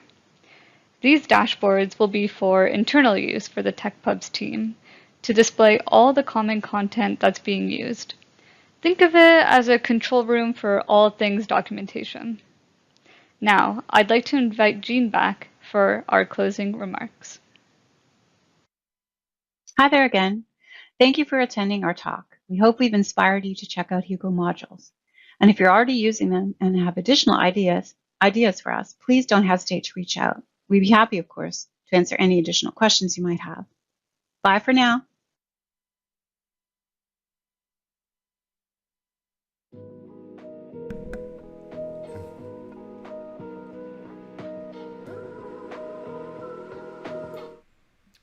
Thanks for that, team, and what a very appropriate name for that talk.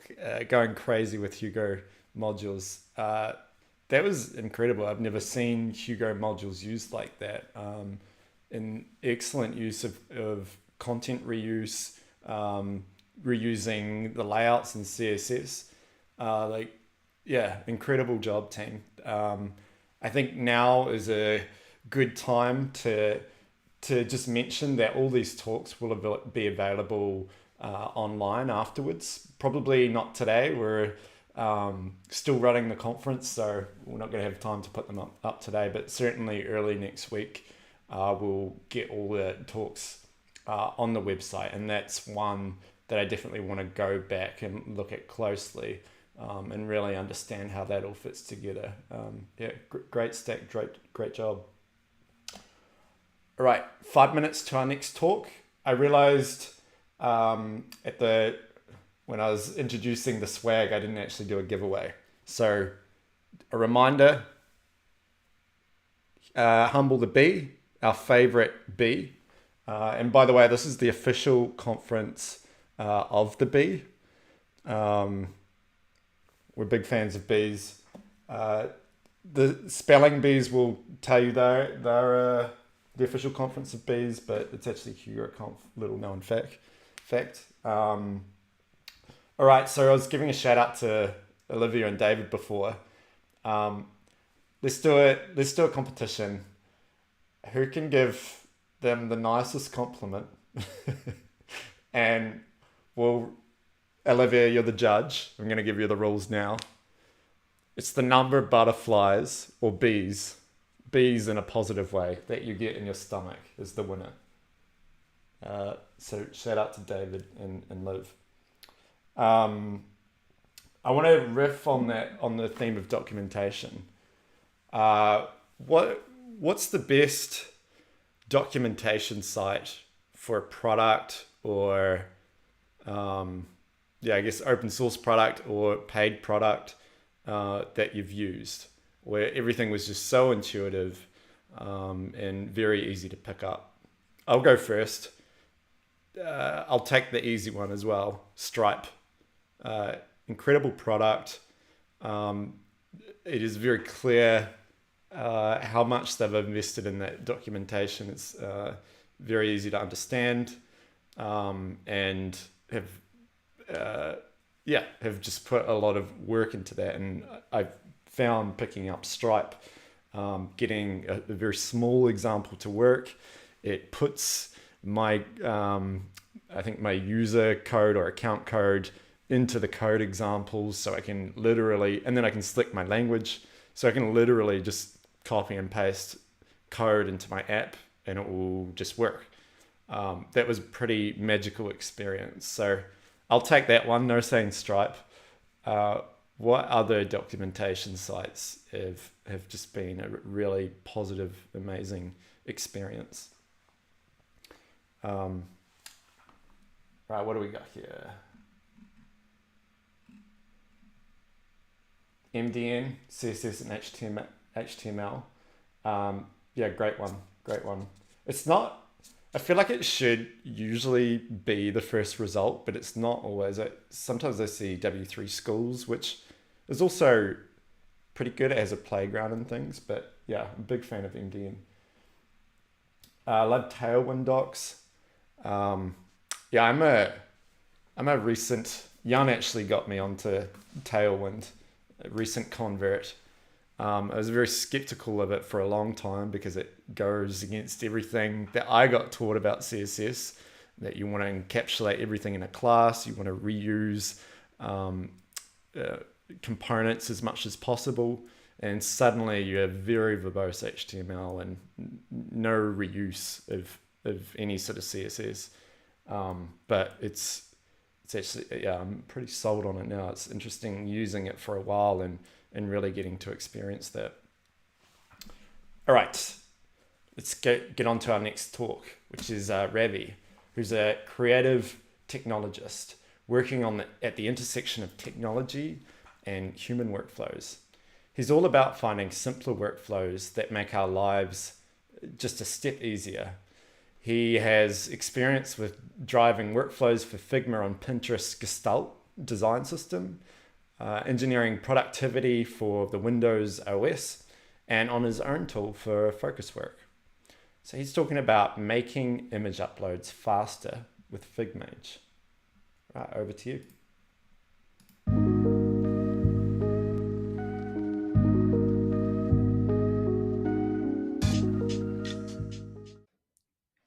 Hi everyone. I'm excited to tell you guys a little bit about making your image uploads faster using a little tool I built called Figmage. I'm Ravi, and I'm the founder at Figmage. I'm also a design technologist at Pinterest, and I work on a lot of different projects. Hugo is the tool that powers my web writing. Typically, when I use Hugo, I write posts in Markdown, and I host them on GitHub Pages, and Hugo builds these pages for me, so it makes it really easy to publish them. Hugo powers my personal website and everything that you see here, including the posts about my portfolio, things that are blog posts and tutorials, and Hugo is kind of what's creating all these websites. I also use it to build websites for my startups.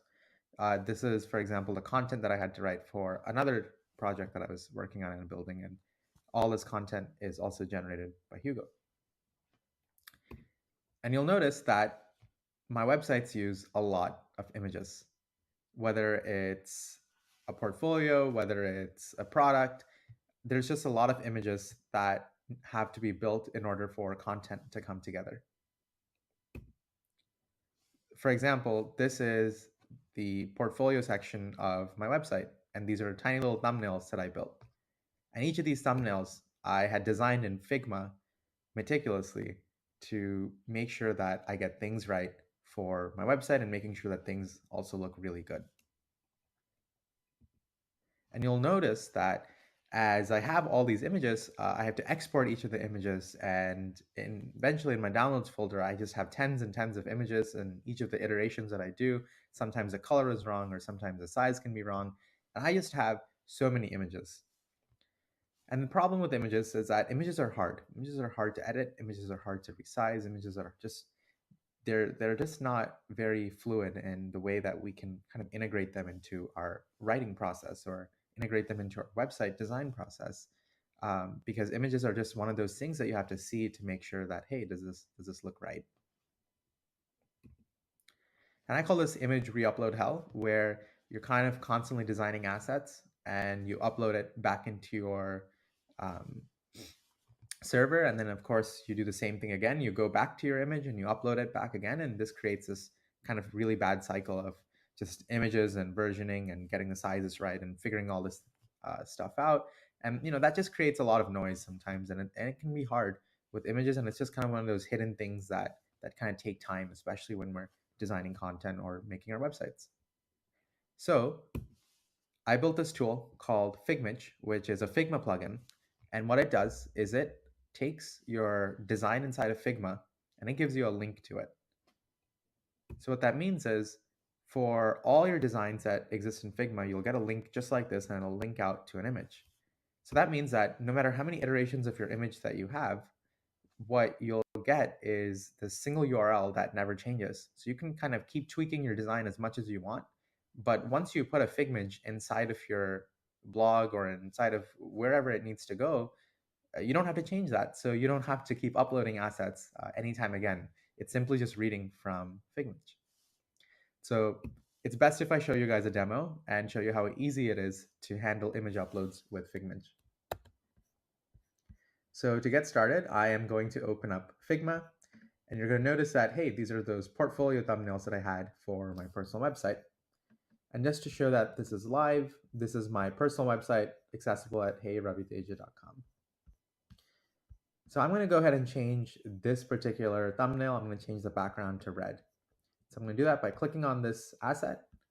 I'm going to click and change my color to red.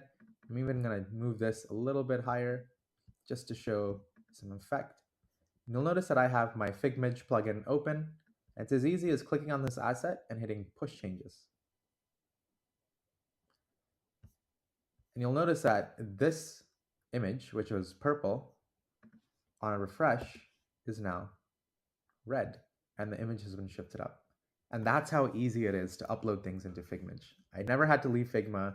This is my website in production, and things just update. It's pretty magical because I don't have to worry about versions. What I see in my design is what I get on my page. And so the more closer you align your designs to your pages, then things look exactly as what you'd expect. So that's just a quick overview of how you can use Figmage to handle your image uploads and make things easier.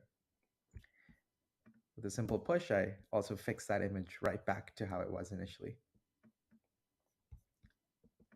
To get started with Figmage, head over to figmage.com and you can go ahead and download the plugin and give it a try. Thanks for tuning in.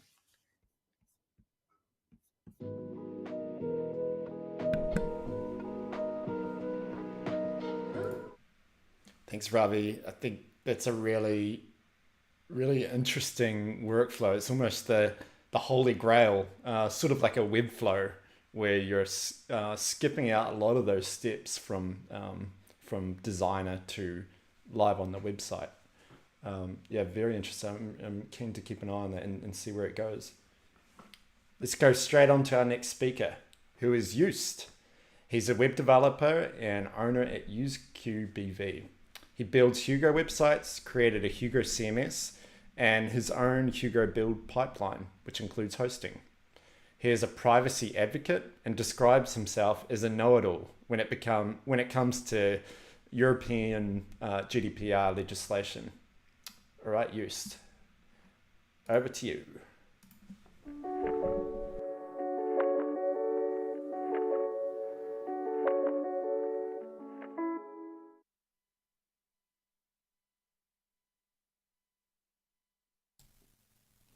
Thank you for joining this lightning talk about image resizing. Hugo is known for its fast page loads. However, if you want to get instantly loading web pages, you also need to resize your images properly. Fortunately, Hugo can resize images by itself.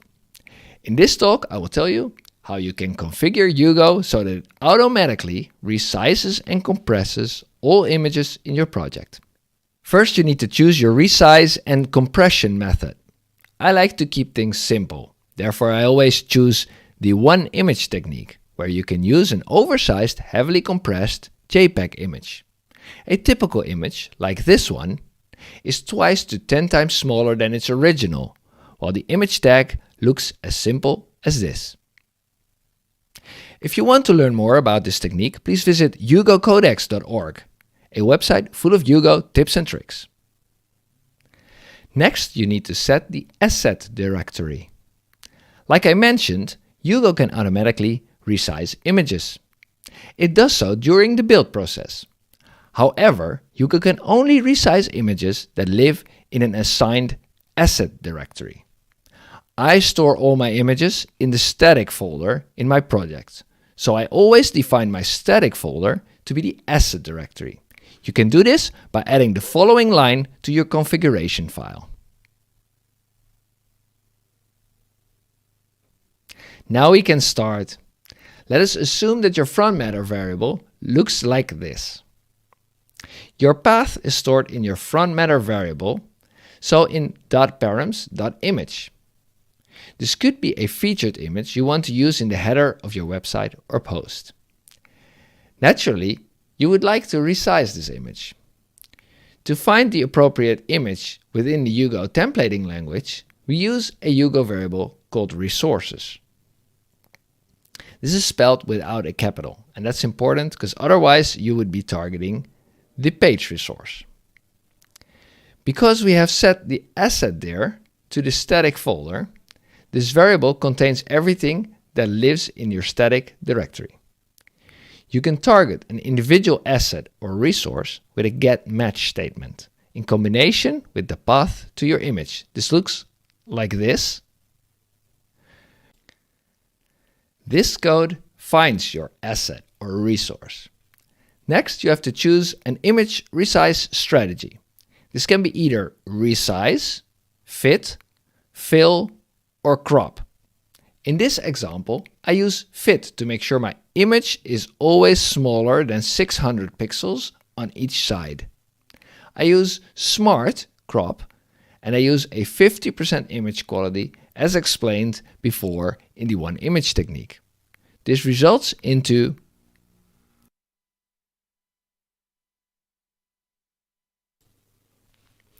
Finally, you probably want to get the relative URL to this image. You can get this by adding .rel permalink and wrapping the whole thing into brackets like this.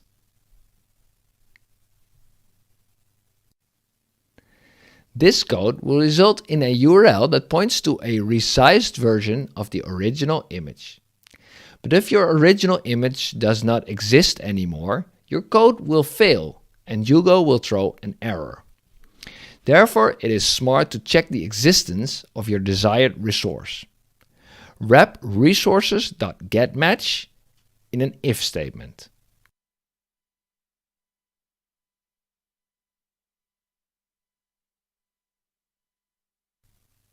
With this code, we can resize images in our layout. But what about content images? For images in the Markdown, you can use a render hook. That is a file that describes or overrides how Markdown images are handled.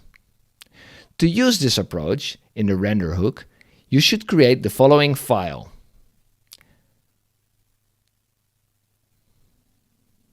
And put this logic inside.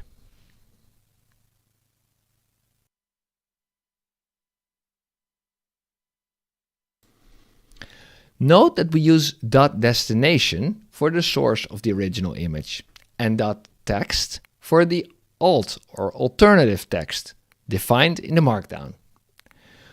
Once you added the render hook, all images in your Hugo project can and will be resized. In this short lightning talk, I've explained how to resize all images in your Hugo project using the one image technique. Not only did we resize layout images, but we also targeted the images in the Markdown through a render hook. Resizing all images will result in faster page loads and a better user experience. Thank you for listening, have a nice conference, and happy coding. Bye!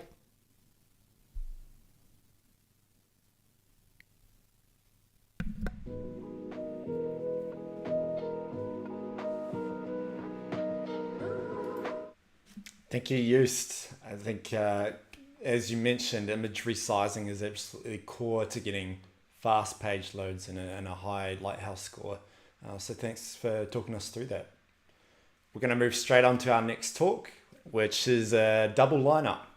Chris is the CEO and co-founder of Papercut, the print management software that's helping hundreds of millions of people around the globe to minimize waste. And Grayson is Papercut's digital marketing lead and has recently taken on the task of consolidating Papercut's legacy sites to Hugo.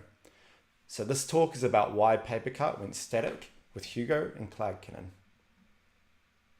Over to you.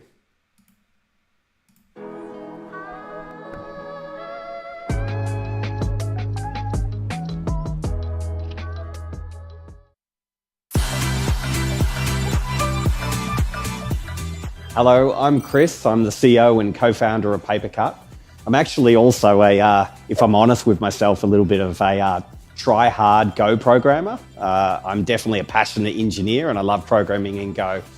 And I'm here to tell a few stories about Hugo and our use of it. But before I do, one of the little known facts about Papercut is everyone in the company is trained up as a certified coffee barista. And we believe all good conversations start with a coffee. So Before I start a conversation with Grayson, who's our head of digital marketing, he's actually much cooler than the title, I'm going to make a coffee and then we'll dive into it. I should also tell you a little bit about Papercut.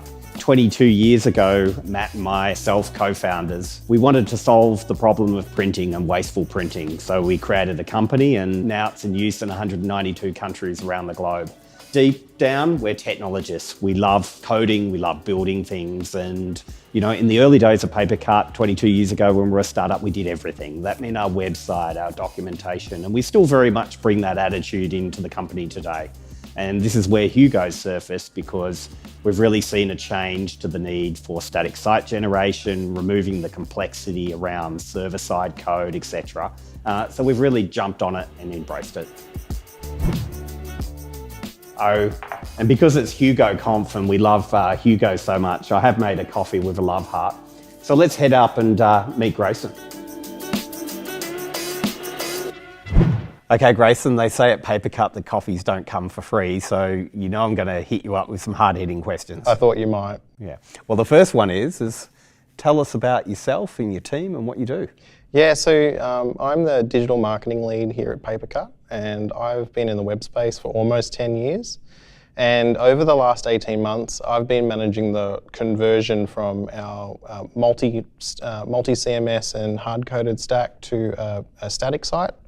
And I have a team of a few people in different disciplines covering development, design, and channel marketing. Yeah. And look, it's funny for me to ask this question of you because I often stand next to you in the cafe and hear you complaining. But what problems are you endeavouring to solve, and what was life like before Hugo? So before Hugo, we had a mix of different IT systems which helped us put content onto the website. And what we're trying to do is consolidate them to have a single way that we put content out that it works fast. It meets core web vitals and it makes it easy for us to make changes. And what sort of systems were they? So previously we had a mix of PM Wiki, yep. Cloudflare, WordPress, and a PHP environment with templating. Yeah, so that was our standard web pages, our knowledge base, our manual, our blog. So all those systems were all managed by a multitude of different systems. Yeah, correct. And what we're trying to do is consolidate our approach so we can have a shared knowledge through the business on how you update web content. Yep. And make sure that we get the people who are making changes as close to the problem as possible so they're enabled to create good outcomes. Yep. So the way I sort of think about it is Hugo is the compiler and then we've got CloudCannon, the editor. I think over the years, one of the secrets of Papercut is our ability to take the different minds at Papercut and the different skill sets and have everyone working together. So has this approach allowed us to keep developers happy as well as our marketers or our channel people or customer advocates? Has this helped us solve that problem and bring minds together? What we were trying to do with CloudCannon is continue that proud legacy that you left previously by enabling marketers and non-technical people to make changes to the website while maintaining a good environment for developers to work in. And as you know, CloudCannon's a Git-based CMS, so it sits on top of our existing Git processes and it makes everyone happy. Yeah, I think Git keeps makes developers happy and also sad occasionally at times too. I bet it does. Look, here at Papercut, we've been a real big proponent of working with partners. So we've got our partner network that sell our software around the globe, and I understand that you've been, working with CloudCannon from a partnering perspective. Tell me a little bit more about that. Yeah, I'm really thrilled with our relationship with CloudCannon. I get to work really closely with them to work out what the future of our stack looks like, and almost as an extension of our existing team. The relationship is really easy for us, and when we're at times where we've got high capacity problems, we're able to tap them on the shoulder and work with them to get things done that we still want to do, but maybe we can't afford to do internally. Yeah. So it's injected a little bit of Hugo knowledge into the team and just general web practice as well. Yeah, for sure. They're Hugo specialists. They really understand Hugo, and they're bringing things into our team that we may not have known about the environment. So we're really pleased to work with them. Yeah, awesome. So look, I know the team are excited to get rid of all these legacy systems and approaches, but I assume now they love Hugo? The team loves Hugo. I'm with them. And I'm going to take this moment for a bit of a shameless plug. If there's any Hugo experts out there, or Hugo heroes as we like to dub them at Papercut, and you're looking to solve interesting engineering problems, we'd love to hear from you. Well, Grayson, I think you definitely earned your coffee. Thank you for that. And to all those Hugo people out there at HugoConf, lean in and do more with Hugo.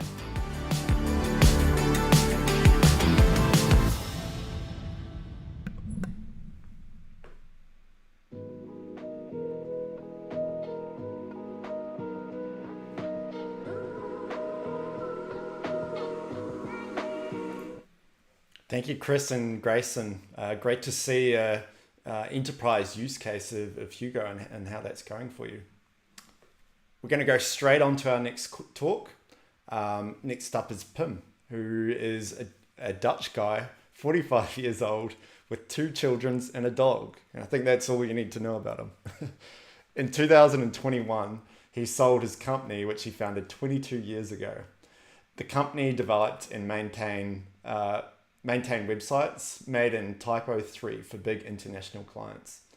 Pim lost his love for the LAMP stack years ago when he learned about static site generators. His love for Hugo started in 2018, and it was playing with Jekyll a lot, and he's charmed by Hugo's simplicity, flexibility, and speed.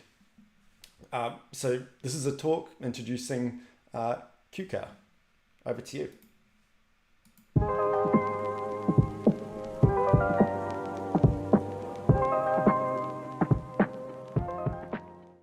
Hi, I'm going to tell you about Quicker, a new offline CMS for Hugo. My name is Pim Snel, I live in the Netherlands and I have 20 years of LAMP stack experience, and I'm the founder of the Quicker project. So what is Quicker? Quicker is a hackable open source cross-platform Hugo specialized offline headless desktop CMS with built-in Git functionality for deploying static sites to any hosting server. Let me show you how it looks like. That's better. When you open Quicker, you start in the site library. Here are all available sites. For this video, I'm going to import a template.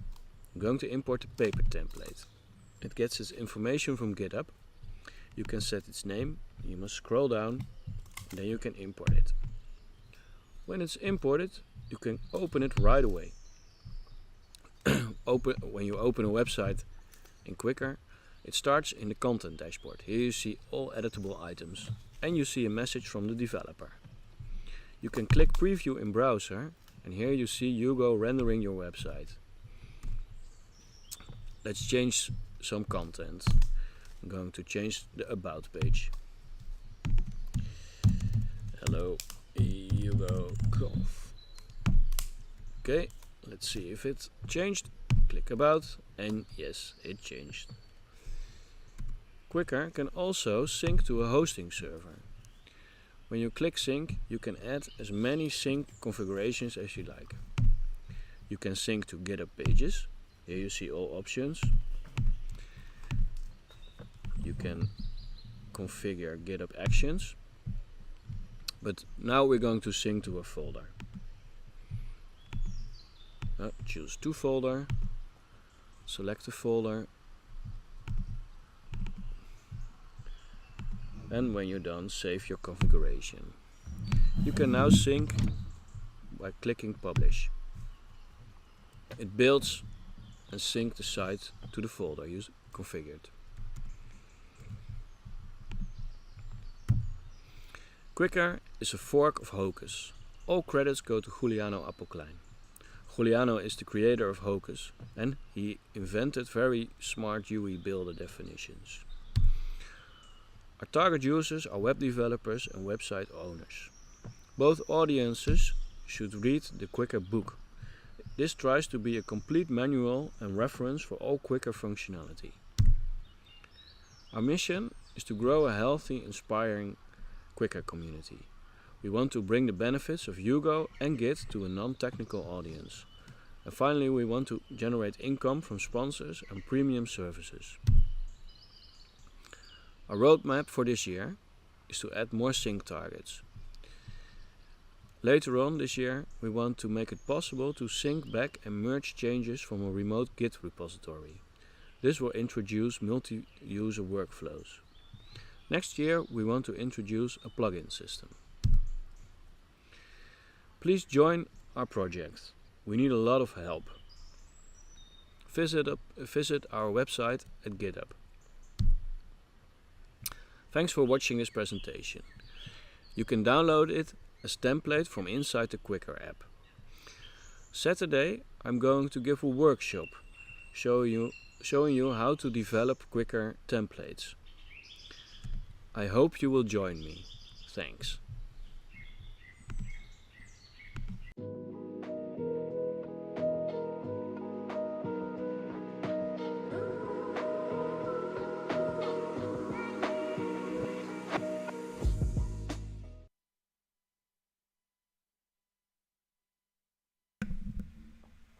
All right, that was Quicker. Yeah, thank you very much, Pim, for that. So now's a great time to plug the workshops. If you want to find more out about Quicker, Pim's running a workshop tomorrow. We have a number of workshops happening tomorrow too. So we kick off tomorrow morning, 9 a.m. Pacific time. Where are we? With live Q&A with Hugo creator Steve Francia. So we're going to be asking him questions and really digging into the origins of Hugo.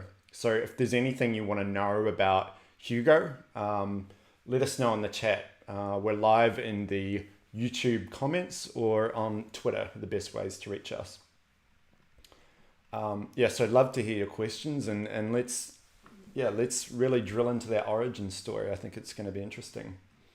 At 10 a.m. tomorrow, we have building an open source blogging platform with AppWrite and Hugo with Hi Mantika.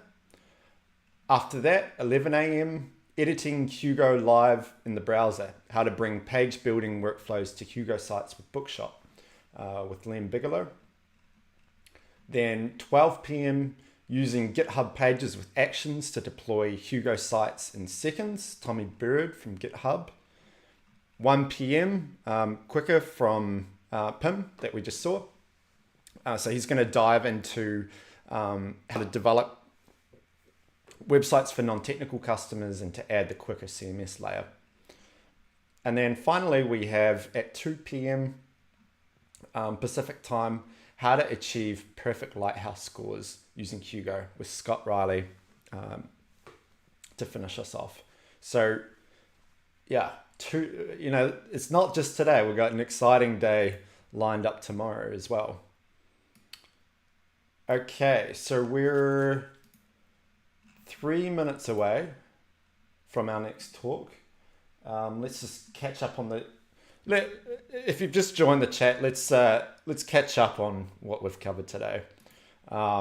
So we've had a number of talks from a huge range of Hugo users, from freelancers to technical writers to people building tools for Hugo. We saw the launch of a search tool, PageFind. We've seen customers using Hugo. It's really been a very eye-opening and interesting day, just seeing the variety of use cases that Hugo's been used in. We have an official mascot for HugoConf, and we've named him early in the day. I want to introduce you to Humble the Bee, this little fella here. So that's really exciting. Maybe we're trying to make the bee the official animal of Hugo. Let's see if we can get there. We've been giving away these Hugo pins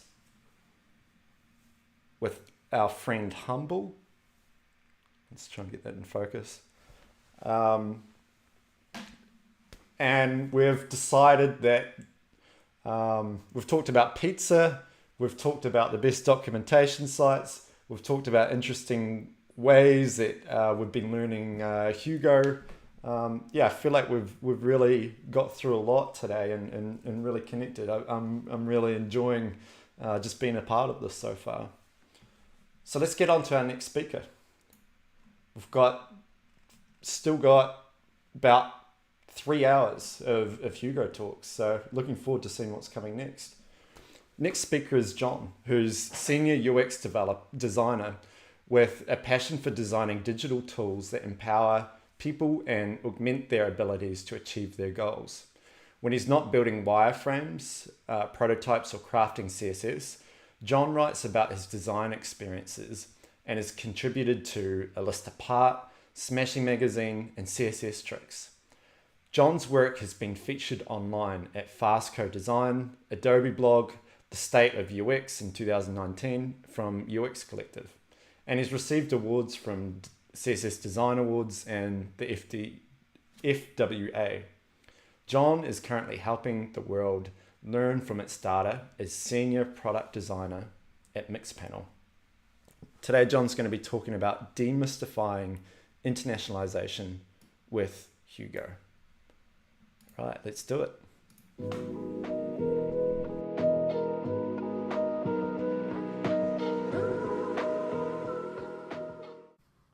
Preparing a website for an international audience comes with a lot of technical complexities.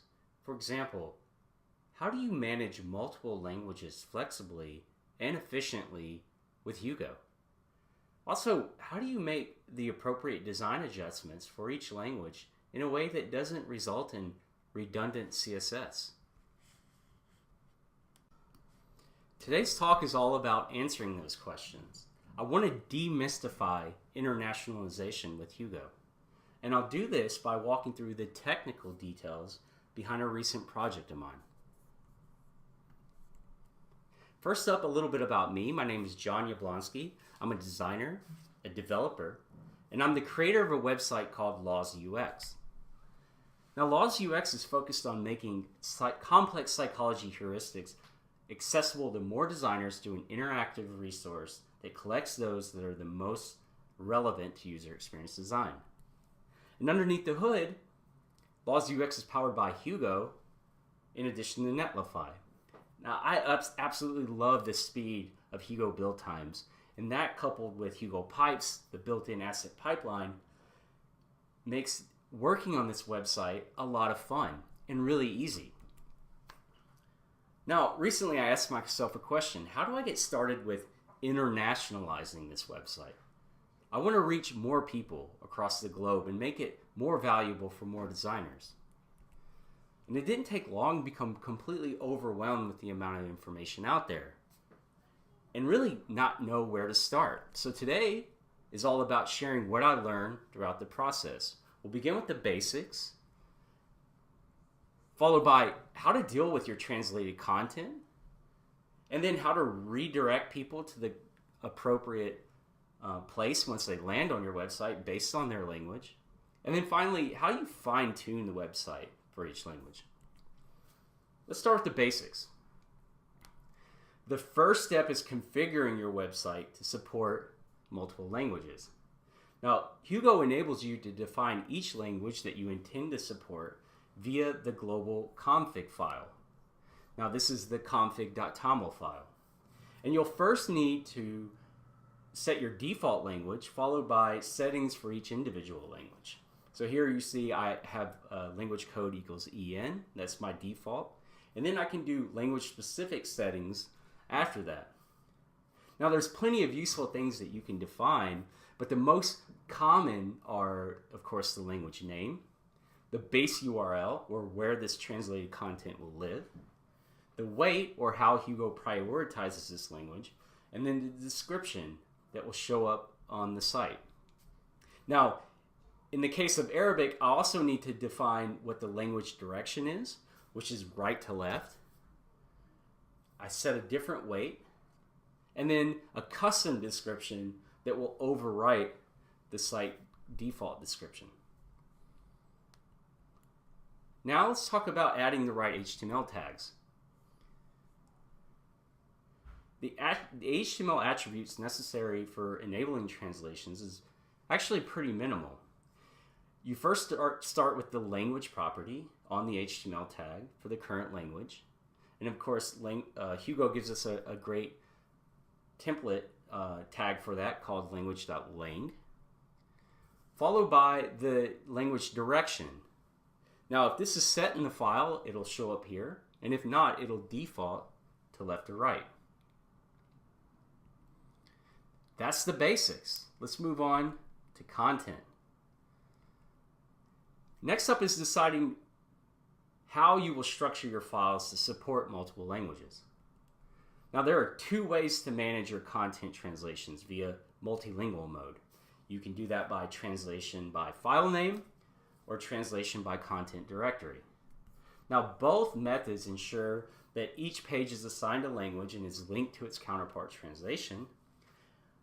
For example, Laws UX uses translation by file name so that each version of each page lives side by side, and that makes managing and updating these individual files really easy.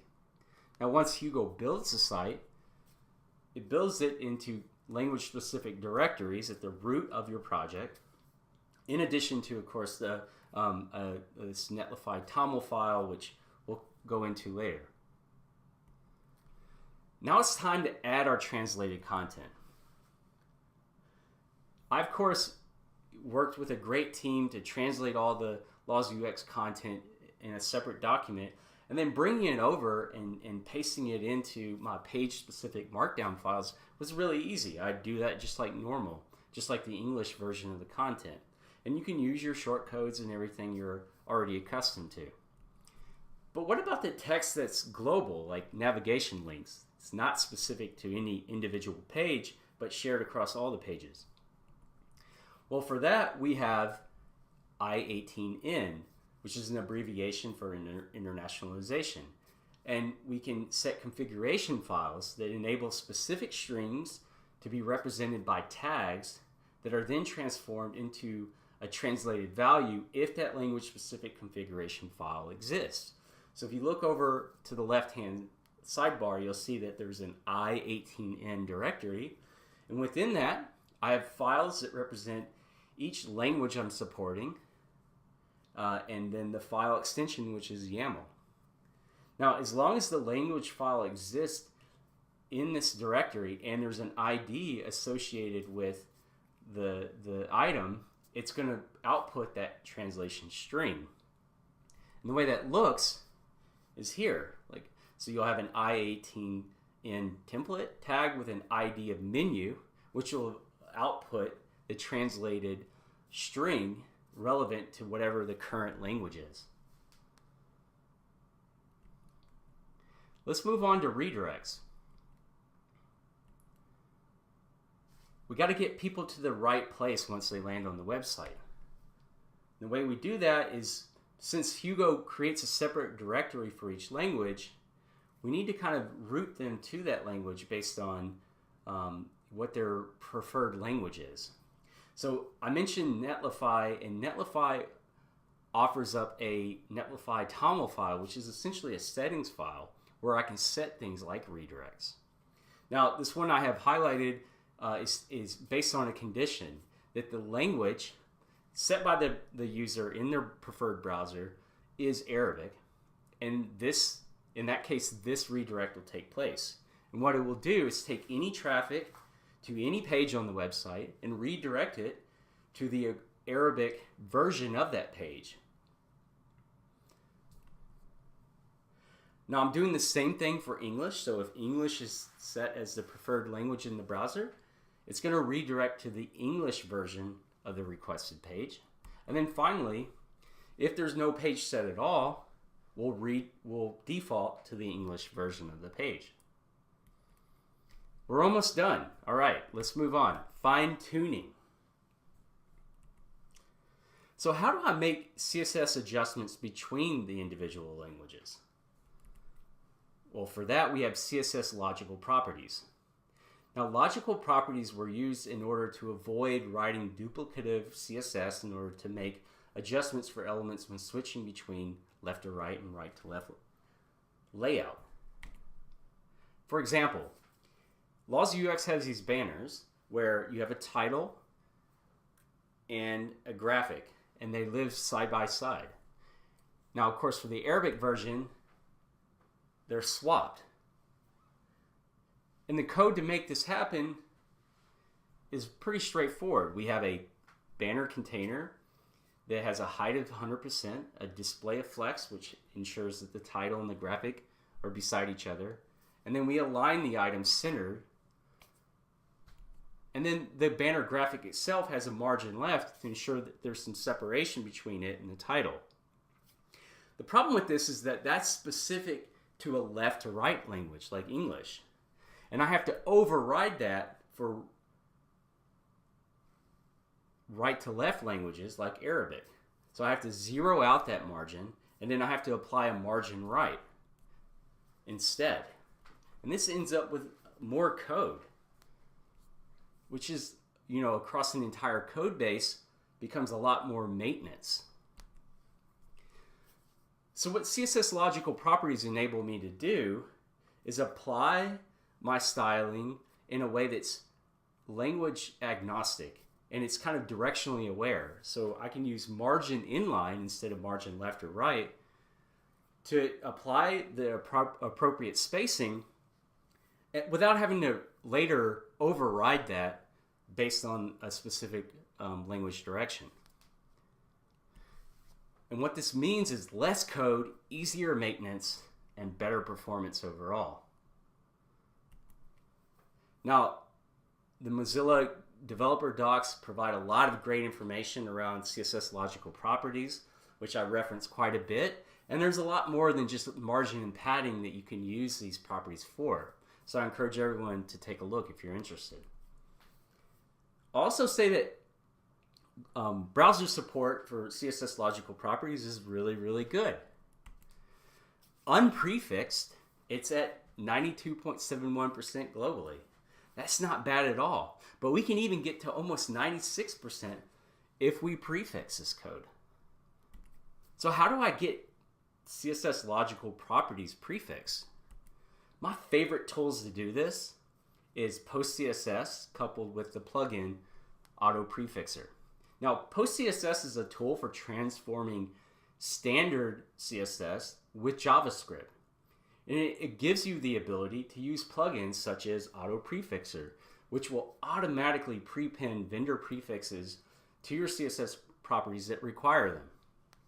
So the way you get this to work is you first install the PostCSS CLI and Auto Prefixer via npm. And then you set a browser list, which is essentially settings that tells Auto Prefixer how far back you want to go as far as browser support. Now I can say, for example, last 3 versions, which will look at the last 3 versions of all major browsers, and it will prefix my CSS output code appropriately. You also need a PostCSS config file, which really gives you the ability to export out that Auto Prefixer plugin. And then once you've done this, all you need to do is pass a reference to that config file in how you're calling your styles, and it automatically generates your prefixes when it's outputted into a single CSS file. You don't really have to do anything else. It's kind of abstracted away from you at this point, and it's just adding those prefixes for much deeper feature support. Next up, how do we pick fonts that are specific to our language? I've always used IBM Plex as the primary font for Laws UX because it's a really well-crafted font. And fortunately, this is a type family that supports multiple languages, including Arabic. Now, in order to load these fonts, I'm using the standard @font face declaration. And then finally, I'm storing references to the appropriate font for each via CSS variables that get used throughout the code base. What this does is ensures that the necessary fonts are loaded depending on which version the site's viewed. For example, if the language attribute on the root of the site is set to English, well then I'm loading English specific versions of both IBM Plex and IBM Plex Mono. But if that language attribute is set to Arabic, I'm going to load the Arabic specific versions of those fonts. And what this does is ensures that I don't get any strange glyphs or characters that don't show appropriately because I've chosen to display the text in a language that the font doesn't support fully. So what about giving users the ability to manually switch between languages? Well, that's really easy by providing a language switcher. And the code to list out those languages is actually really simple. All I need to do is range through all the translations on the website, pass in a permalink to the link itself, and then reference each language by its language name, which, if you remember, we set in the config file at the beginning. And that gives us the translated version of the website. Now, I've recently launched this project, and the website is now ready for a multitude of languages, which I've got planned in the near future. I hope what I've shared today really helps to demystify how you can internationalize your site with Hugo, as well as fine-tune the site to ensure that it works great for users coming from any language.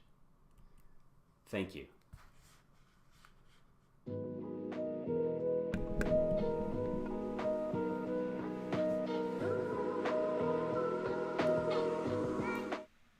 Great talk, John. I think you encapsulated very well all the challenges of delivering multi-language websites. You know, it's like a lot of things. On the surface, it seems very easy. Okay, I take all my text in the source language and I translate it to another language. But you pretty quickly realize it's never that simple.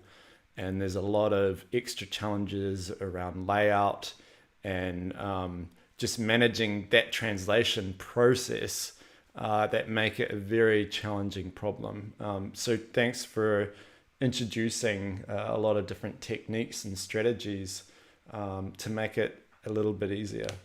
Great talk. John mentioned the book, The Laws of UX. So I just want to plug the website, lawsofux.com. You can find out more about those principles in that book. Okay, so we've got 13 minutes before our next talk. So I want to quickly go, let's break down, let me share my screen.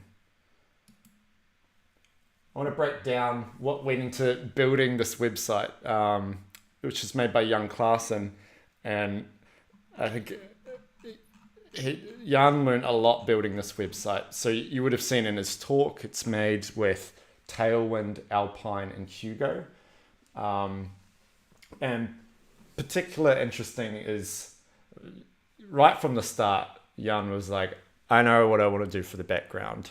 So he had the vision for the moving hexagons, which, you know, is the basis for the honeycomb from our friend Humble the Bee. The beehive, Hugo beehive. So just to talk through the iterations, Jan, if you're there, you can correct me if I'm wrong on this, but the first iteration was to render all of these, I think is a SVG, or possibly draw them on a canvas, I can't remember. And then he was moving them around in this pattern using JavaScript. And as soon when we loaded it in our browser, we just saw CPU spike, fans start spinning, and realized that wasn't going to work. But we really think it adds a lot to the website. It's kind of a cool, fun feature. So then we went back, worked with George, and again, correct me if I'm wrong, but I believe this is a canvas, and it's basically got a game like engine like ticking to redraw all the frames and render the hexagons, and it's my fans aren't spinning. It's smooth. I'm streaming at the same time as doing this, which is a good sign. Yeah, and we get this really nice effect. Yeah, so I think that's really cool and just worth sharing what kind of went into that. So I'll just quickly go through the talks that we have left today. Where are we? This is so much content for the Hugo community. It's kind of crazy. Like we've done about 20 talks today. Really interesting stuff. I've learned a lot today.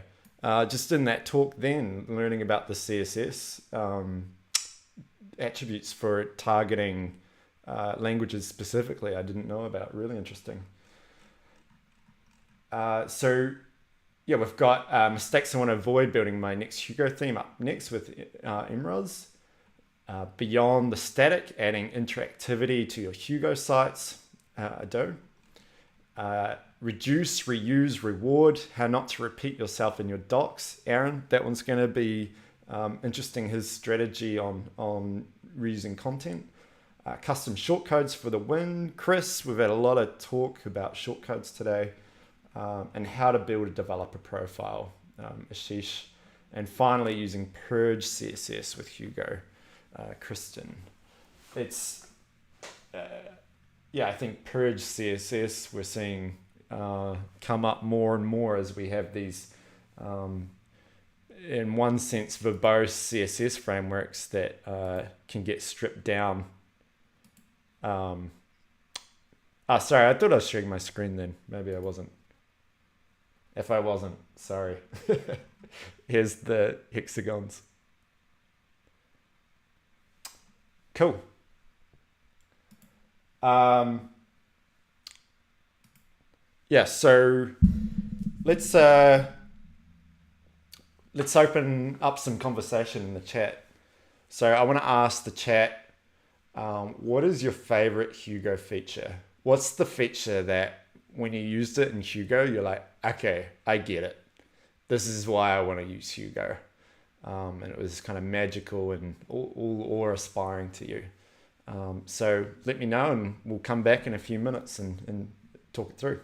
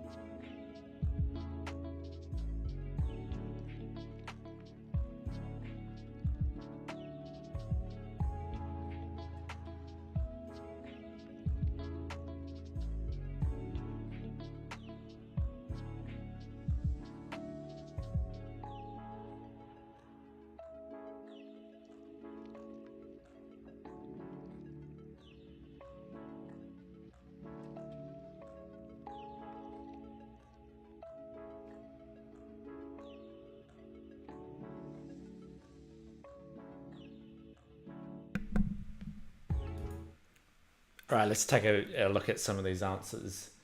So the question was, what's your favorite Hugo feature?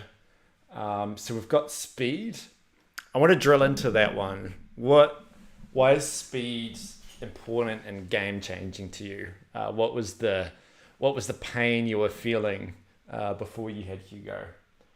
I've got pipes, very powerful feature that I think without pipes, being a standalone binary suddenly becomes pretty limited. You need to add on like a stack around Hugo, whereas with pipes it really opens up a lot of opportunities. Shortcodes gave me a real aha moment. I think a lot of us have found limitations in Markdown, and shortcodes is that magic bullet where you can suddenly introduce a lot of complexity right into a Markdown file with very simple notation. So that's a great one. Modules, of course, Natalie. Shout out, hashtag Hugo modules, the queens of Hugo modules. Absolutely the speed. Image manipulation use, yep, you're all over that. Love it. Build speed, but I'm trying to learn more about pipes. My friend said it's like LaTeX, but you're building a website, and that was good enough for me. I've only used LaTeX a couple of times. I think at university they got us to write our assignments in LaTeX. Curious what you use LaTeX for. Shortcodes to surmount MD limitations. Also, Hugo serve error messages in next level. I think that's really important. I assume that's part of why speed is important, is you want to know if something's working or not very quickly. And then the error message is going to tell you exactly what and why it's broken. A website serving HTML and PDF from the same ASCII doc source files. Brian, I know you're a big ASCII doc fan. What is, how do I ask this? Where did you find the limits in Markdown that ASCII doc was the answer for? Like what prompted you to search for that solution and make that switch? +1 for render hooks. I really like the way Hugo templating works with the function first and the arguments as inputs to the function. Once these clicked, it was so easy to see how things worked. Yeah, it's nice. It's nice. Is that called reverse Polish notation? Correct me if I'm wrong, but I think that might be a term for it. I'm not sure. Passing different contexts into a partial through a dictionary. This was cool when I discovered it, definitely. Services charge for build time. Hugo builds it cheaper than other tools. Yeah, and greener too. Less CPU cycles. And that's a core benefit of static sites in general. So great one. All right, let's get on to our next talk. With Imraz joining us. He's a professional software developer, author, and maintainer of the popular Hugo portfolio theme, Toha. He mainly works with Go and Kubernetes. Working on Hugo themes is his favorite hobby. So this is Imraz with mistakes I want to avoid with my next Hugo theme. Let's do it.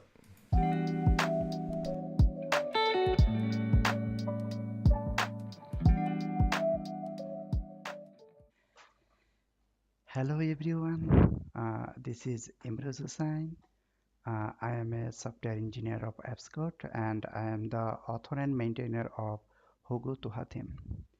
Today I am going to share my experience and the lesson I have learned during maintaining theme. I hope this will help those who are trying to build a new theme. So let's get started with a little background. Hugo theme is a general purpose portfolio theme. Currently, it has 560 plus GitHub star, 380 plus fork, and 75 plus contributors. It is available 14 different languages. Initially, I had built this theme for my own portfolio. Then I have shared the theme with the community. When the theme got popular, I have started to get feature requests uh, from the community. Uh, the various people was using the theme in different ways that I had not planned initially.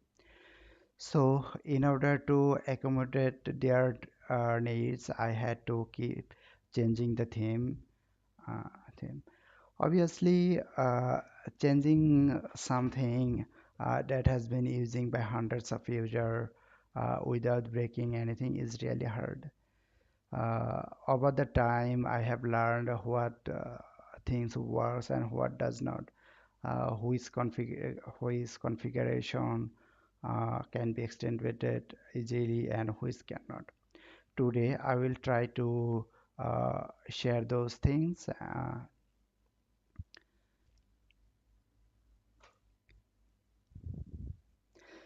The first lesson I have learned is to be flexible on how the theme will be used.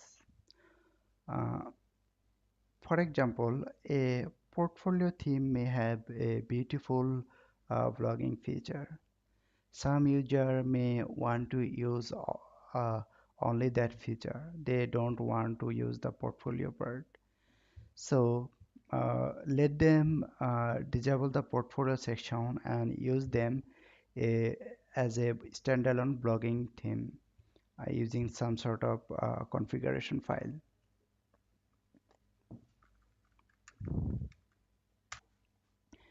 The second thing I have learned is that we should not expect a perfect environment or uh, configuration. For example, for a portfolio theme, you may expect user will provide a profile picture. If you build your theme around this expectation, uh, now if the user does not provide the profile picture mistakenly or provide point to a file that does not exist, your theme might break. Your theme should tolerate this kind of mistake and provide a meaningful feedback to the user. The feedback could be visually or via log. Visual indication is better because most of your user might be not expert in Hugos. They are new to Hugo. They might have hard time finding the issue from the log. So it is better if you can provide a visual feedback for the issue. Then we should not assume that all the user will be similar level, will be in similar level. Some of your user will be new to the Hugo and they don't have a proper understanding of how does it work. Uh, uh, you should have a pre-configured example site that they can fork and can get started quickly. This will hugely reduce the number of issues they face. You will see another types of user uh, who are already familiar with Hugo. They are probably using a different theme and now they want to transition to your theme. You should have a proper guideline for these types of user explaining what thing they should be careful about during this transition.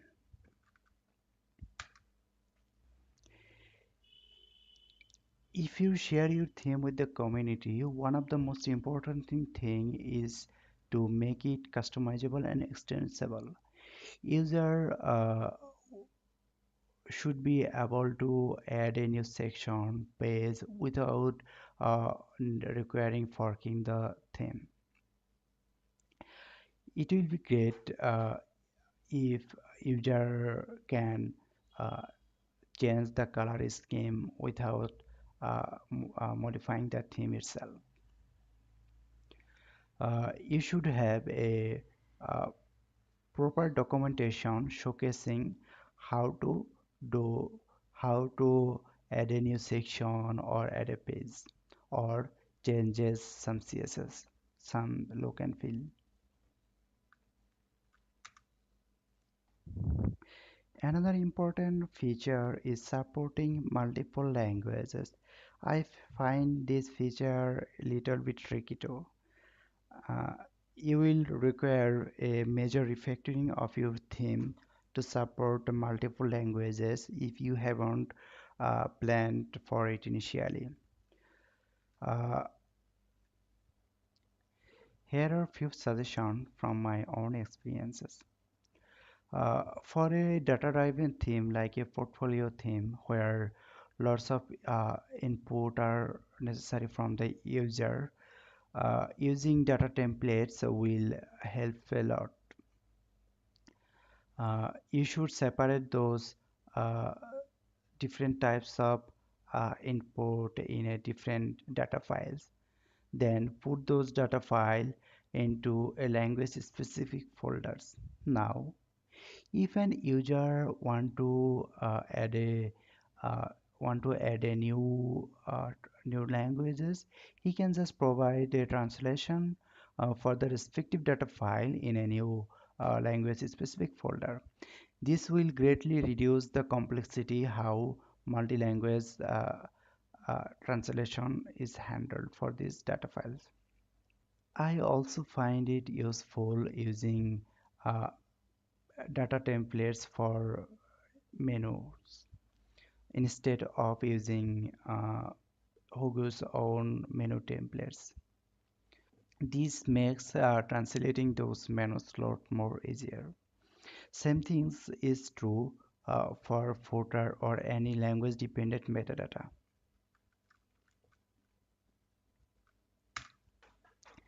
Another thing I have learned from my experience is that word by word translation really does not work. Different languages has different sentence structure. Word order might vary from language to languages. So in that case, instead of taking individual part as a input, try to take the whole sentence as a user input. If user input is not possible, then instead of trying to translate the sentence from individual word, try to translate the whole word at a time.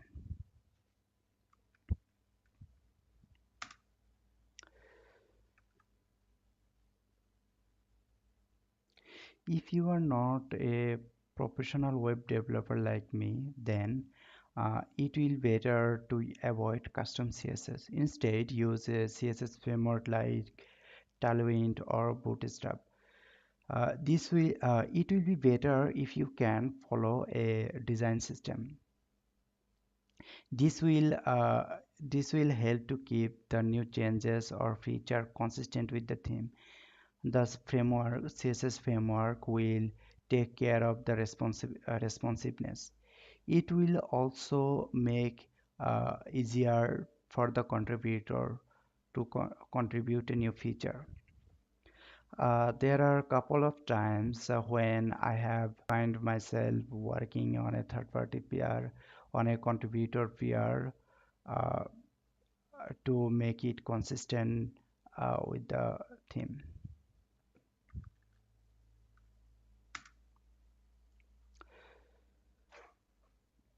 Hugo provides a few great internal templates. They let you get started with a feature very quickly. However, eventually people will ask for the alternative. So it is better to build your theme keeping this in mind.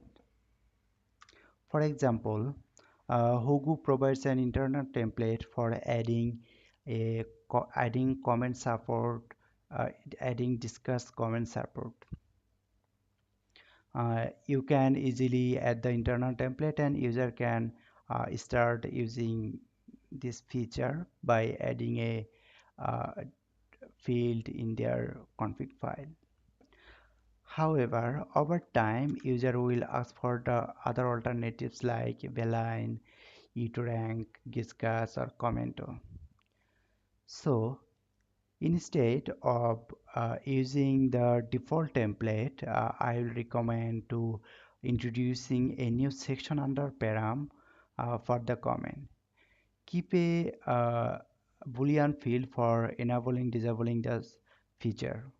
Then add fields for the individual comments provider. Then under the individual provider, you can put the provider specific configuration there. Now your comment feature will be much more flexible. In future, you can easily add a new comment provider or change any configuration or add any extra configuration for existing provider. Same thing goes for analytics. Hugo provide a great internal template for Google Analytics. However, people will eventually ask for the uh, uh, various other open source analytic tools like CounterDev or got counters. So similar to the comment feature, introduce a new section in the param for the analytics.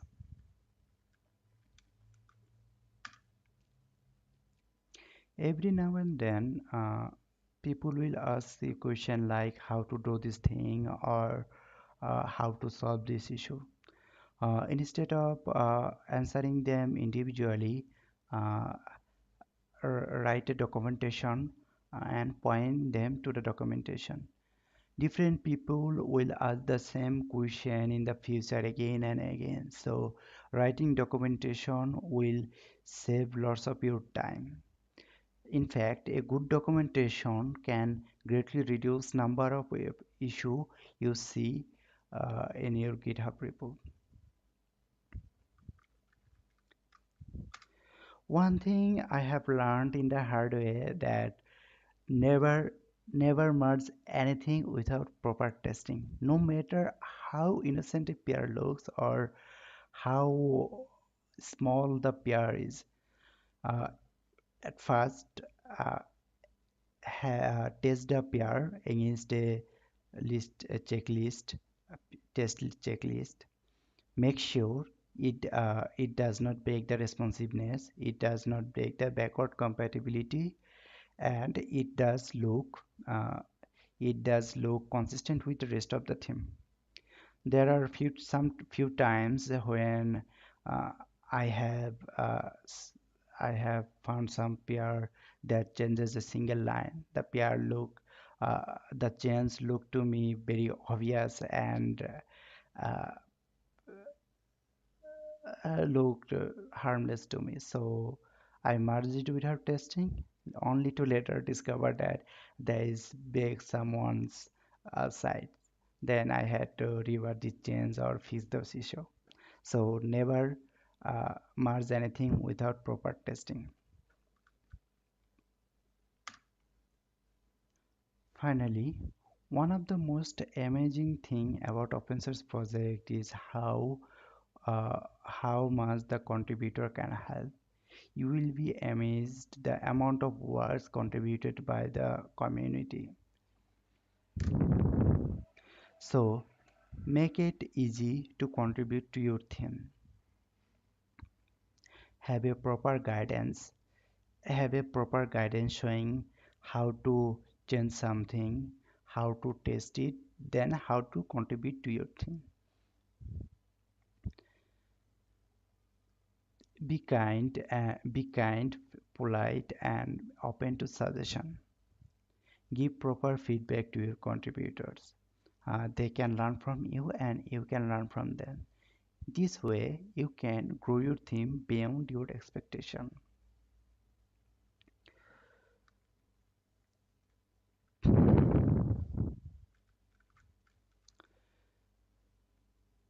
So that was all from my side for now.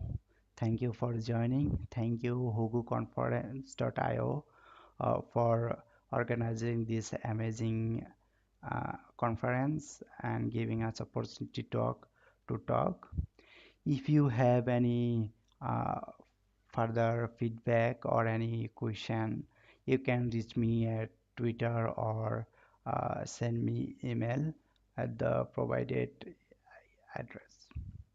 Thank you. Thank you. Bye.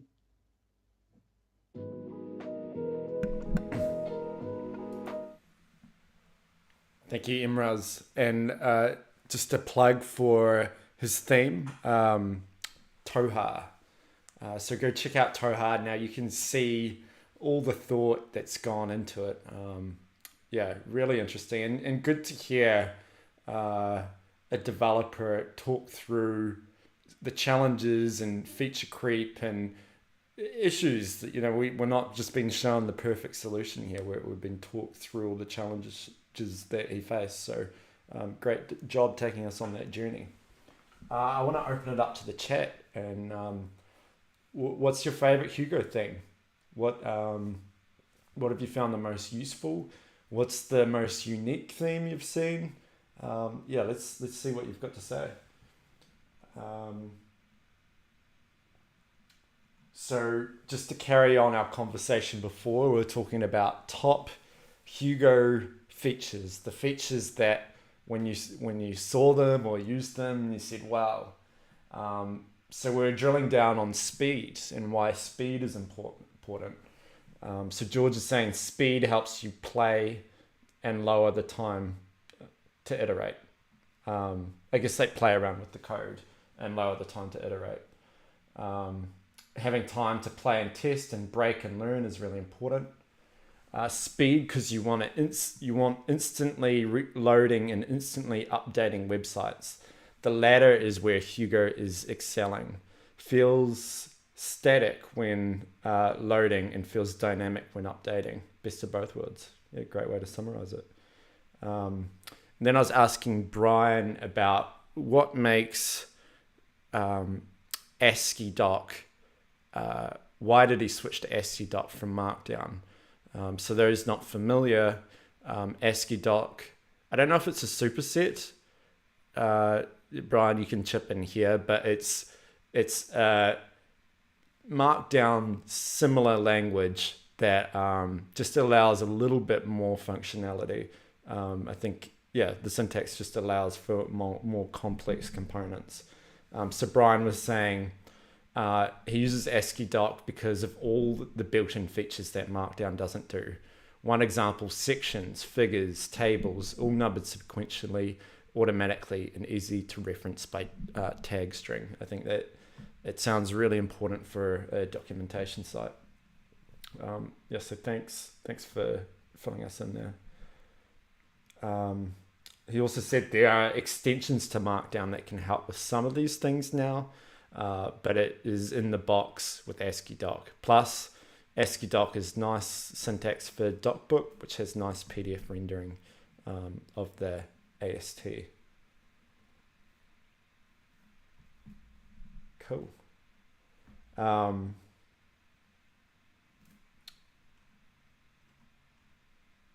Hugo's external helpers are a killer feature too. So for the themes, we've got Doxy. We've been hearing a lot of Doxy today, particularly with the technical writing community. I think that's Doxy alone is probably responsible for a good portion of Hugo's growth. So great to see it getting shout outs here today. David's been playing with the fiction theme on CloudCannon. Nice editing and components by Bookshop. Yeah, let's keep them coming. What other themes have you been using? And Brian, I'm digging into your stack here, but I'm curious what else you've used for PDF rendering, and just learning about what that world's like. I think I've heard of Pandoc. I think that Chromium can do some sort of PDF export. Then you're using HTML and mobile CSS to render components. I've used something in Ruby. What is it called? Something with a lobster. I have to look this up now. Ruby. Prawn. That's close. Prawn PDF. I know that they ran into licensing issues. It was initially open. Let me see, what license? It is licensed as GPL version 3, which means you can't really use it in commercial software. You can. It's a license that everything it touches has to be open. It has to be open. What was the license? Open GPL as well. So yeah, great for open source, but not so much commercial projects. And that's Ruby. So we're, yeah, I think there's another one that is MIT licensed that's a bit more friendly. Yeah, new dynamics, Anarchy. Nice. And ASCII-Doc PDF uses prawn under the hood, I believe.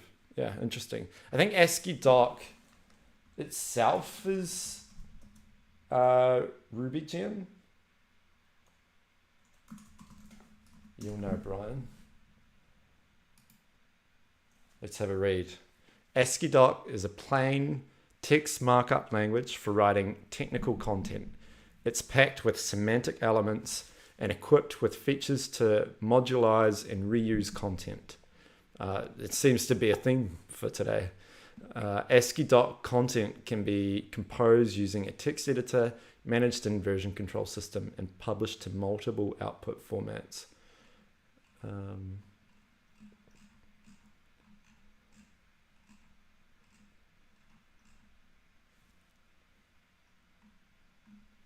Huge from New Dynamic, yeah.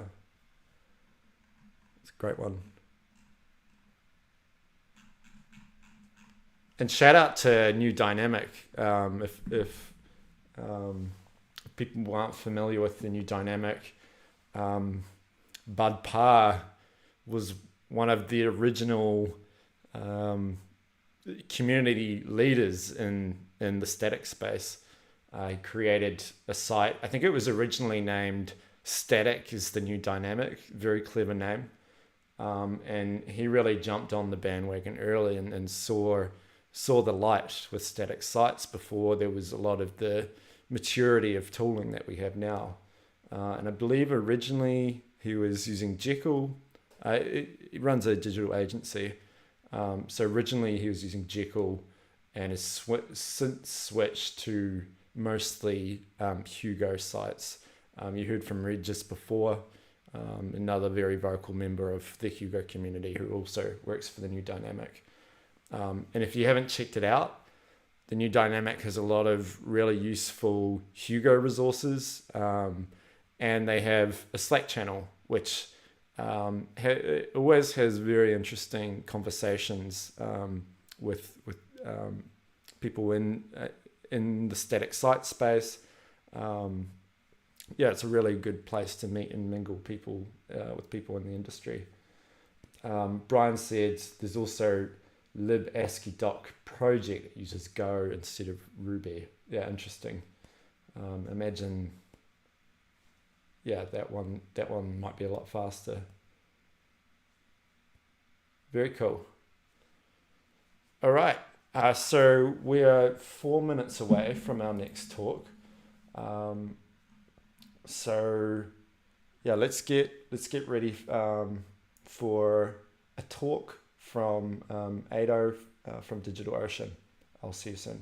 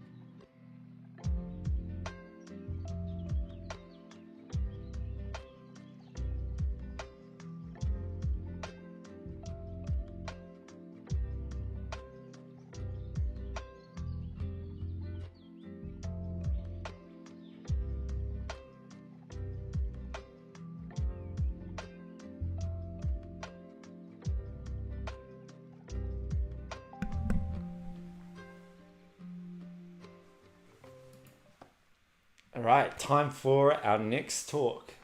Ado is our next speaker. He is a full stack software engineer, international speaker, and director of developer advocacy at DigitalOcean. Prior to that, he led the developer advocacy team at MongoDB, as well as the developer evangelist team and ambassador program at Auth0. Ado is a Google developer expert for web technologies and spends most of his time giving talks at conferences, meetups, mentoring and running workshops and creating online content to help technology professionals.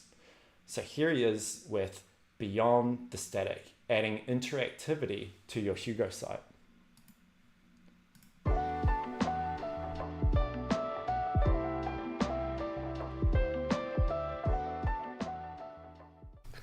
Hello and welcome to HugoConf.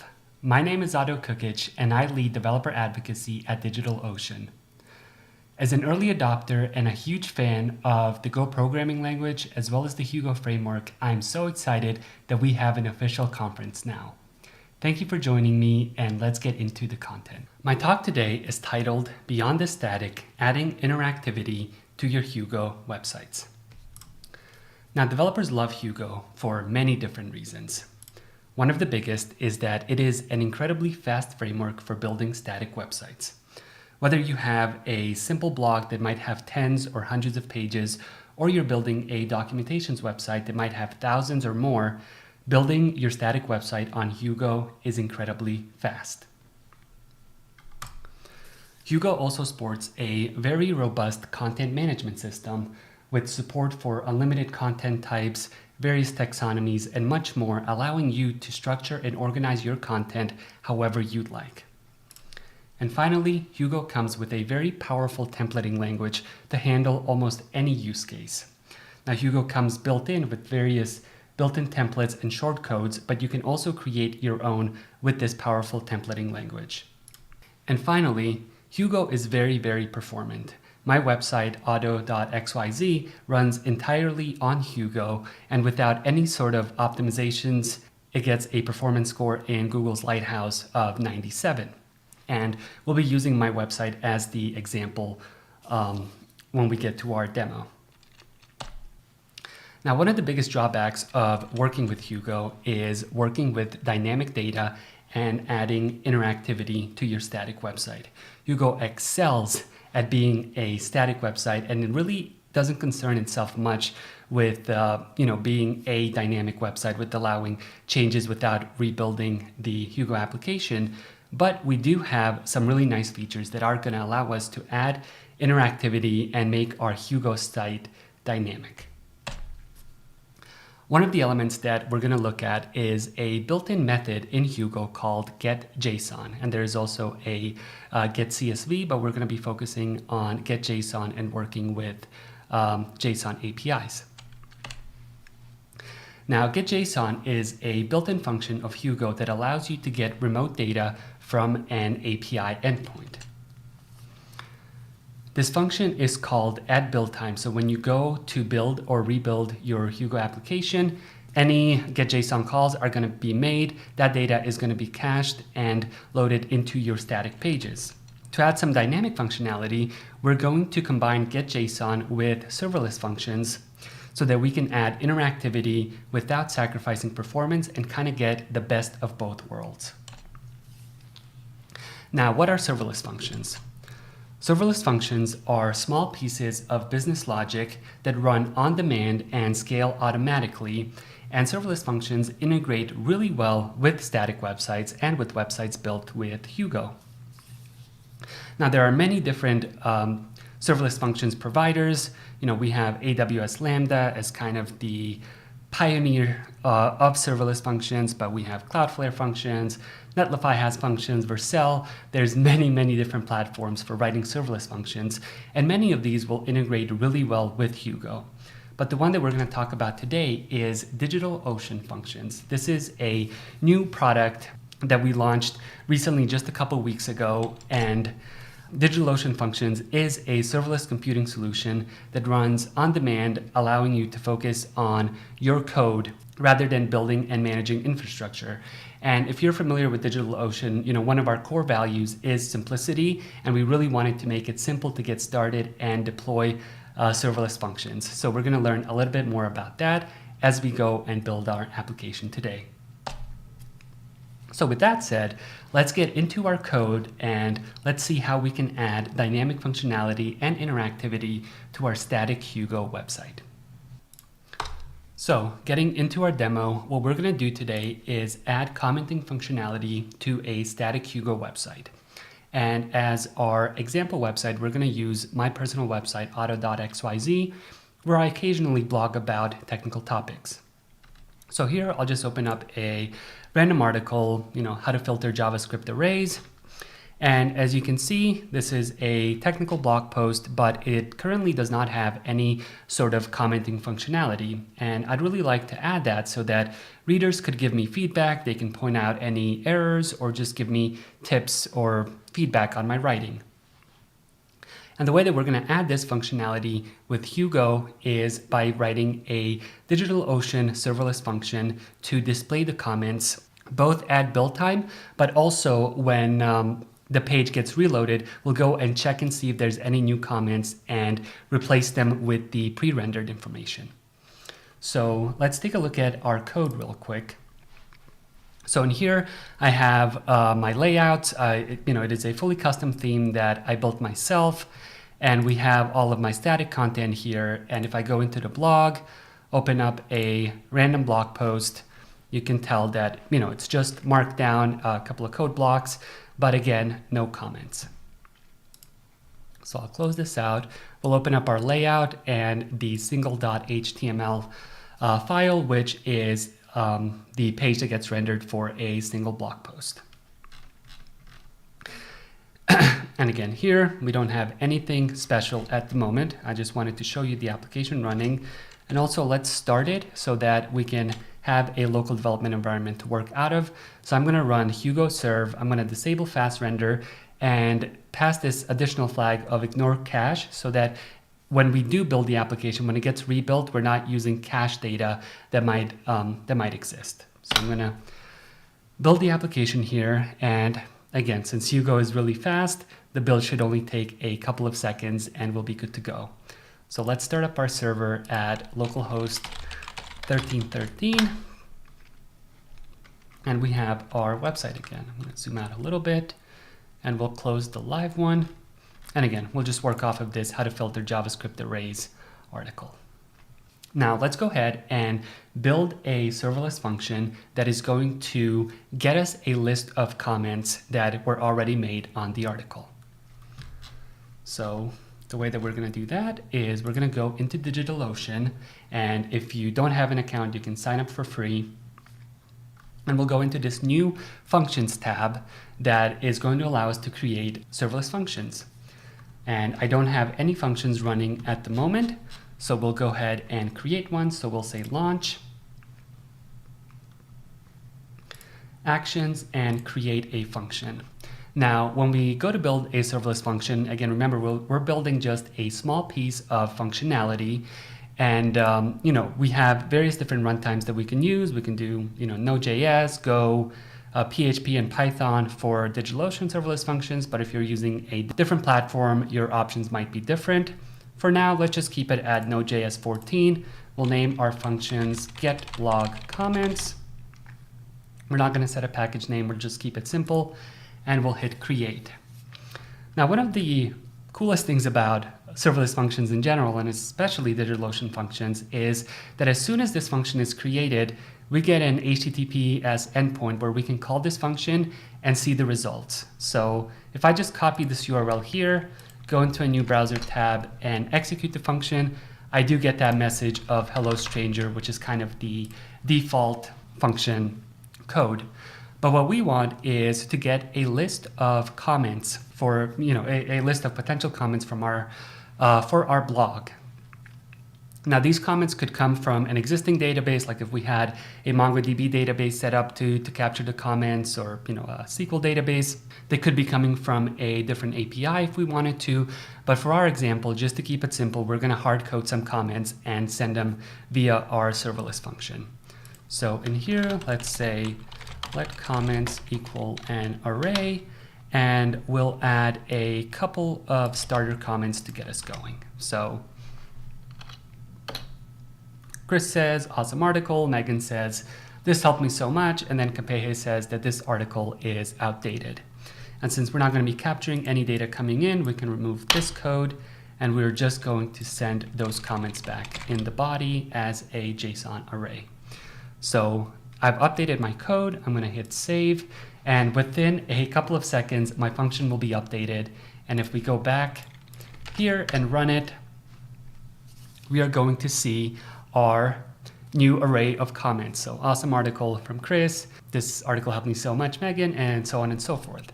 So anytime we make a change to our serverless function, it gets automatically redeployed, rebuilt, and we can use that new functionality. Now, how do we bring this serverless function into our Hugo website?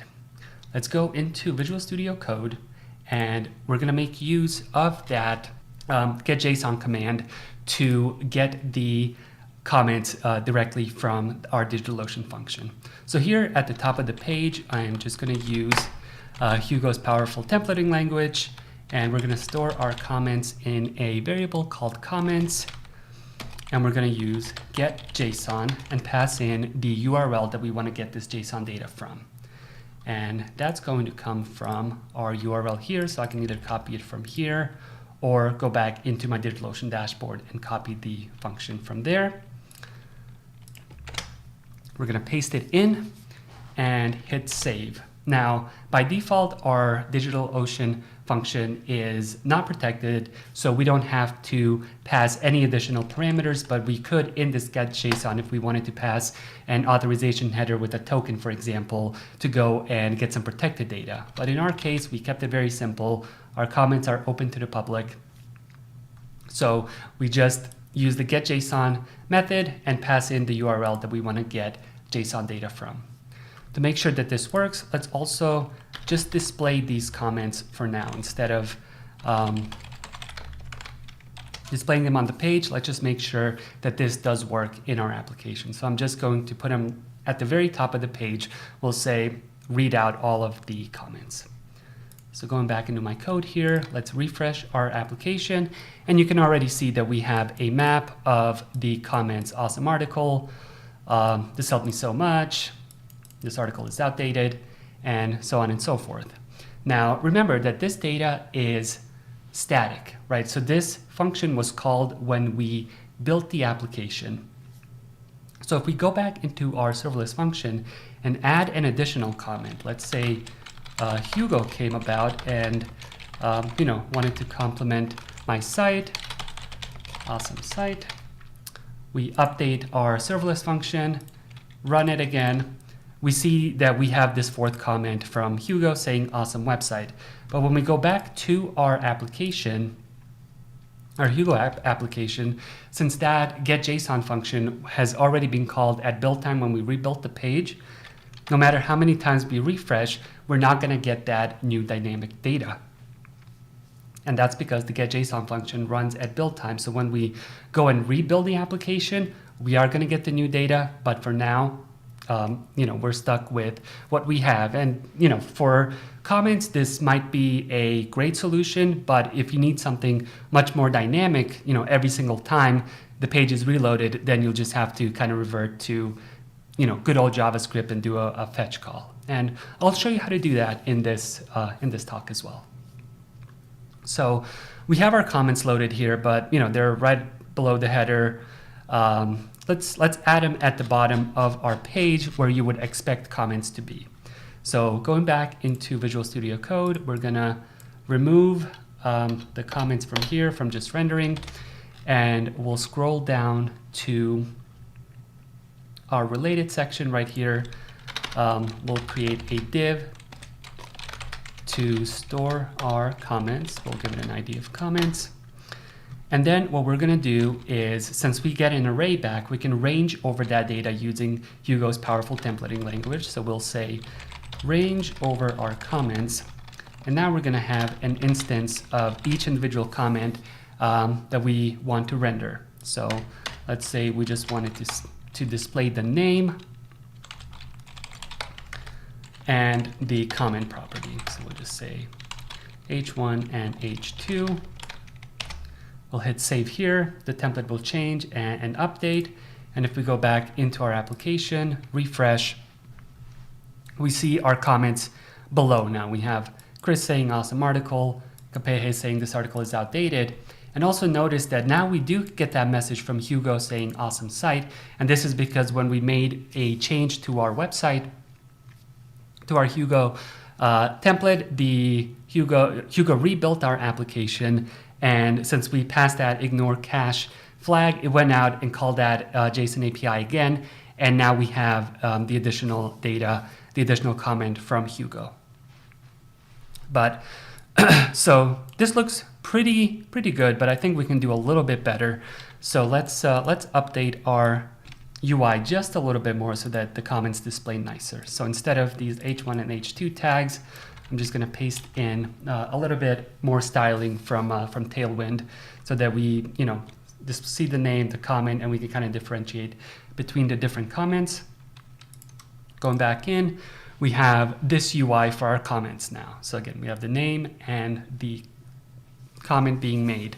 But since we are just using that get.json command, we're going to be able to get a static list of all of our comments at build time. So whatever comments have been made up to the point where we built our application, we're going to get them displayed. Otherwise, if any new comments come in, we're not going to be displaying them until we build our application the next time. And to show you that this works backwards as well, if we were to delete this comment from Hugo, save our function and redeploy it, we don't have Hugo here anymore leaving a comment, we just have 3 comments. But going back into our app, refreshing, we still have that old comment from Hugo saying awesome site. And this is where we're going to bring in a little bit of JavaScript functionality to get updated comments after our application has loaded. And to show you how this is going to work, let's go back into our Visual Studio Code here. And then at the bottom, we're going to write a JavaScript file. So we'll just say script, we'll embed it locally, and we'll create an asynchronous function called getUpdatedComments. And what this function is going to do is when our page has fully loaded, we're going to go and fetch our comments from the DigitalOcean serverless API that we deployed. And if we do get any new comments, we're just going to update that list of the static comments that we already have. So to show you how this is going to work, we're going to say const data to get our data. We're going to make a fetch call. So we'll await fetch. And we're going to pass in that same URL that gets called when we build our Hugo application. So we're going to pass that in here. And then for our comments, we're going to say const comments equals await data.json, since this is also a promise that needs to resolve.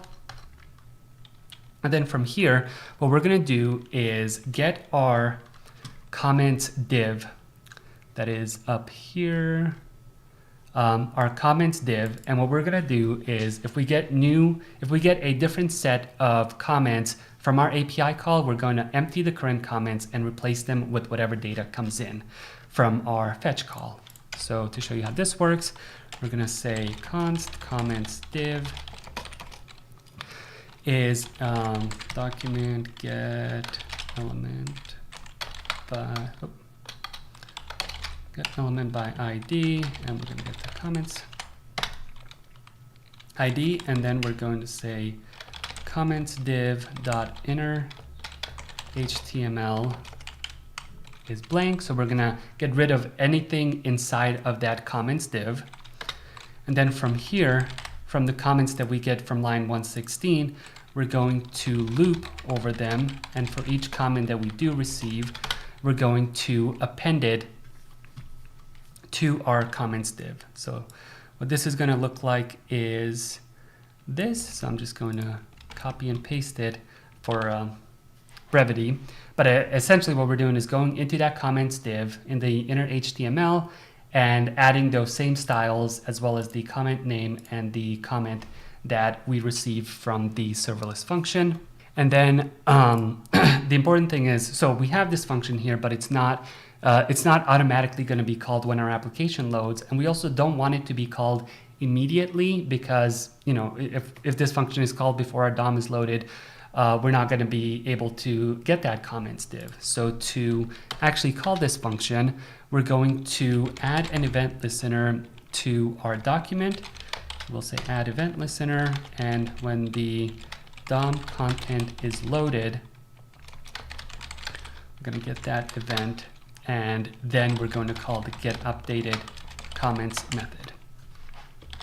So this piece of code right here, it's just a little bit JavaScript that's going to allow us to get an updated list of comments whenever we refresh our page, giving us that dynamic data in our Hugo application. So going back into our app here, when I refresh, if the comments list is the same, we have 3 comments coming in from our API, we have 3 comments being displayed. But if we go back into our serverless function and add some additional comments, let's say our good friend Hugo still likes our site, still like your site, and our other friend, say Andrew, really like your site. If we save this, look at our function code, we have 2 new comments. When we initially refresh our page, we're going to get all of our comments displayed now. And That is because we are calling this get updated comments function when our page is loaded. Now you can do this on every call, but for me, I would kind of be a little cautious and really determine when I want to make this call. Here, anytime we make a change to our comments list, we're always going to have the latest comments. But for performance sake, if you wanted to only call this in certain instances, like say a person has left a comment on your blog, then you want to go ahead and get the updated list of comments and display them. That would be a great example. Otherwise, or you might get a list, call that function every 5 minutes or every 10 minutes so that you're not calling the serverless API every single time the page is reloaded. So that is how we can add, easily add dynamic functionality to our Hugo application using the built-in getJSON method to get dynamic data at build time, but also writing a little bit of JavaScript that's also going to allow us to update our data dynamically. And if we wanted to add functionality to, say, allow the user to add comments, then all we would have to do is write another function that might look like this. So let's say we had a form, and in this case, I'm just going to add it here after our DOM content is loaded. So we have a form that's going to get an element by ID of adding a comment. When that form is submitted, we're not going to, we're not going to do a post request. We're going to prevent the default functionality. We'll format our comment. And in this case, I'm just console logging it out. But if we wanted to set up another serverless function, in DigitalOcean to capture this comment and save it to a database so that our getComments API could process it dynamically, we could do that. And our user interface for our comments might look a little something like this. So going up here, where we have our comments, we'll add the functionality to add a comment with your name, comment, and then the ability to submit it. So if we go back to our application here, refresh, we have our name and comment functionality. And remember here, our submit is just going to console log instead of making a full call. So that is how you can add dynamic functionality to your Hugo website. You can rely just on JavaScript, or you can utilize the getJSON function to get that dynamic data at build time, have it be cached, have it be available. And if you don't need to make a call to get updated data, like if you have a guest book, for example, on your blog, where having the latest and greatest data every single time isn't necessarily required, but you still want to be able to capture dynamic user input, I think it's a really great solution. So to wrap up and to summarize, Hugo really excels at being a really powerful and flexible static site generator. The getJSON method can be a really powerful tool in working with dynamic data from APIs, whether they are serverless or not. And combining the best static site generator, Hugo, with serverless functions can really give you the best of both worlds, with having one of the best static site generators, as well as being able to add some dynamic data to your site where necessary.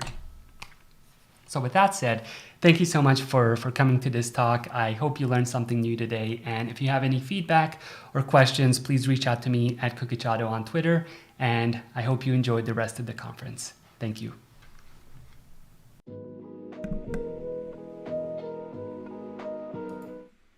Nice job, Ado. Really interesting seeing DigitalOcean stack grow.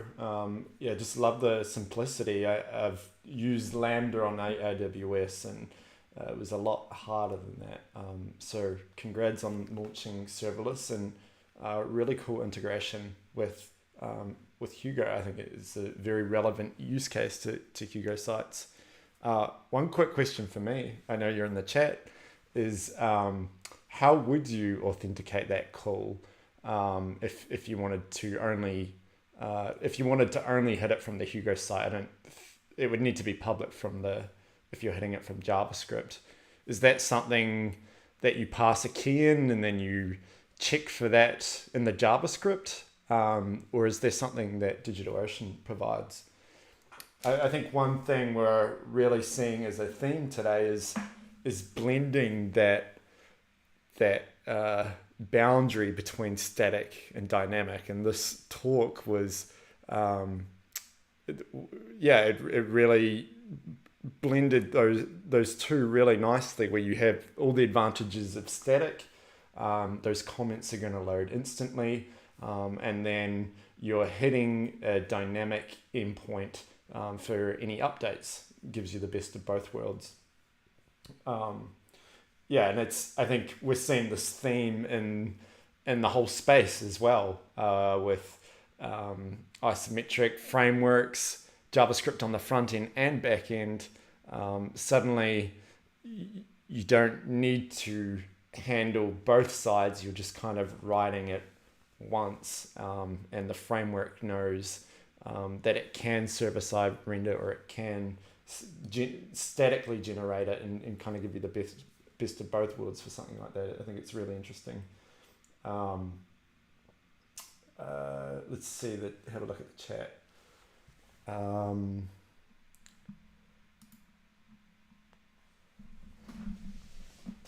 I wonder if there's a way to not load the extra payload if there's no difference between build JSON and the dynamic one. An interesting question.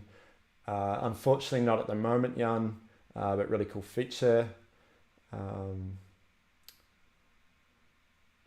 Dana's saying, I guess if you wanted, you could leave the data out of your build and just have a filler or loading animation, then load the data with JavaScript all the time.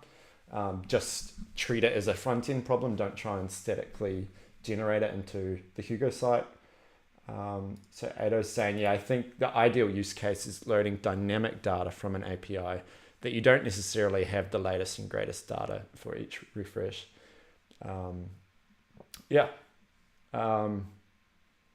And then my question before, Ado just answered as well, types of auth, like basic JORT token, to have a protected call.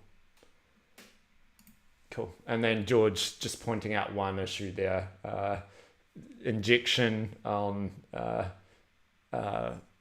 injecting from a comment HTML into the live web page. That's always a scary thing when you're opening up your data to the public. So yeah, you definitely need to filter that in some way. But I think for the demo, Ado showed us an end-to-end working of sort of a hybrid functionality of how you can use serverless functions, which is fantastic. Thanks for speaking today. All right, on to our next speaker. So originally trained as an educator, Aaron has been a technical writer for many years. As he gained more experience in technical writing, he's become more interested in DocOps, the process around the creation, automation, and publishing of documentation. And this is a strong theme for today of how do you reuse content and make documentation as efficient as possible. So it's going to be interesting hearing Aaron's take on that. So let's do it. Over to you, Aaron.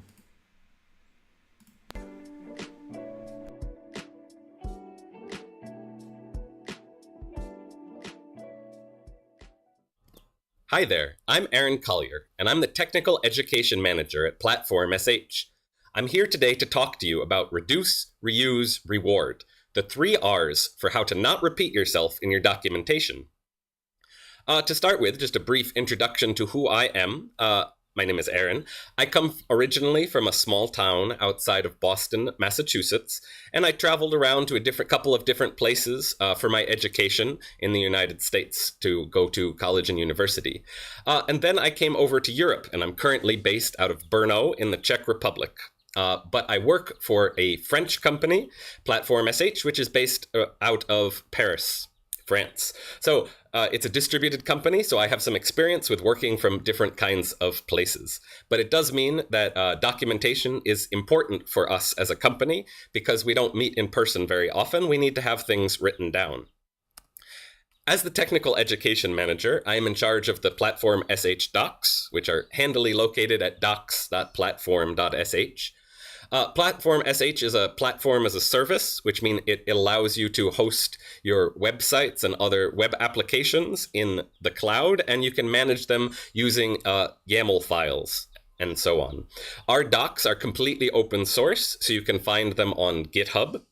And you can see all of the details of how we have done everything. I would say not everything that we have done there follows the best principles of what I'm going to talk about in this talk today, but we're working on it, always trying to get better. Our documentation is built on Hugo, so that means we have a static site that works fast, even though it has a lot of content. It has a lot of different kinds of things in different formats. It has data and other kinds of content, but it's all built in Markdown and YAML files and things like that. And it's all put together by Hugo, so you can see some examples of what I will talk about today. What am I going to talk about? I'm going to be talking about content reuse, why you might want to reuse content, some examples of how to reuse content, not necessarily the best thing in every situation, but some examples of how you could do it using Hugo, and also what you might want to be careful of while you are thinking about reuse, what some common problems might be. To start with, I would note that we have some different names for the same kinds of things. We do have lots of content in our documentation, and we do reuse it in different kinds of places. That's the basic thing. It's the content reuse, but you can also call it creating a single source of truth, meaning there's one place where you know it is always correct. Because you could, in theory, go to different pages in documentation or other kinds of websites and see that there's different content there about the same kind of thing. So maybe the instructions are slightly different in different kinds of places, and then you don't know which one is correct. So what you want to do is put it in one place, which is the single source of truth, where you will know that it is always correct. And another name for the same kind of thing is transclusion, which is about the inclusion of files inside of other files. So in our case, most of the time it means using Markdown files inside of other Markdown files. Or sometimes we have HTML files used basically inside the Markdown files to eventually build the HTML that is the final file. So what are the benefits of reusing content? Well, the first is to avoid repetition. There's a long-standing principle within development about that's called the dry principle, which means don't repeat yourself. Because as we've seen, if you have different kinds of things in different places, you don't know which one is correct. You don't want to do the same kind of thing over and over again. You want to have one thing that works correctly and use that and only that. Also, you might want to have some pieces of information where you only update it once and then it will be correct everywhere. I mean, like I was saying, sometimes instructions might vary in different parts of your site and you don't want that to happen, or maybe the name of something varies. It also helps with automation. As I noted, we have some files that are data files, such as YAML files, and we can have a script that updates those YAML files in one place, and then that YAML file is used to build content in various places using the same source of truth. Also, other people do this. We don't necessarily ourselves, but I know that some people use the same content and create different outputs, such as they might want to create PDFs or other ways to display kinds of things, maybe even JSON files you can do with Hugo as well. And you might want to use different variable names, different things that appear differently in different kinds of outputs. So you can do all of that if you're not repeating yourself in different kinds of ways that are hard to track down and change. So as some examples, you might want to update a product name or a project name, something that you have that is used in various places. If you want to have that name only once as a single source of truth, then you would know it is always in that one place. That is the one place where it is correct. And then maybe a different project has some contention about what your name of your project is, and you can update that once and it will be the same other places. Or for installation instructions, for example, we have ways to install something in a separate guide for installation, and we also have a more comprehensive tutorial that walks beginners through each of the steps, and we want to repeat the basic instructions for how to install there. Not all of the context, but the basic instructions are repeated in 2 different kinds of places. And we want those instructions, if they ever have to change, if the commands are different, we want those instructions to always be correct. And so we we don't repeat it, but we base it off of one file that is then used in two different places on the site. Also, if you have a project like ours where you integrate with various different kinds of services and different kinds of things, the introduction to those integrations might be the same. Like the reason you use one particular service is probably the same kind of reason you would use a different competing service. So for example, if you're competing between like Google Search and Microsoft Bing, and you want to integrate some search engine optimization, the reason for those two kinds of things is probably the same. Why you want to work on search engine optimization is the same. The details of how to integrate might be different, but the reasons would be the same.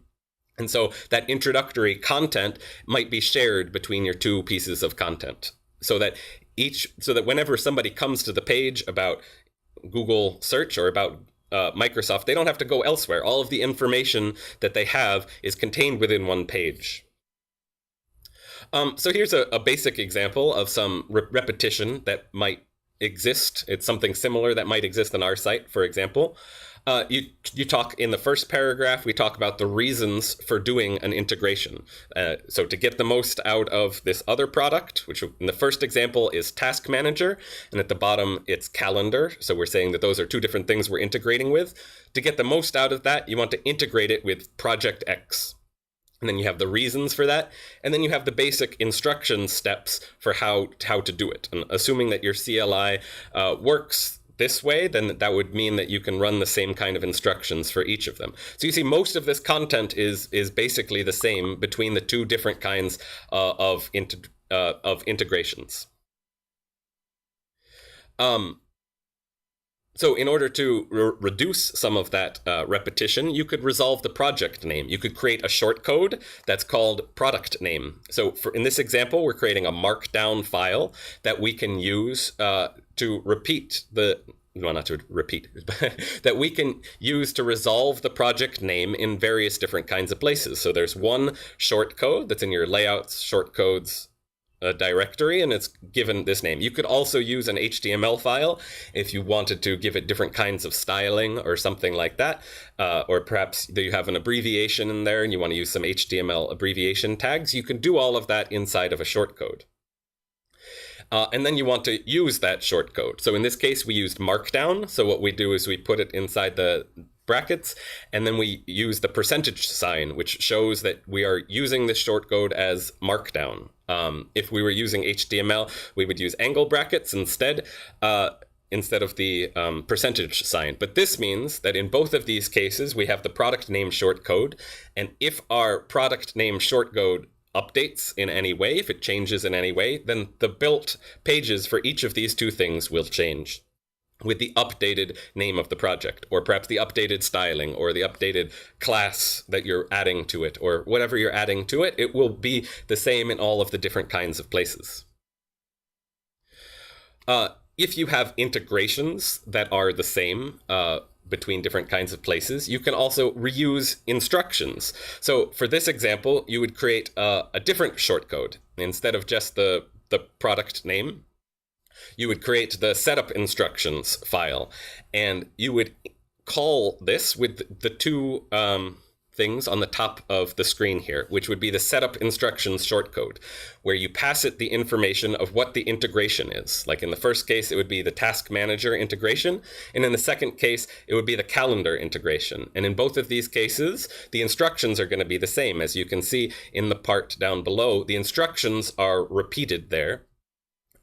So what you can do is in that shortcode file, you can get a variable, which in case you're reusing the name of the integration in the file, you can get the variable and use that variable inside the file by calling it as in the example. So that means that most of the content is the same, but that part that is called integration will change based on what information you pass to it when you are invoking the shortcode. So that means you can reuse the instructions, but the name of the integration will change, and you can use that as many times as you would like inside of it.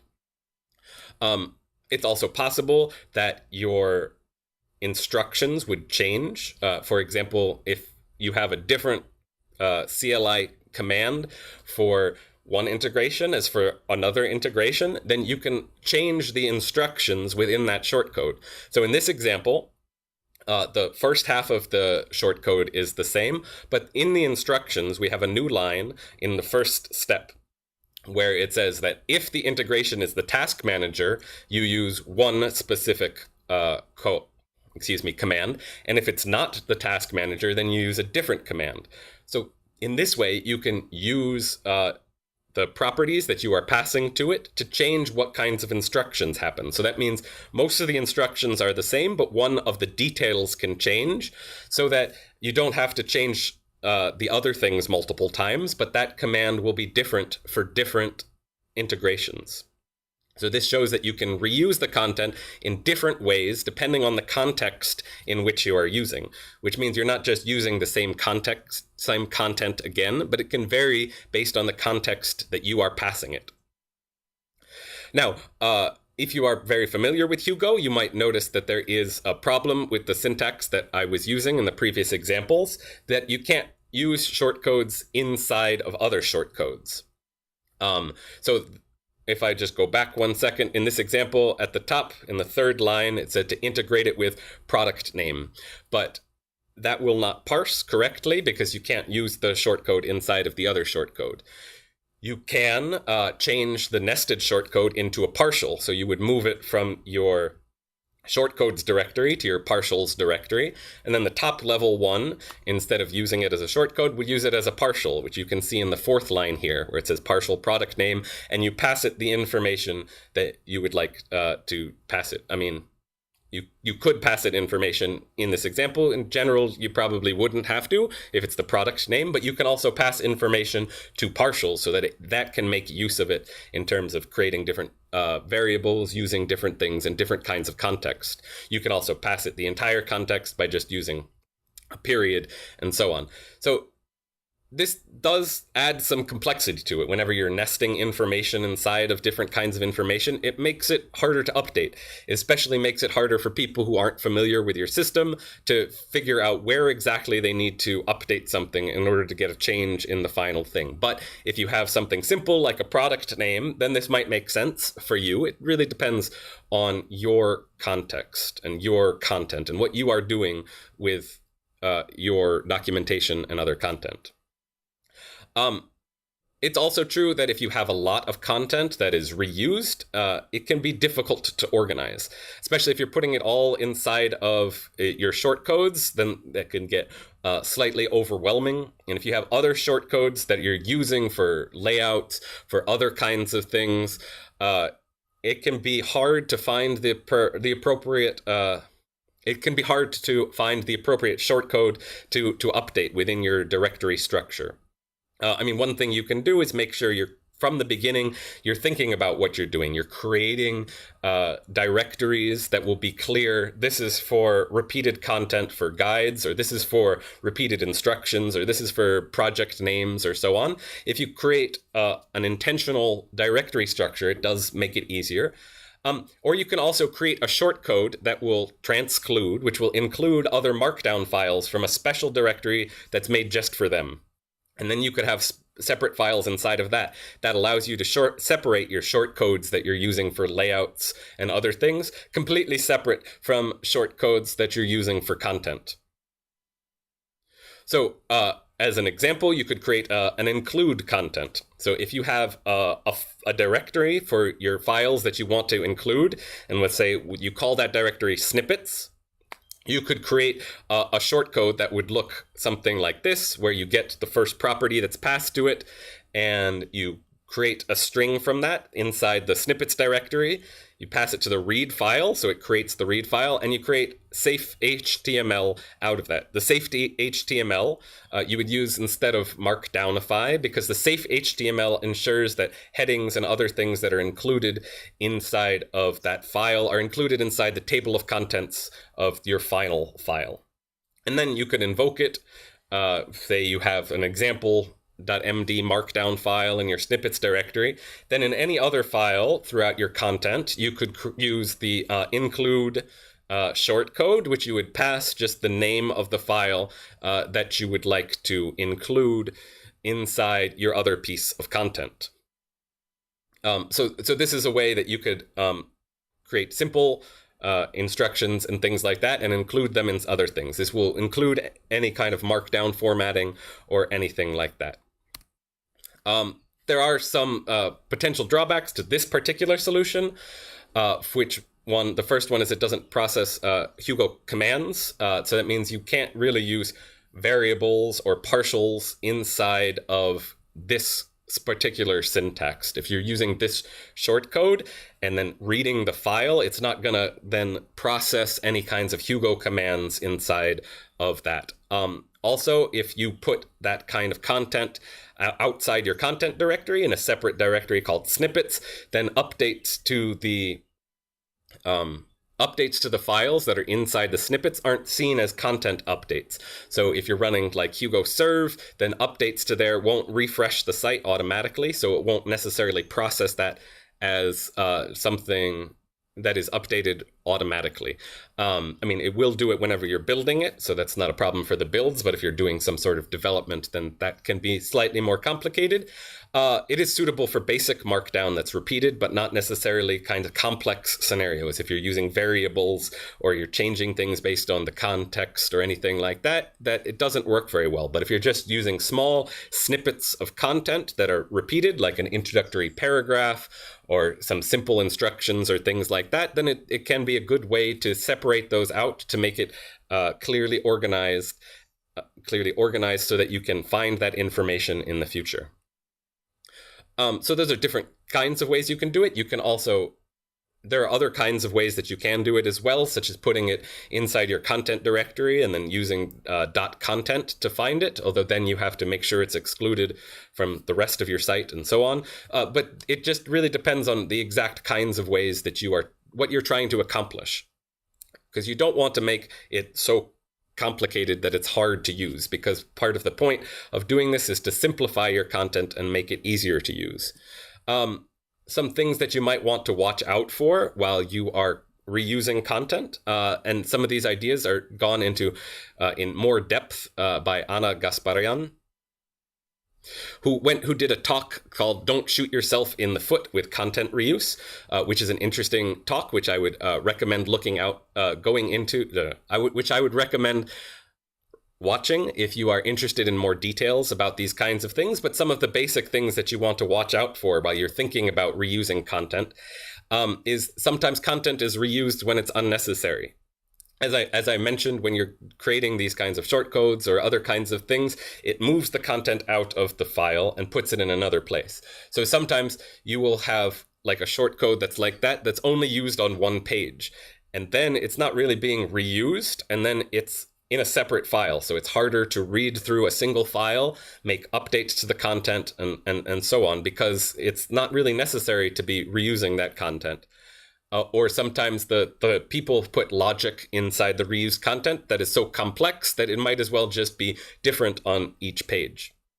Another problem is, especially when you're using nested content or different kinds of complicated things, it can be hard to find where to update. If you're using a partial inside a shortcode and somebody comes to the original page, they have to go through a few different layers in order to find out what they need to update in order to make a change on your final documentation site, which can be complex and difficult, and it makes it harder to review and make changes, which the point of this is to make it simpler to make changes and have things be correct.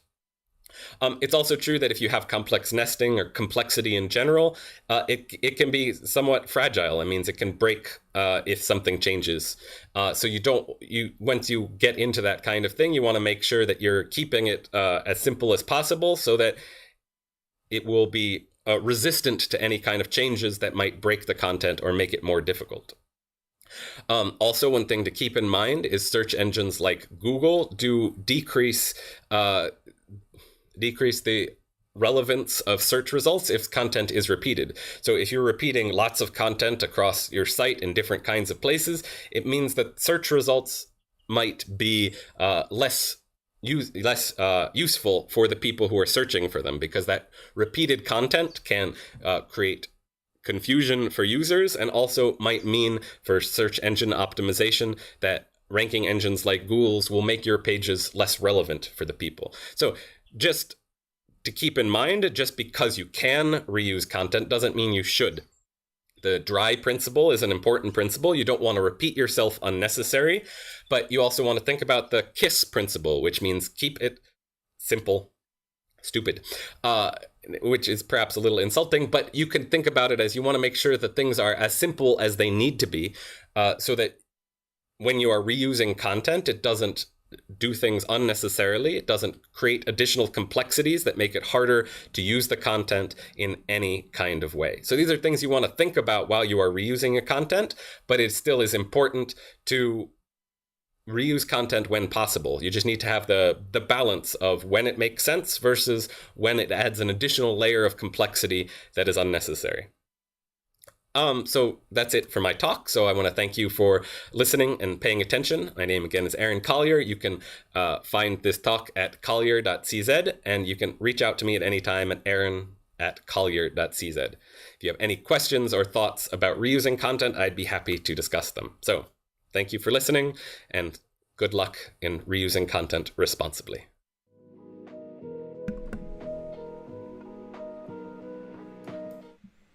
Thank you, Aaron. It seems to be a common theme for HugoConf 2022 is reusing content. So after today, there's no excuses for reusing any sort of content. No, but I think Aaron makes a really good point of the dry versus KISS and finding that balance that makes sense, because it's easy to go down that rabbit hole of trying to find ways to not repeat content anywhere, but then you have a very complicated system to use and maybe you introduce bigger problems. I want to just drill down on from the chat one question that Brian had. Does the new changes to render string allow you to use shortcodes in this situation? Brian, maybe you can fill us in on what the changes to render string are. I'm not actually familiar with that. Just while we've got 7 minutes to the next talk, while we're waiting, I just want to give a plug to the Write the Docs community. Write the Docs, if you're a technical writer, is the place where all the technical writers hang out, discuss technical writing issues, and yeah, it's a really welcoming place with a lot of different channels on the Slack. Very, very active. And with HugoConf, we're seeing a lot of conversations happen there as well. So if you're interested in documentation or you want to learn more about documentation systems, Write the Docs, and there's a specific Hugo channel as well. So have a look. Just some more things from the chat. Someone called, is it Dana or Dana? Dana Yakubinski, a little Maria Kondo for your docs. Yeah, it certainly is, and a very good show as well. This is sparking joy for me from George. George has what's something hardware and software engineers have in common? They both like to keep their products dry. Fantastic. This talk makes me want to write docs or start organizing them. Yeah, no, great talk. See Hugo release notes for 0.100 from Brian. All right, let's do it live. Why not? We're going to learn all about render string.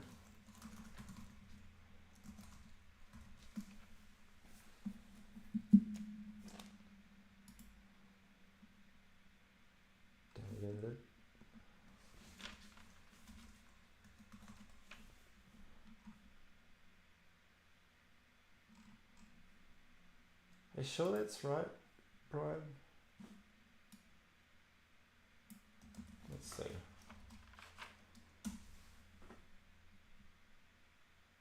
Oh, yeah, here we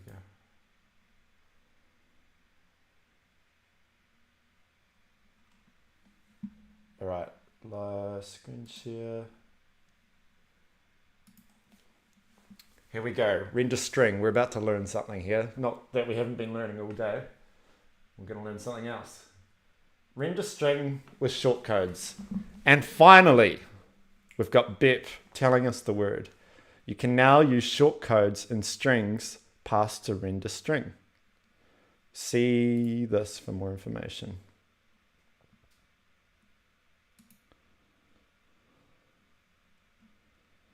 And another familiar face.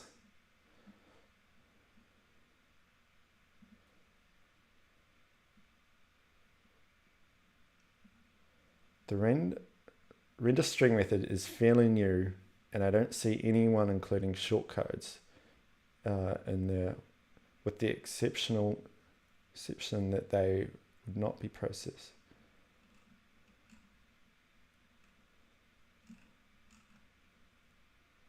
All right, I'm getting a bit lost here. I need some time to sit down and figure it out. But yeah, seems interesting. A bit to reflect on here. Question for the chat.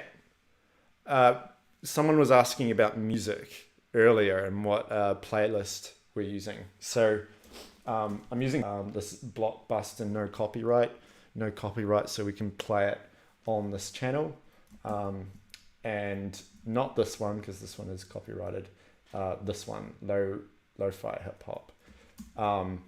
But Lo-Fi Girl is my go-to if I need to zone in and like focus on some piece of work, especially development. So shout out to Lo-Fi Girl. What do you use for focus music? Or like, what's your go-to programming music? Let's bring up the chat.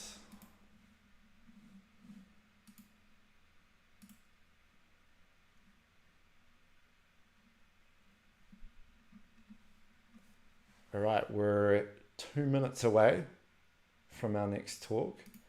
And just a few reminders. All the talks will be available after HugoConf. Probably early next week, we'll put them on the website. So if you missed anything today, I think we've got something like 27 talks today. Been a lot of fantastic, really interesting new content for the Hugo community. So yeah, if you missed anything, you're going to be able to catch up. And then tomorrow we've got a day of workshops. So there's workshops about, let's go through them. We've got the live Q&A with Steve Francia, the creator of Hugo. So if you want to know anything about how Hugo came to be, fire through the questions and we'll get them to him. There's a workshop at 10 a.m. Build an open source blogging platform with AppWrite and Hugo. Hi Mantika. 11 a.m. editing Hugo in the browser. How to bring page building workflows to your Hugo sites with Bookshop. So we saw Bookshop earlier today. So Liam's going to do a workshop on how to actually set it up. Using GitHub pages with actions to deploy Hugo sites in seconds. That's Tommy Bird from GitHub. Quicker workshop for Hugo site developers. It's a CMS that Pim showed us earlier today. He's going to do a workshop on that. And how to it's been a long day. How to achieve perfect Lighthouse scores using Hugo from Scott Riley. All right, it's time for our next talk. So this next one's by Chris, who is a somewhat senior software developer that streams dev on his Twitter channel. During the winter, you can find him snowboarding at Stevens Pass. So over to you. 1 second. Yeah, over to you, Chris.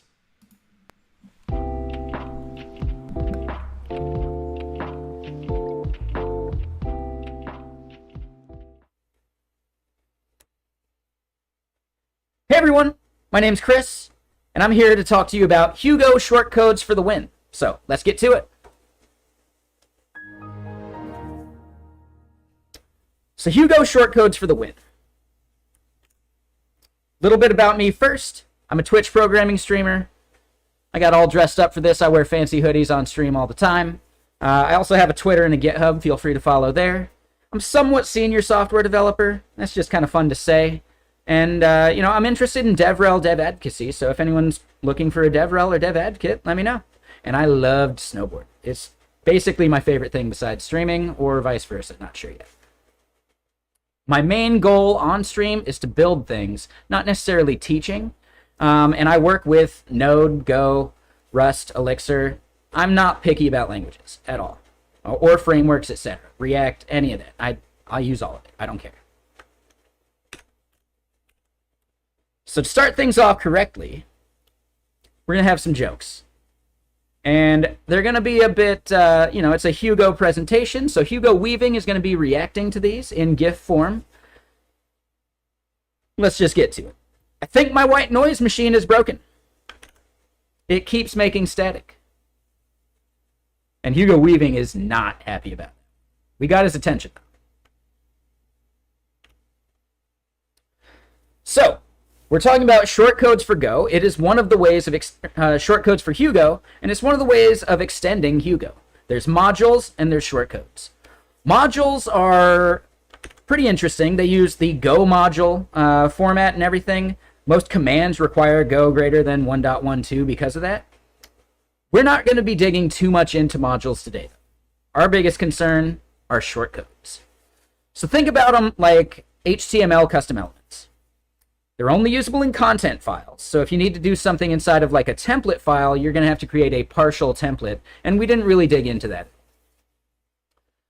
Here you see two different kinds of shortcodes, and we'll dig into what makes them different here in a bit, but we can see that there's the percent symbol for this MD shortcode.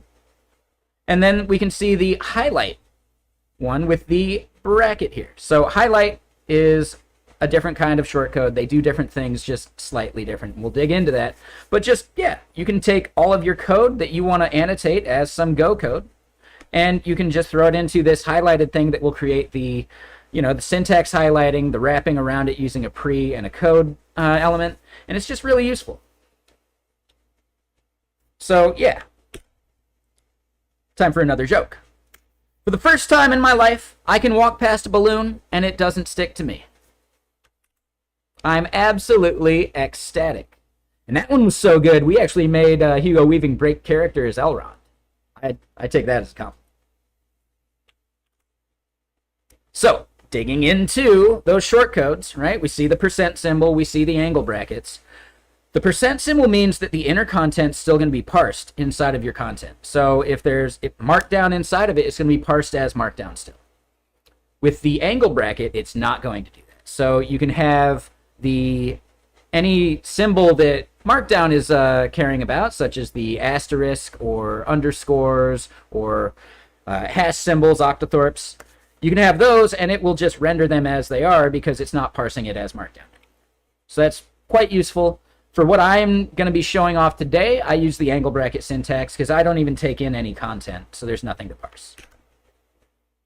There's a couple built-in shortcodes that are pretty useful, pretty interesting, and kind of like hint at what you can do with a shortcode. So there's figure for an annotated image with a caption and stuff. There's gist to load a GitHub gist, right? The little iframe thing they give you or whatever. There's highlight that we just saw for syntax highlighting snippets of code. And then we even see some social stuff where you can embed an Instagram post, a tweet, a Vimeo video, a YouTube video just right into your blog post using a very simple shortcode syntax. So it's pretty nice. It's a good way of just saving you from having too much junk in there and copying and pasting all of the stuff from the embed codes and all that. You can just link to the tags that you need, the ID, etc. We're going to be talking about custom shortcodes. So one that you want to make yourself. And there's some interesting stuff about them. There's positional and named parameters. In that highlight one we saw, that was a positional parameter. So it's going to know that that's the first param, and you're going to look up that param by that positional. I tend to prefer using the named parameters just because the order doesn't matter anymore. So it's just a little cleaner to manipulate and do everything that you're trying to do with the shortcode. Here's an example one that they have in their docs here at Go Hugo templates /shortcode templates. And it's very simple, right? We just do the angle bracket, do year, and we can see that it's self-closing, so we don't have to have anything inside it. And from there, it's just going to run this code inside of a Go template. So it's going to do now.format, and then the format string. For people who are less familiar with Go's format strings, this is just saying give us the year of now. This is just very specific to how Go does its format strings. So something to keep in mind. This is not just some arbitrary year. This is very specific. It's something you have to do if you want to get the current year from some now timestamp type object.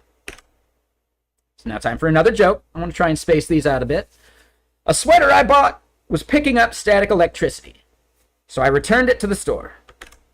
They gave me another one free of charge. And that one's pretty good. He's actually upset that he almost liked that one. I'm really happy with that one. That one's good. Let's dig into what my shortcode actually does. So I called it Hugo Image. It's inspired by Gatsby Image. If you haven't heard of Gatsby Image, it's a plugin for Gatsby. Gatsby is a static site generator built on top of React. Gatsby Image does some really good image placeholder stuff for you, and it allows you to like resize the final image, and it has a lot of functionality built into it. One caveat is it doesn't do remote images. It needs them sourced locally. That's something that we can support with Hugo just fine, and I can support in another plugin I've made for another static site generator as well. So it's kind of interesting just the limitations of some of these things. The main gist is it creates a placeholder image, and then it can use the blur up technique or a pixelated technique to just have that be the image, and then we lazy load the image in afterwards.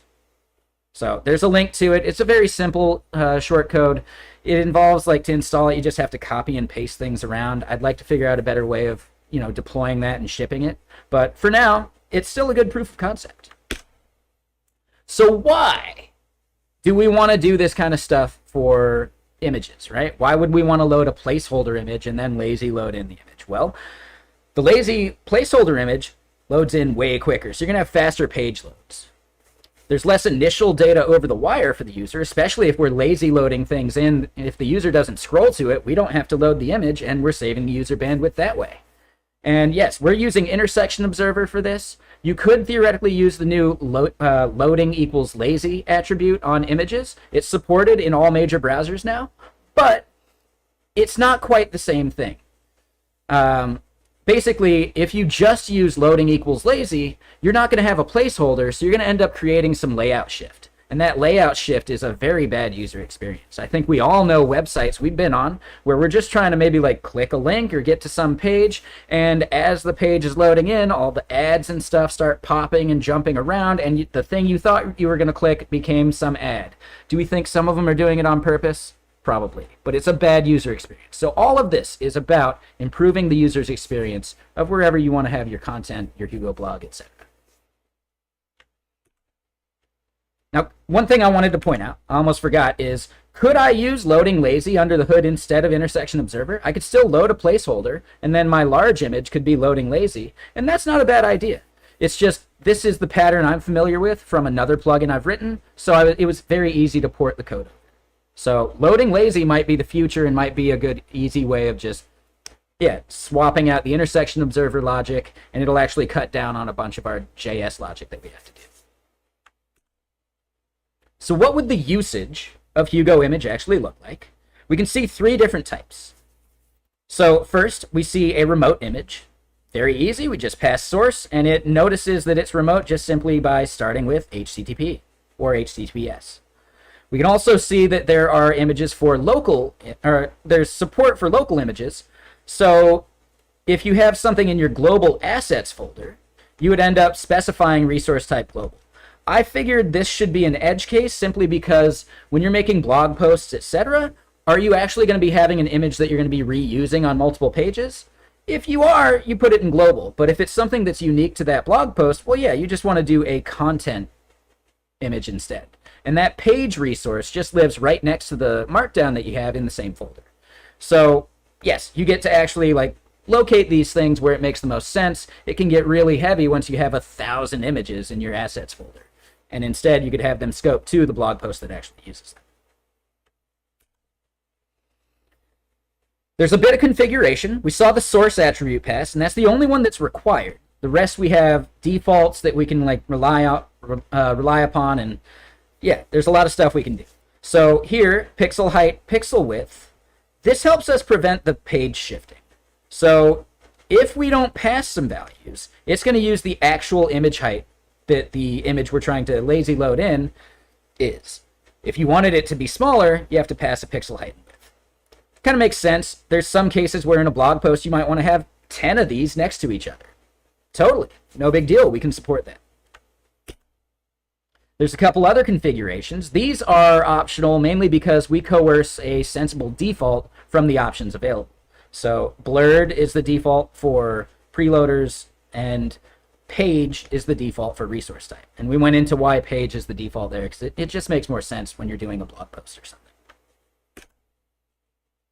So some more info. I linked to Hugo image again, a little bit on the roadmap. I want to figure out a way to include the style and script snippets that we're going to be seeing programmatically without the user having to like link to them on their own. But for now, you just copy and paste a CSS file and a JS file into the right place, link them in your head of your main layout, and it'll just kick in for any image on the page.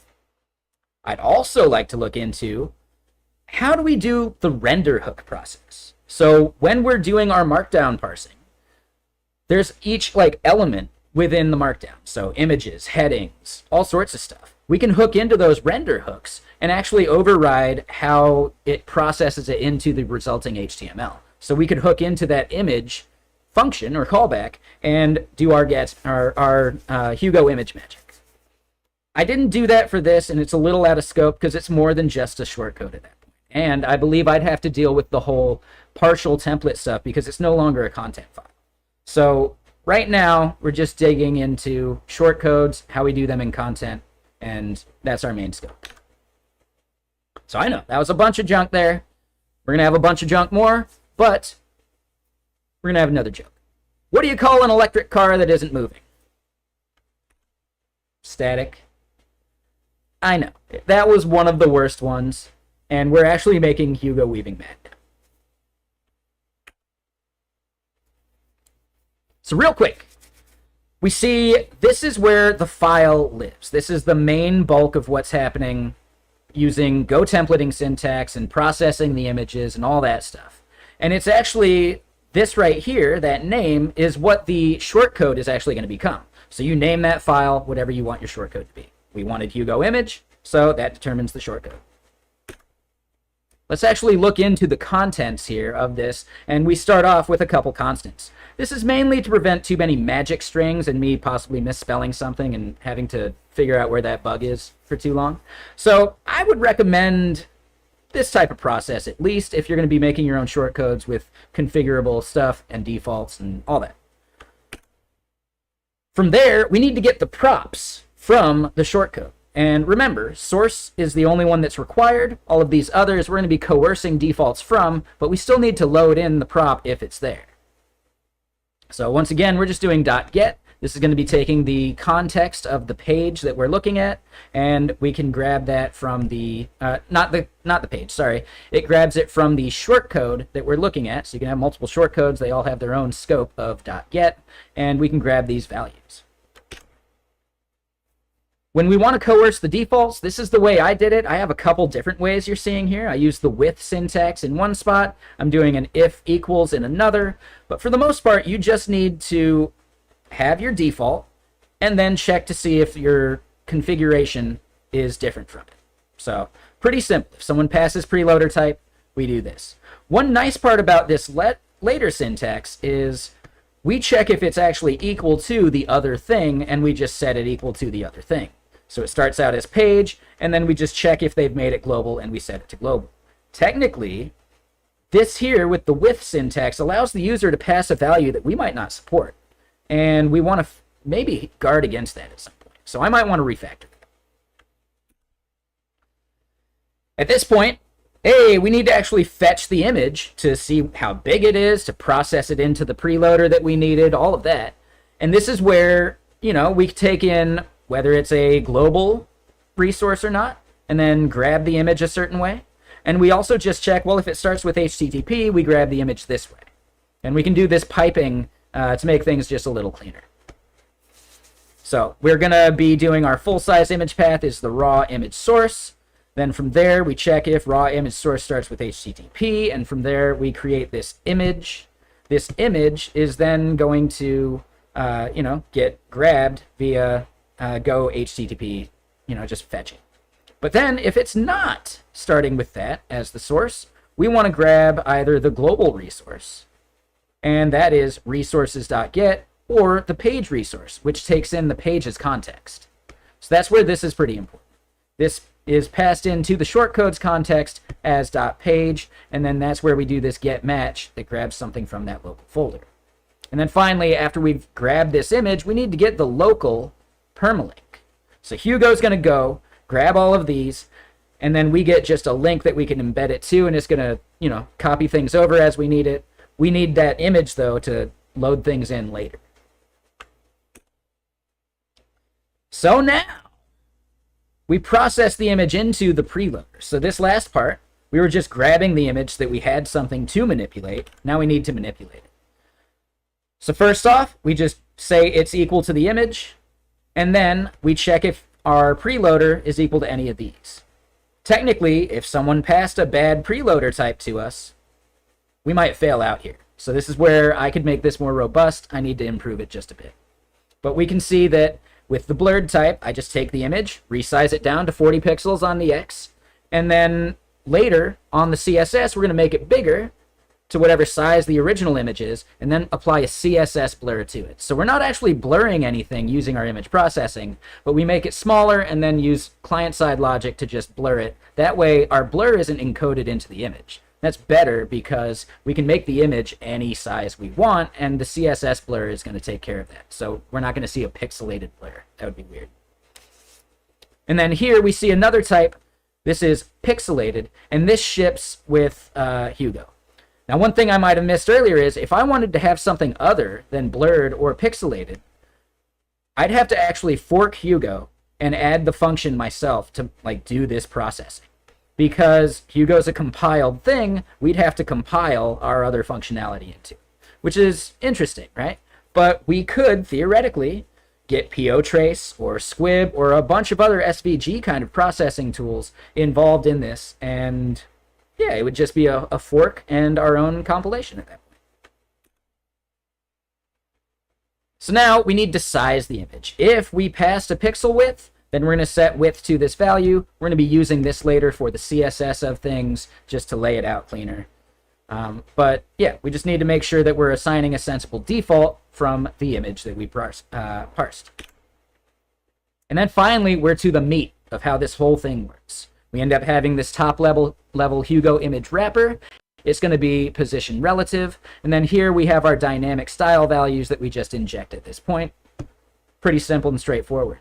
Inside of that, we have these relatively positioned images that are going to take up the full size of the parent, and they just overlay each other. So one doesn't show by default. That's the full size image, and we don't even have a proper source set on it.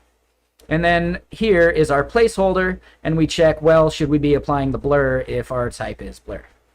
So anyone familiar with Go templating should be pretty familiar with what we're doing here. Nothing too crazy, right?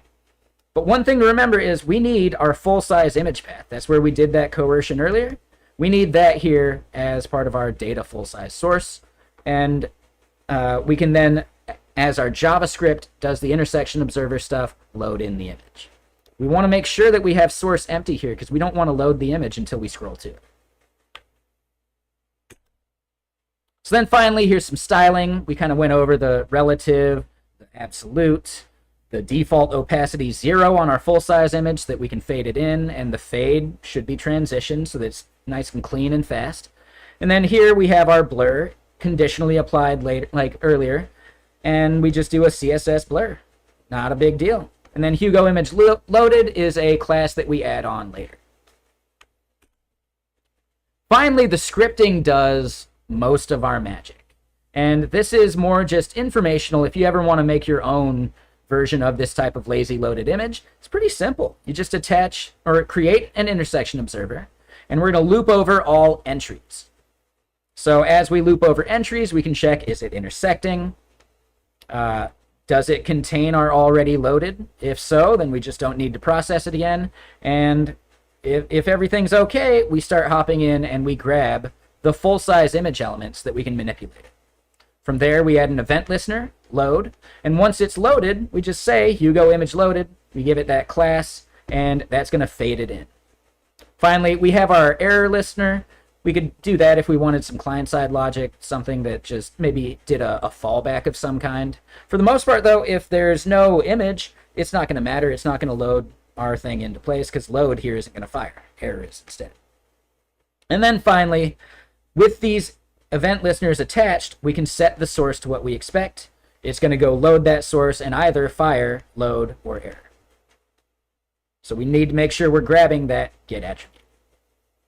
At the very end of it, right, this is for our intersection observers config, that's fine. And then here, we need to make sure that we are actually just querying for all of the images on the page, and we just tell the observer to observe them. So there's a bit of like two parts to this. If we just set up the intersection observer, but didn't tell it to observe anything, nothing would happen. Whew, that was a bunch. I know I just overloaded you with a bunch of functionality stuff that you probably didn't even necessarily care about. This was about making shortcodes, but kind of showing like how you can have a bunch of this stuff and glue it together for the user for a better experience. So now time for another joke. I went to pick up my son the other day, and there was a static shock. I realized it's true what they say. Having kids grounds you. And I'm pretty sure at this point, Hugo Weaving's trying to figure out where I live to hurt me. It's okay. I get it. So as we're kind of wrapping up, I mentioned I'm a Twitch streamer. You know, I hope you enjoyed what I was talking about there. I hope you guys are actually, you know, empowered to make your own shortcodes now. But there's other Twitch streamers here on, there's other streamers here on Twitch that use Go. So there's the Primogen. He's very entertaining. You're not going to be able to put him on as background noise for work because you're going to be distracted too much. There's TeejDev, MelkyDev, Bash Bunny, Large Databank, RWX Rob, and the Alt-F4 stream. They all do Go in some capacity. They don't all use Go all the time. I think the main all-the-time users are Bash Bunny and Large Databank, and possibly RWX Rob. But still, I recommend all their streams. They're all just awesome.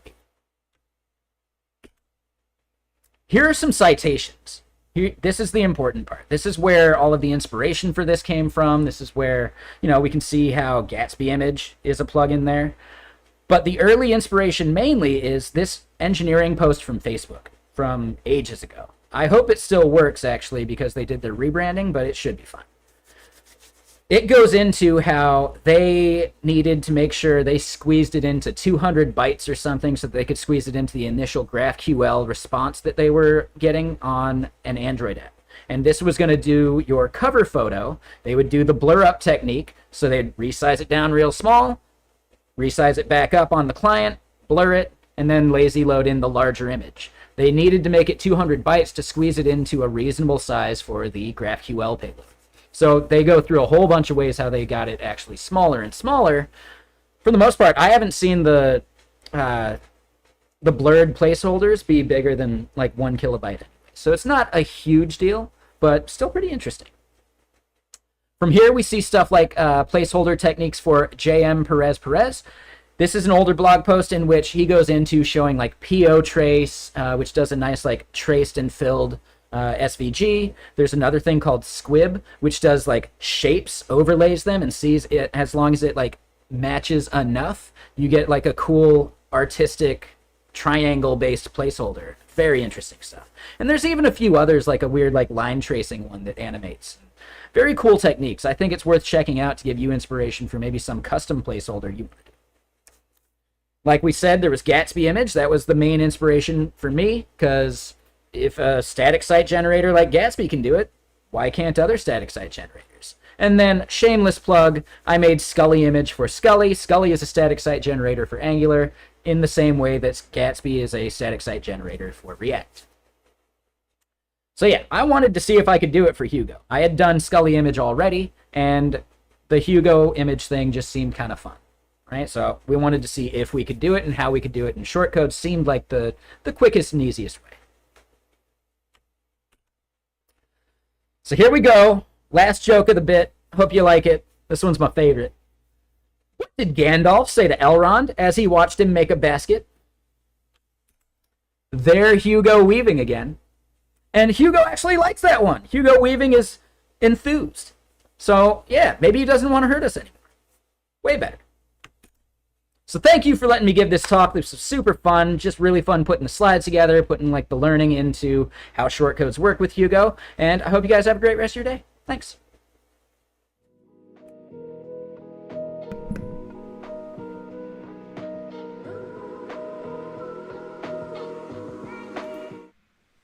Thanks for that, Chris. I think that's a great example of how you can weave these different technologies together to make something really interesting. And what a great use case for doing that. Yeah, lazy loading images. I think it's sort of top of mind for Hugo web developers worrying about their page speed, because we have so much control over our source code, and you know, as a static website, it's already very fast. So you're probably a lot of the way there to a very high lighthouse score. And I think something like this, these sort of techniques get you that extra little distance. So yeah, thanks again, Chris. Yeah, I want to, we've got a few minutes before our next talk. So I want to carry on Chris's theme of bad jokes, and let's open it up to the chat.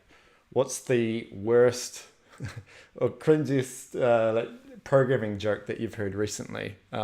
So David's given me a few that I'll read out over the next minute. Why did the programmer quit his job? Because he didn't get a raise. That's bad. 2 bites meet. The first bite asks, "Are you ill?" The second bite replies, "No, just feeling feeling a bit off."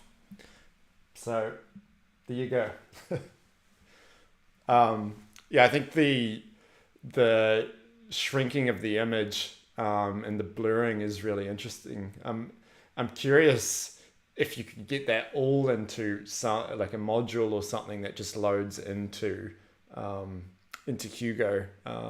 As you said, trying to get those scripts so it's just a plug and play sort of solution. I think that would be really interesting. All right, we have 2 speakers left for today. I'm just looking at my streaming software, and we started 8 hours, 53 minutes ago. So it has been a full day of Hugo content, and thanks to everyone for joining. The community chat has been amazing. You've kept me going, and the speakers have been incredible. I've learned a lot today. So let's get into our second last speaker, who is Ashish. He's had the opportunity to work with great minds on various stacks, databases, and programming languages. He has been wearing multiple hats as a startup guy. So he got the chance to work on system design, scaling, architecture, coding, maintenance, customer support, and tickets, etc.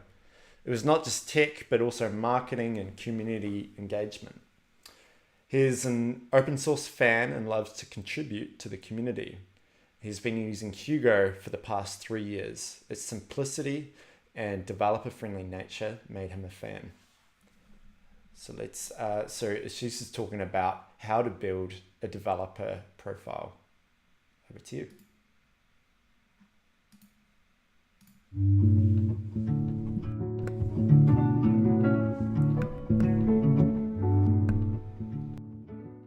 Hi all, this is Ashish. I am a developer advocate at Elastic. I am from India. First of all, thanks to Hugo who gave me the opportunity to speak with you all.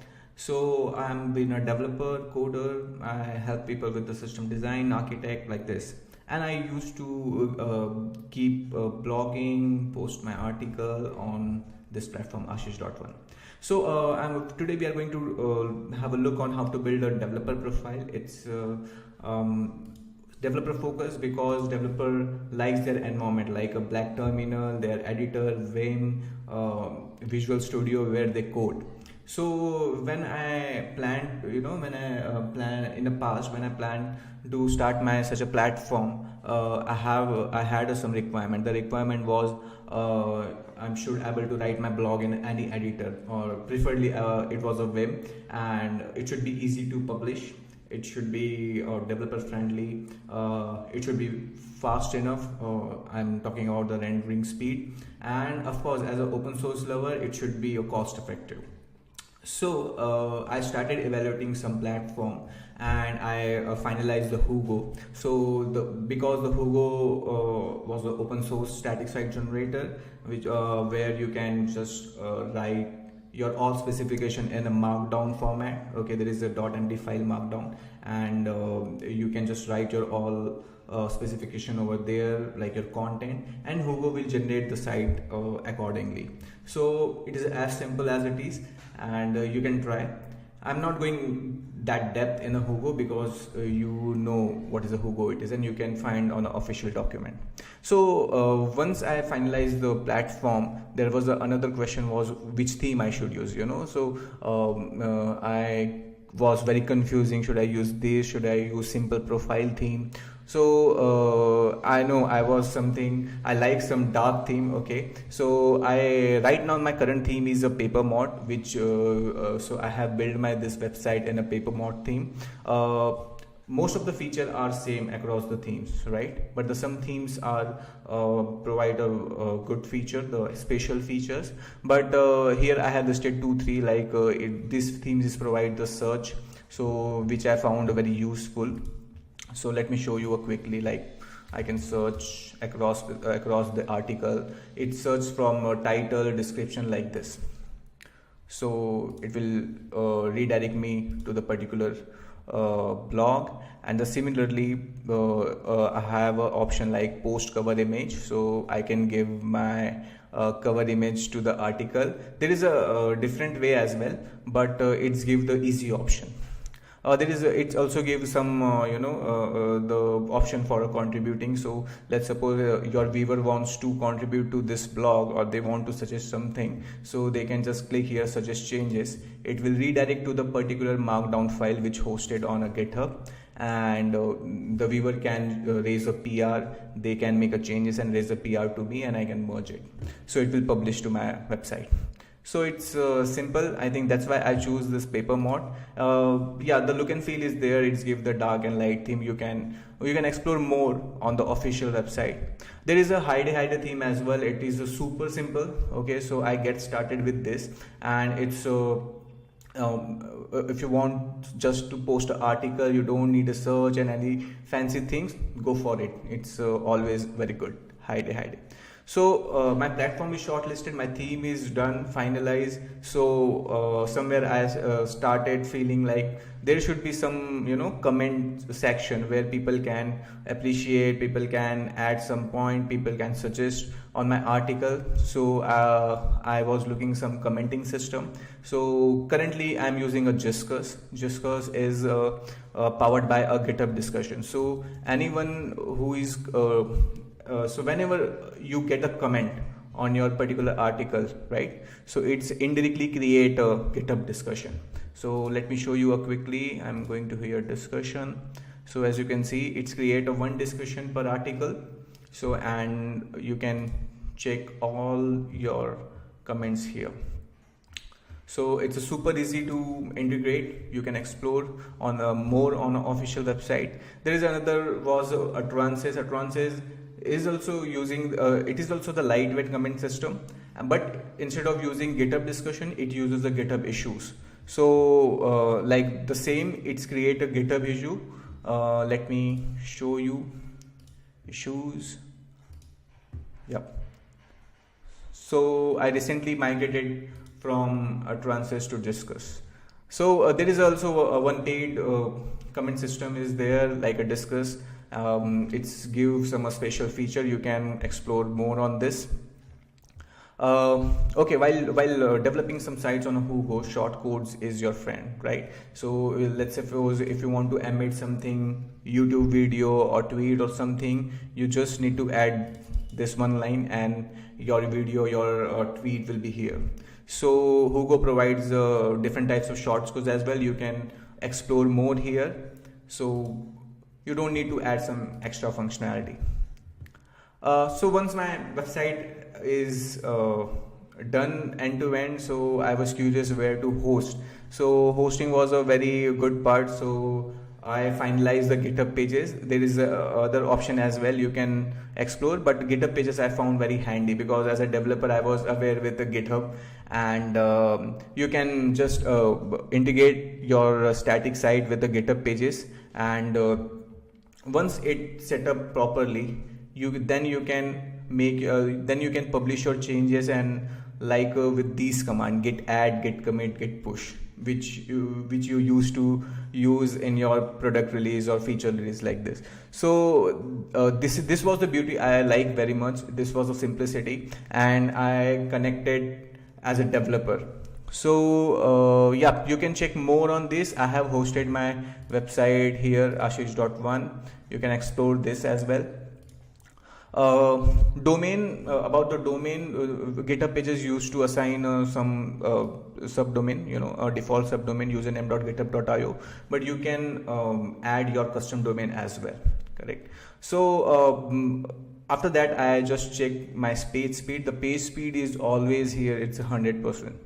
So you can go and you can check the page speed. So I think the requirement which I was looking was fulfill end to end. So platform is Hugo, theme was Papermod, comment is Discuss. For hosting I'm using GitHub pages, page speed is 100%, and of course it's 100% free. So that's it from my side, guys. Please use it, and if you have any question, please comment out here, and you can reach to me with the social platform. So that's it. Thank you.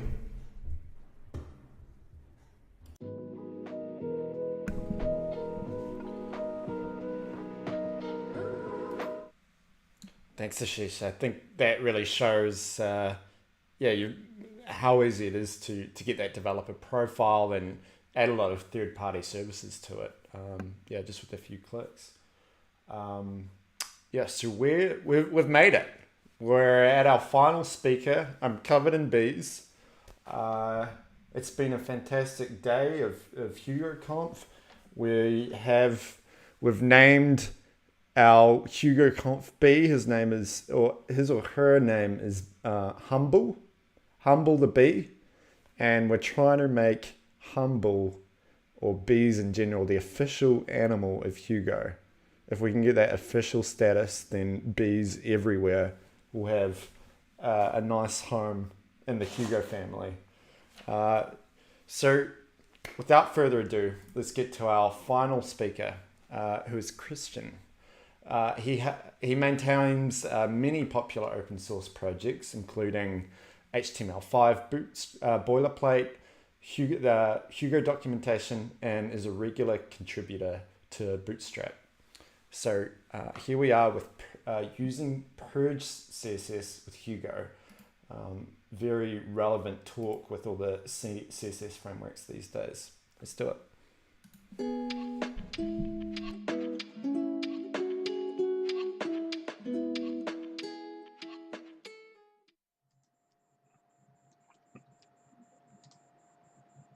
Hello everyone, how are you all doing today? Hope you're doing well. I'm excited to be here for the first Hugo conference event. Thanks for having me.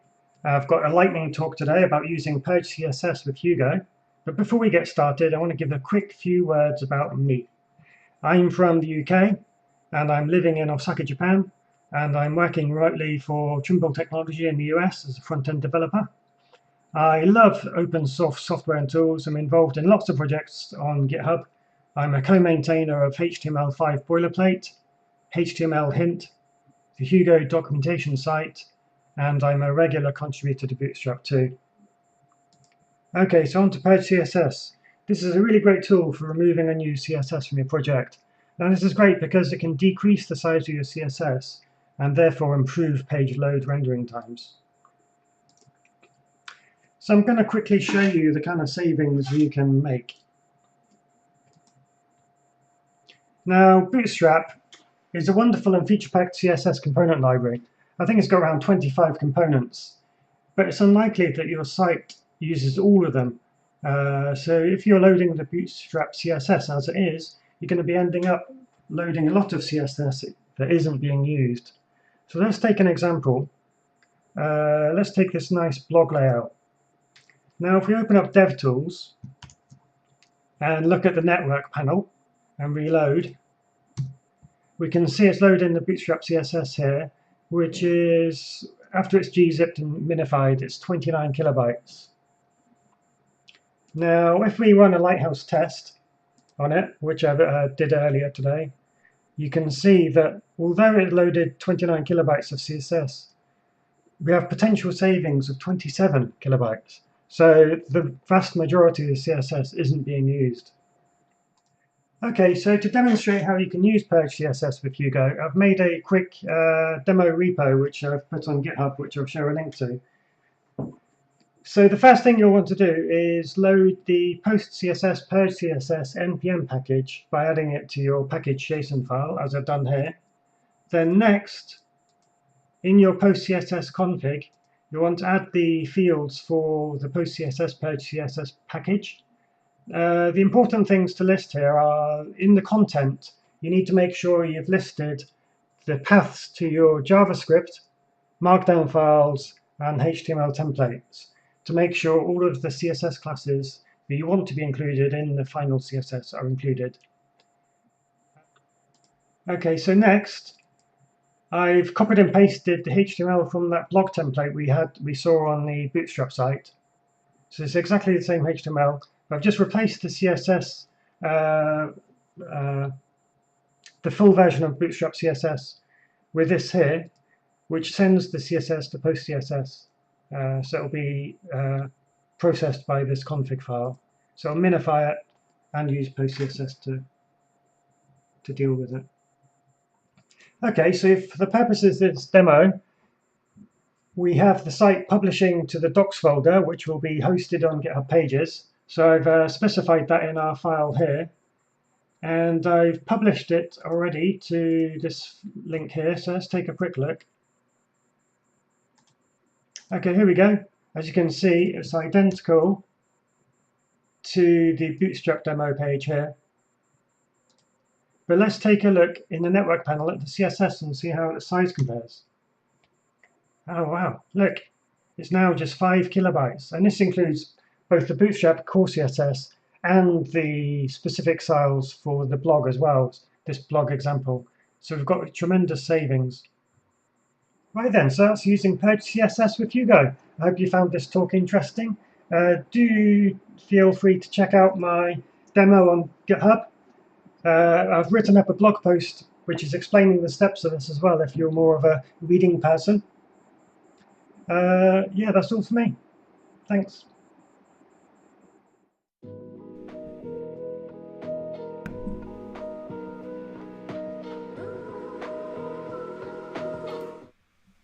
Thank you, Christian. It's great to see that set up and yeah, really useful for reducing that page weight. I mean, if I was to summarize the general themes for all the talks today, it's reduce payload. We know that's kind of top of mind for Hugo developers. It's probably one of the reasons you've come to static site generators in the first place. It's been able to reuse content, particularly for documentation teams. We had a lot of talks about that. It's about being able to edit content in easier ways. And I think with those three categories, you can almost put all the talks into one of those three, which is really interesting. It's like top of mind for the community, and there's a lot of interesting tools being worked on and documented in this space. So thanks for the contribution. All right, that brings us to the end of day one of HugoConf. We're going to do it all again tomorrow. Just a reminder, starting 9 a.m. Pacific time, we have a live Q&A with the creator of Hugo, Steve Francia. So that's going to be really interesting. If you've got anything you want to know from Steve, fire through a question to HugoConf on Twitter, and we'll get it through to him and dig deep into that origin story of Hugo. We're also going to build an open source blogging platform with AppWrite and Hugo. That's Hymantica, editing Hugo live in the browser, how to bring page building workflows to your Hugo sites with Bookshop. So that's like a Squarespace sort of editing experience on a Hugo site with Liam Bigelow.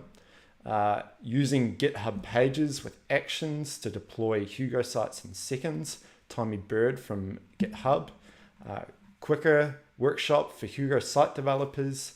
It's Pim. He's going to talk through adding a CMS to a Hugo site. How to achieve perfect lighthouse scores using Hugo from Scott Riley.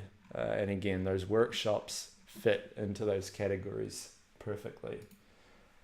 Just to sign off for day one of HugoConf, I want to do a few shout outs and thank yous.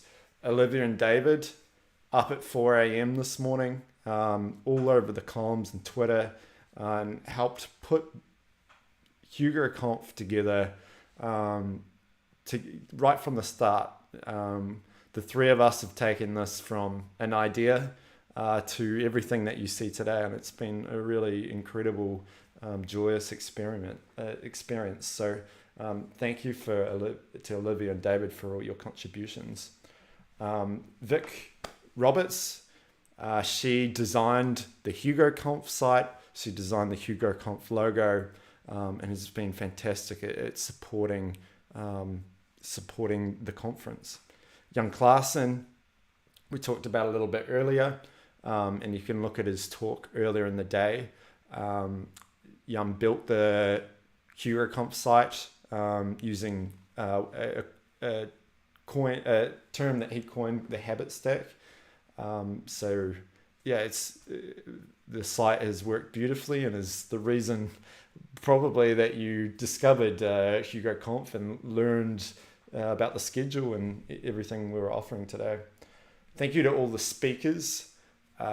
This contribution to the community is leveled up the Hugo community significantly. There's so much interesting information here that I think a lot of us are going to want to go back and reference and dig into deeper and learn and improve our Hugo skills.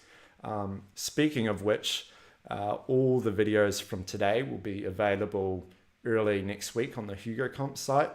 I'll leave the stream up. I'll finish the stream after this, but I'll leave it up. And I think within like 10-20 minutes, YouTube will turn it into a video, so you can go back and watch the whole day in the meantime. And thank you to all of you. The audience has been fantastic. I've been feeding off all the comments, and yeah, you really made this an exciting event to be a part of. So thank you for being present. Thank you for participating. Really appreciate it. With that, thank you very much for attending, and we'll see you tomorrow. Take care.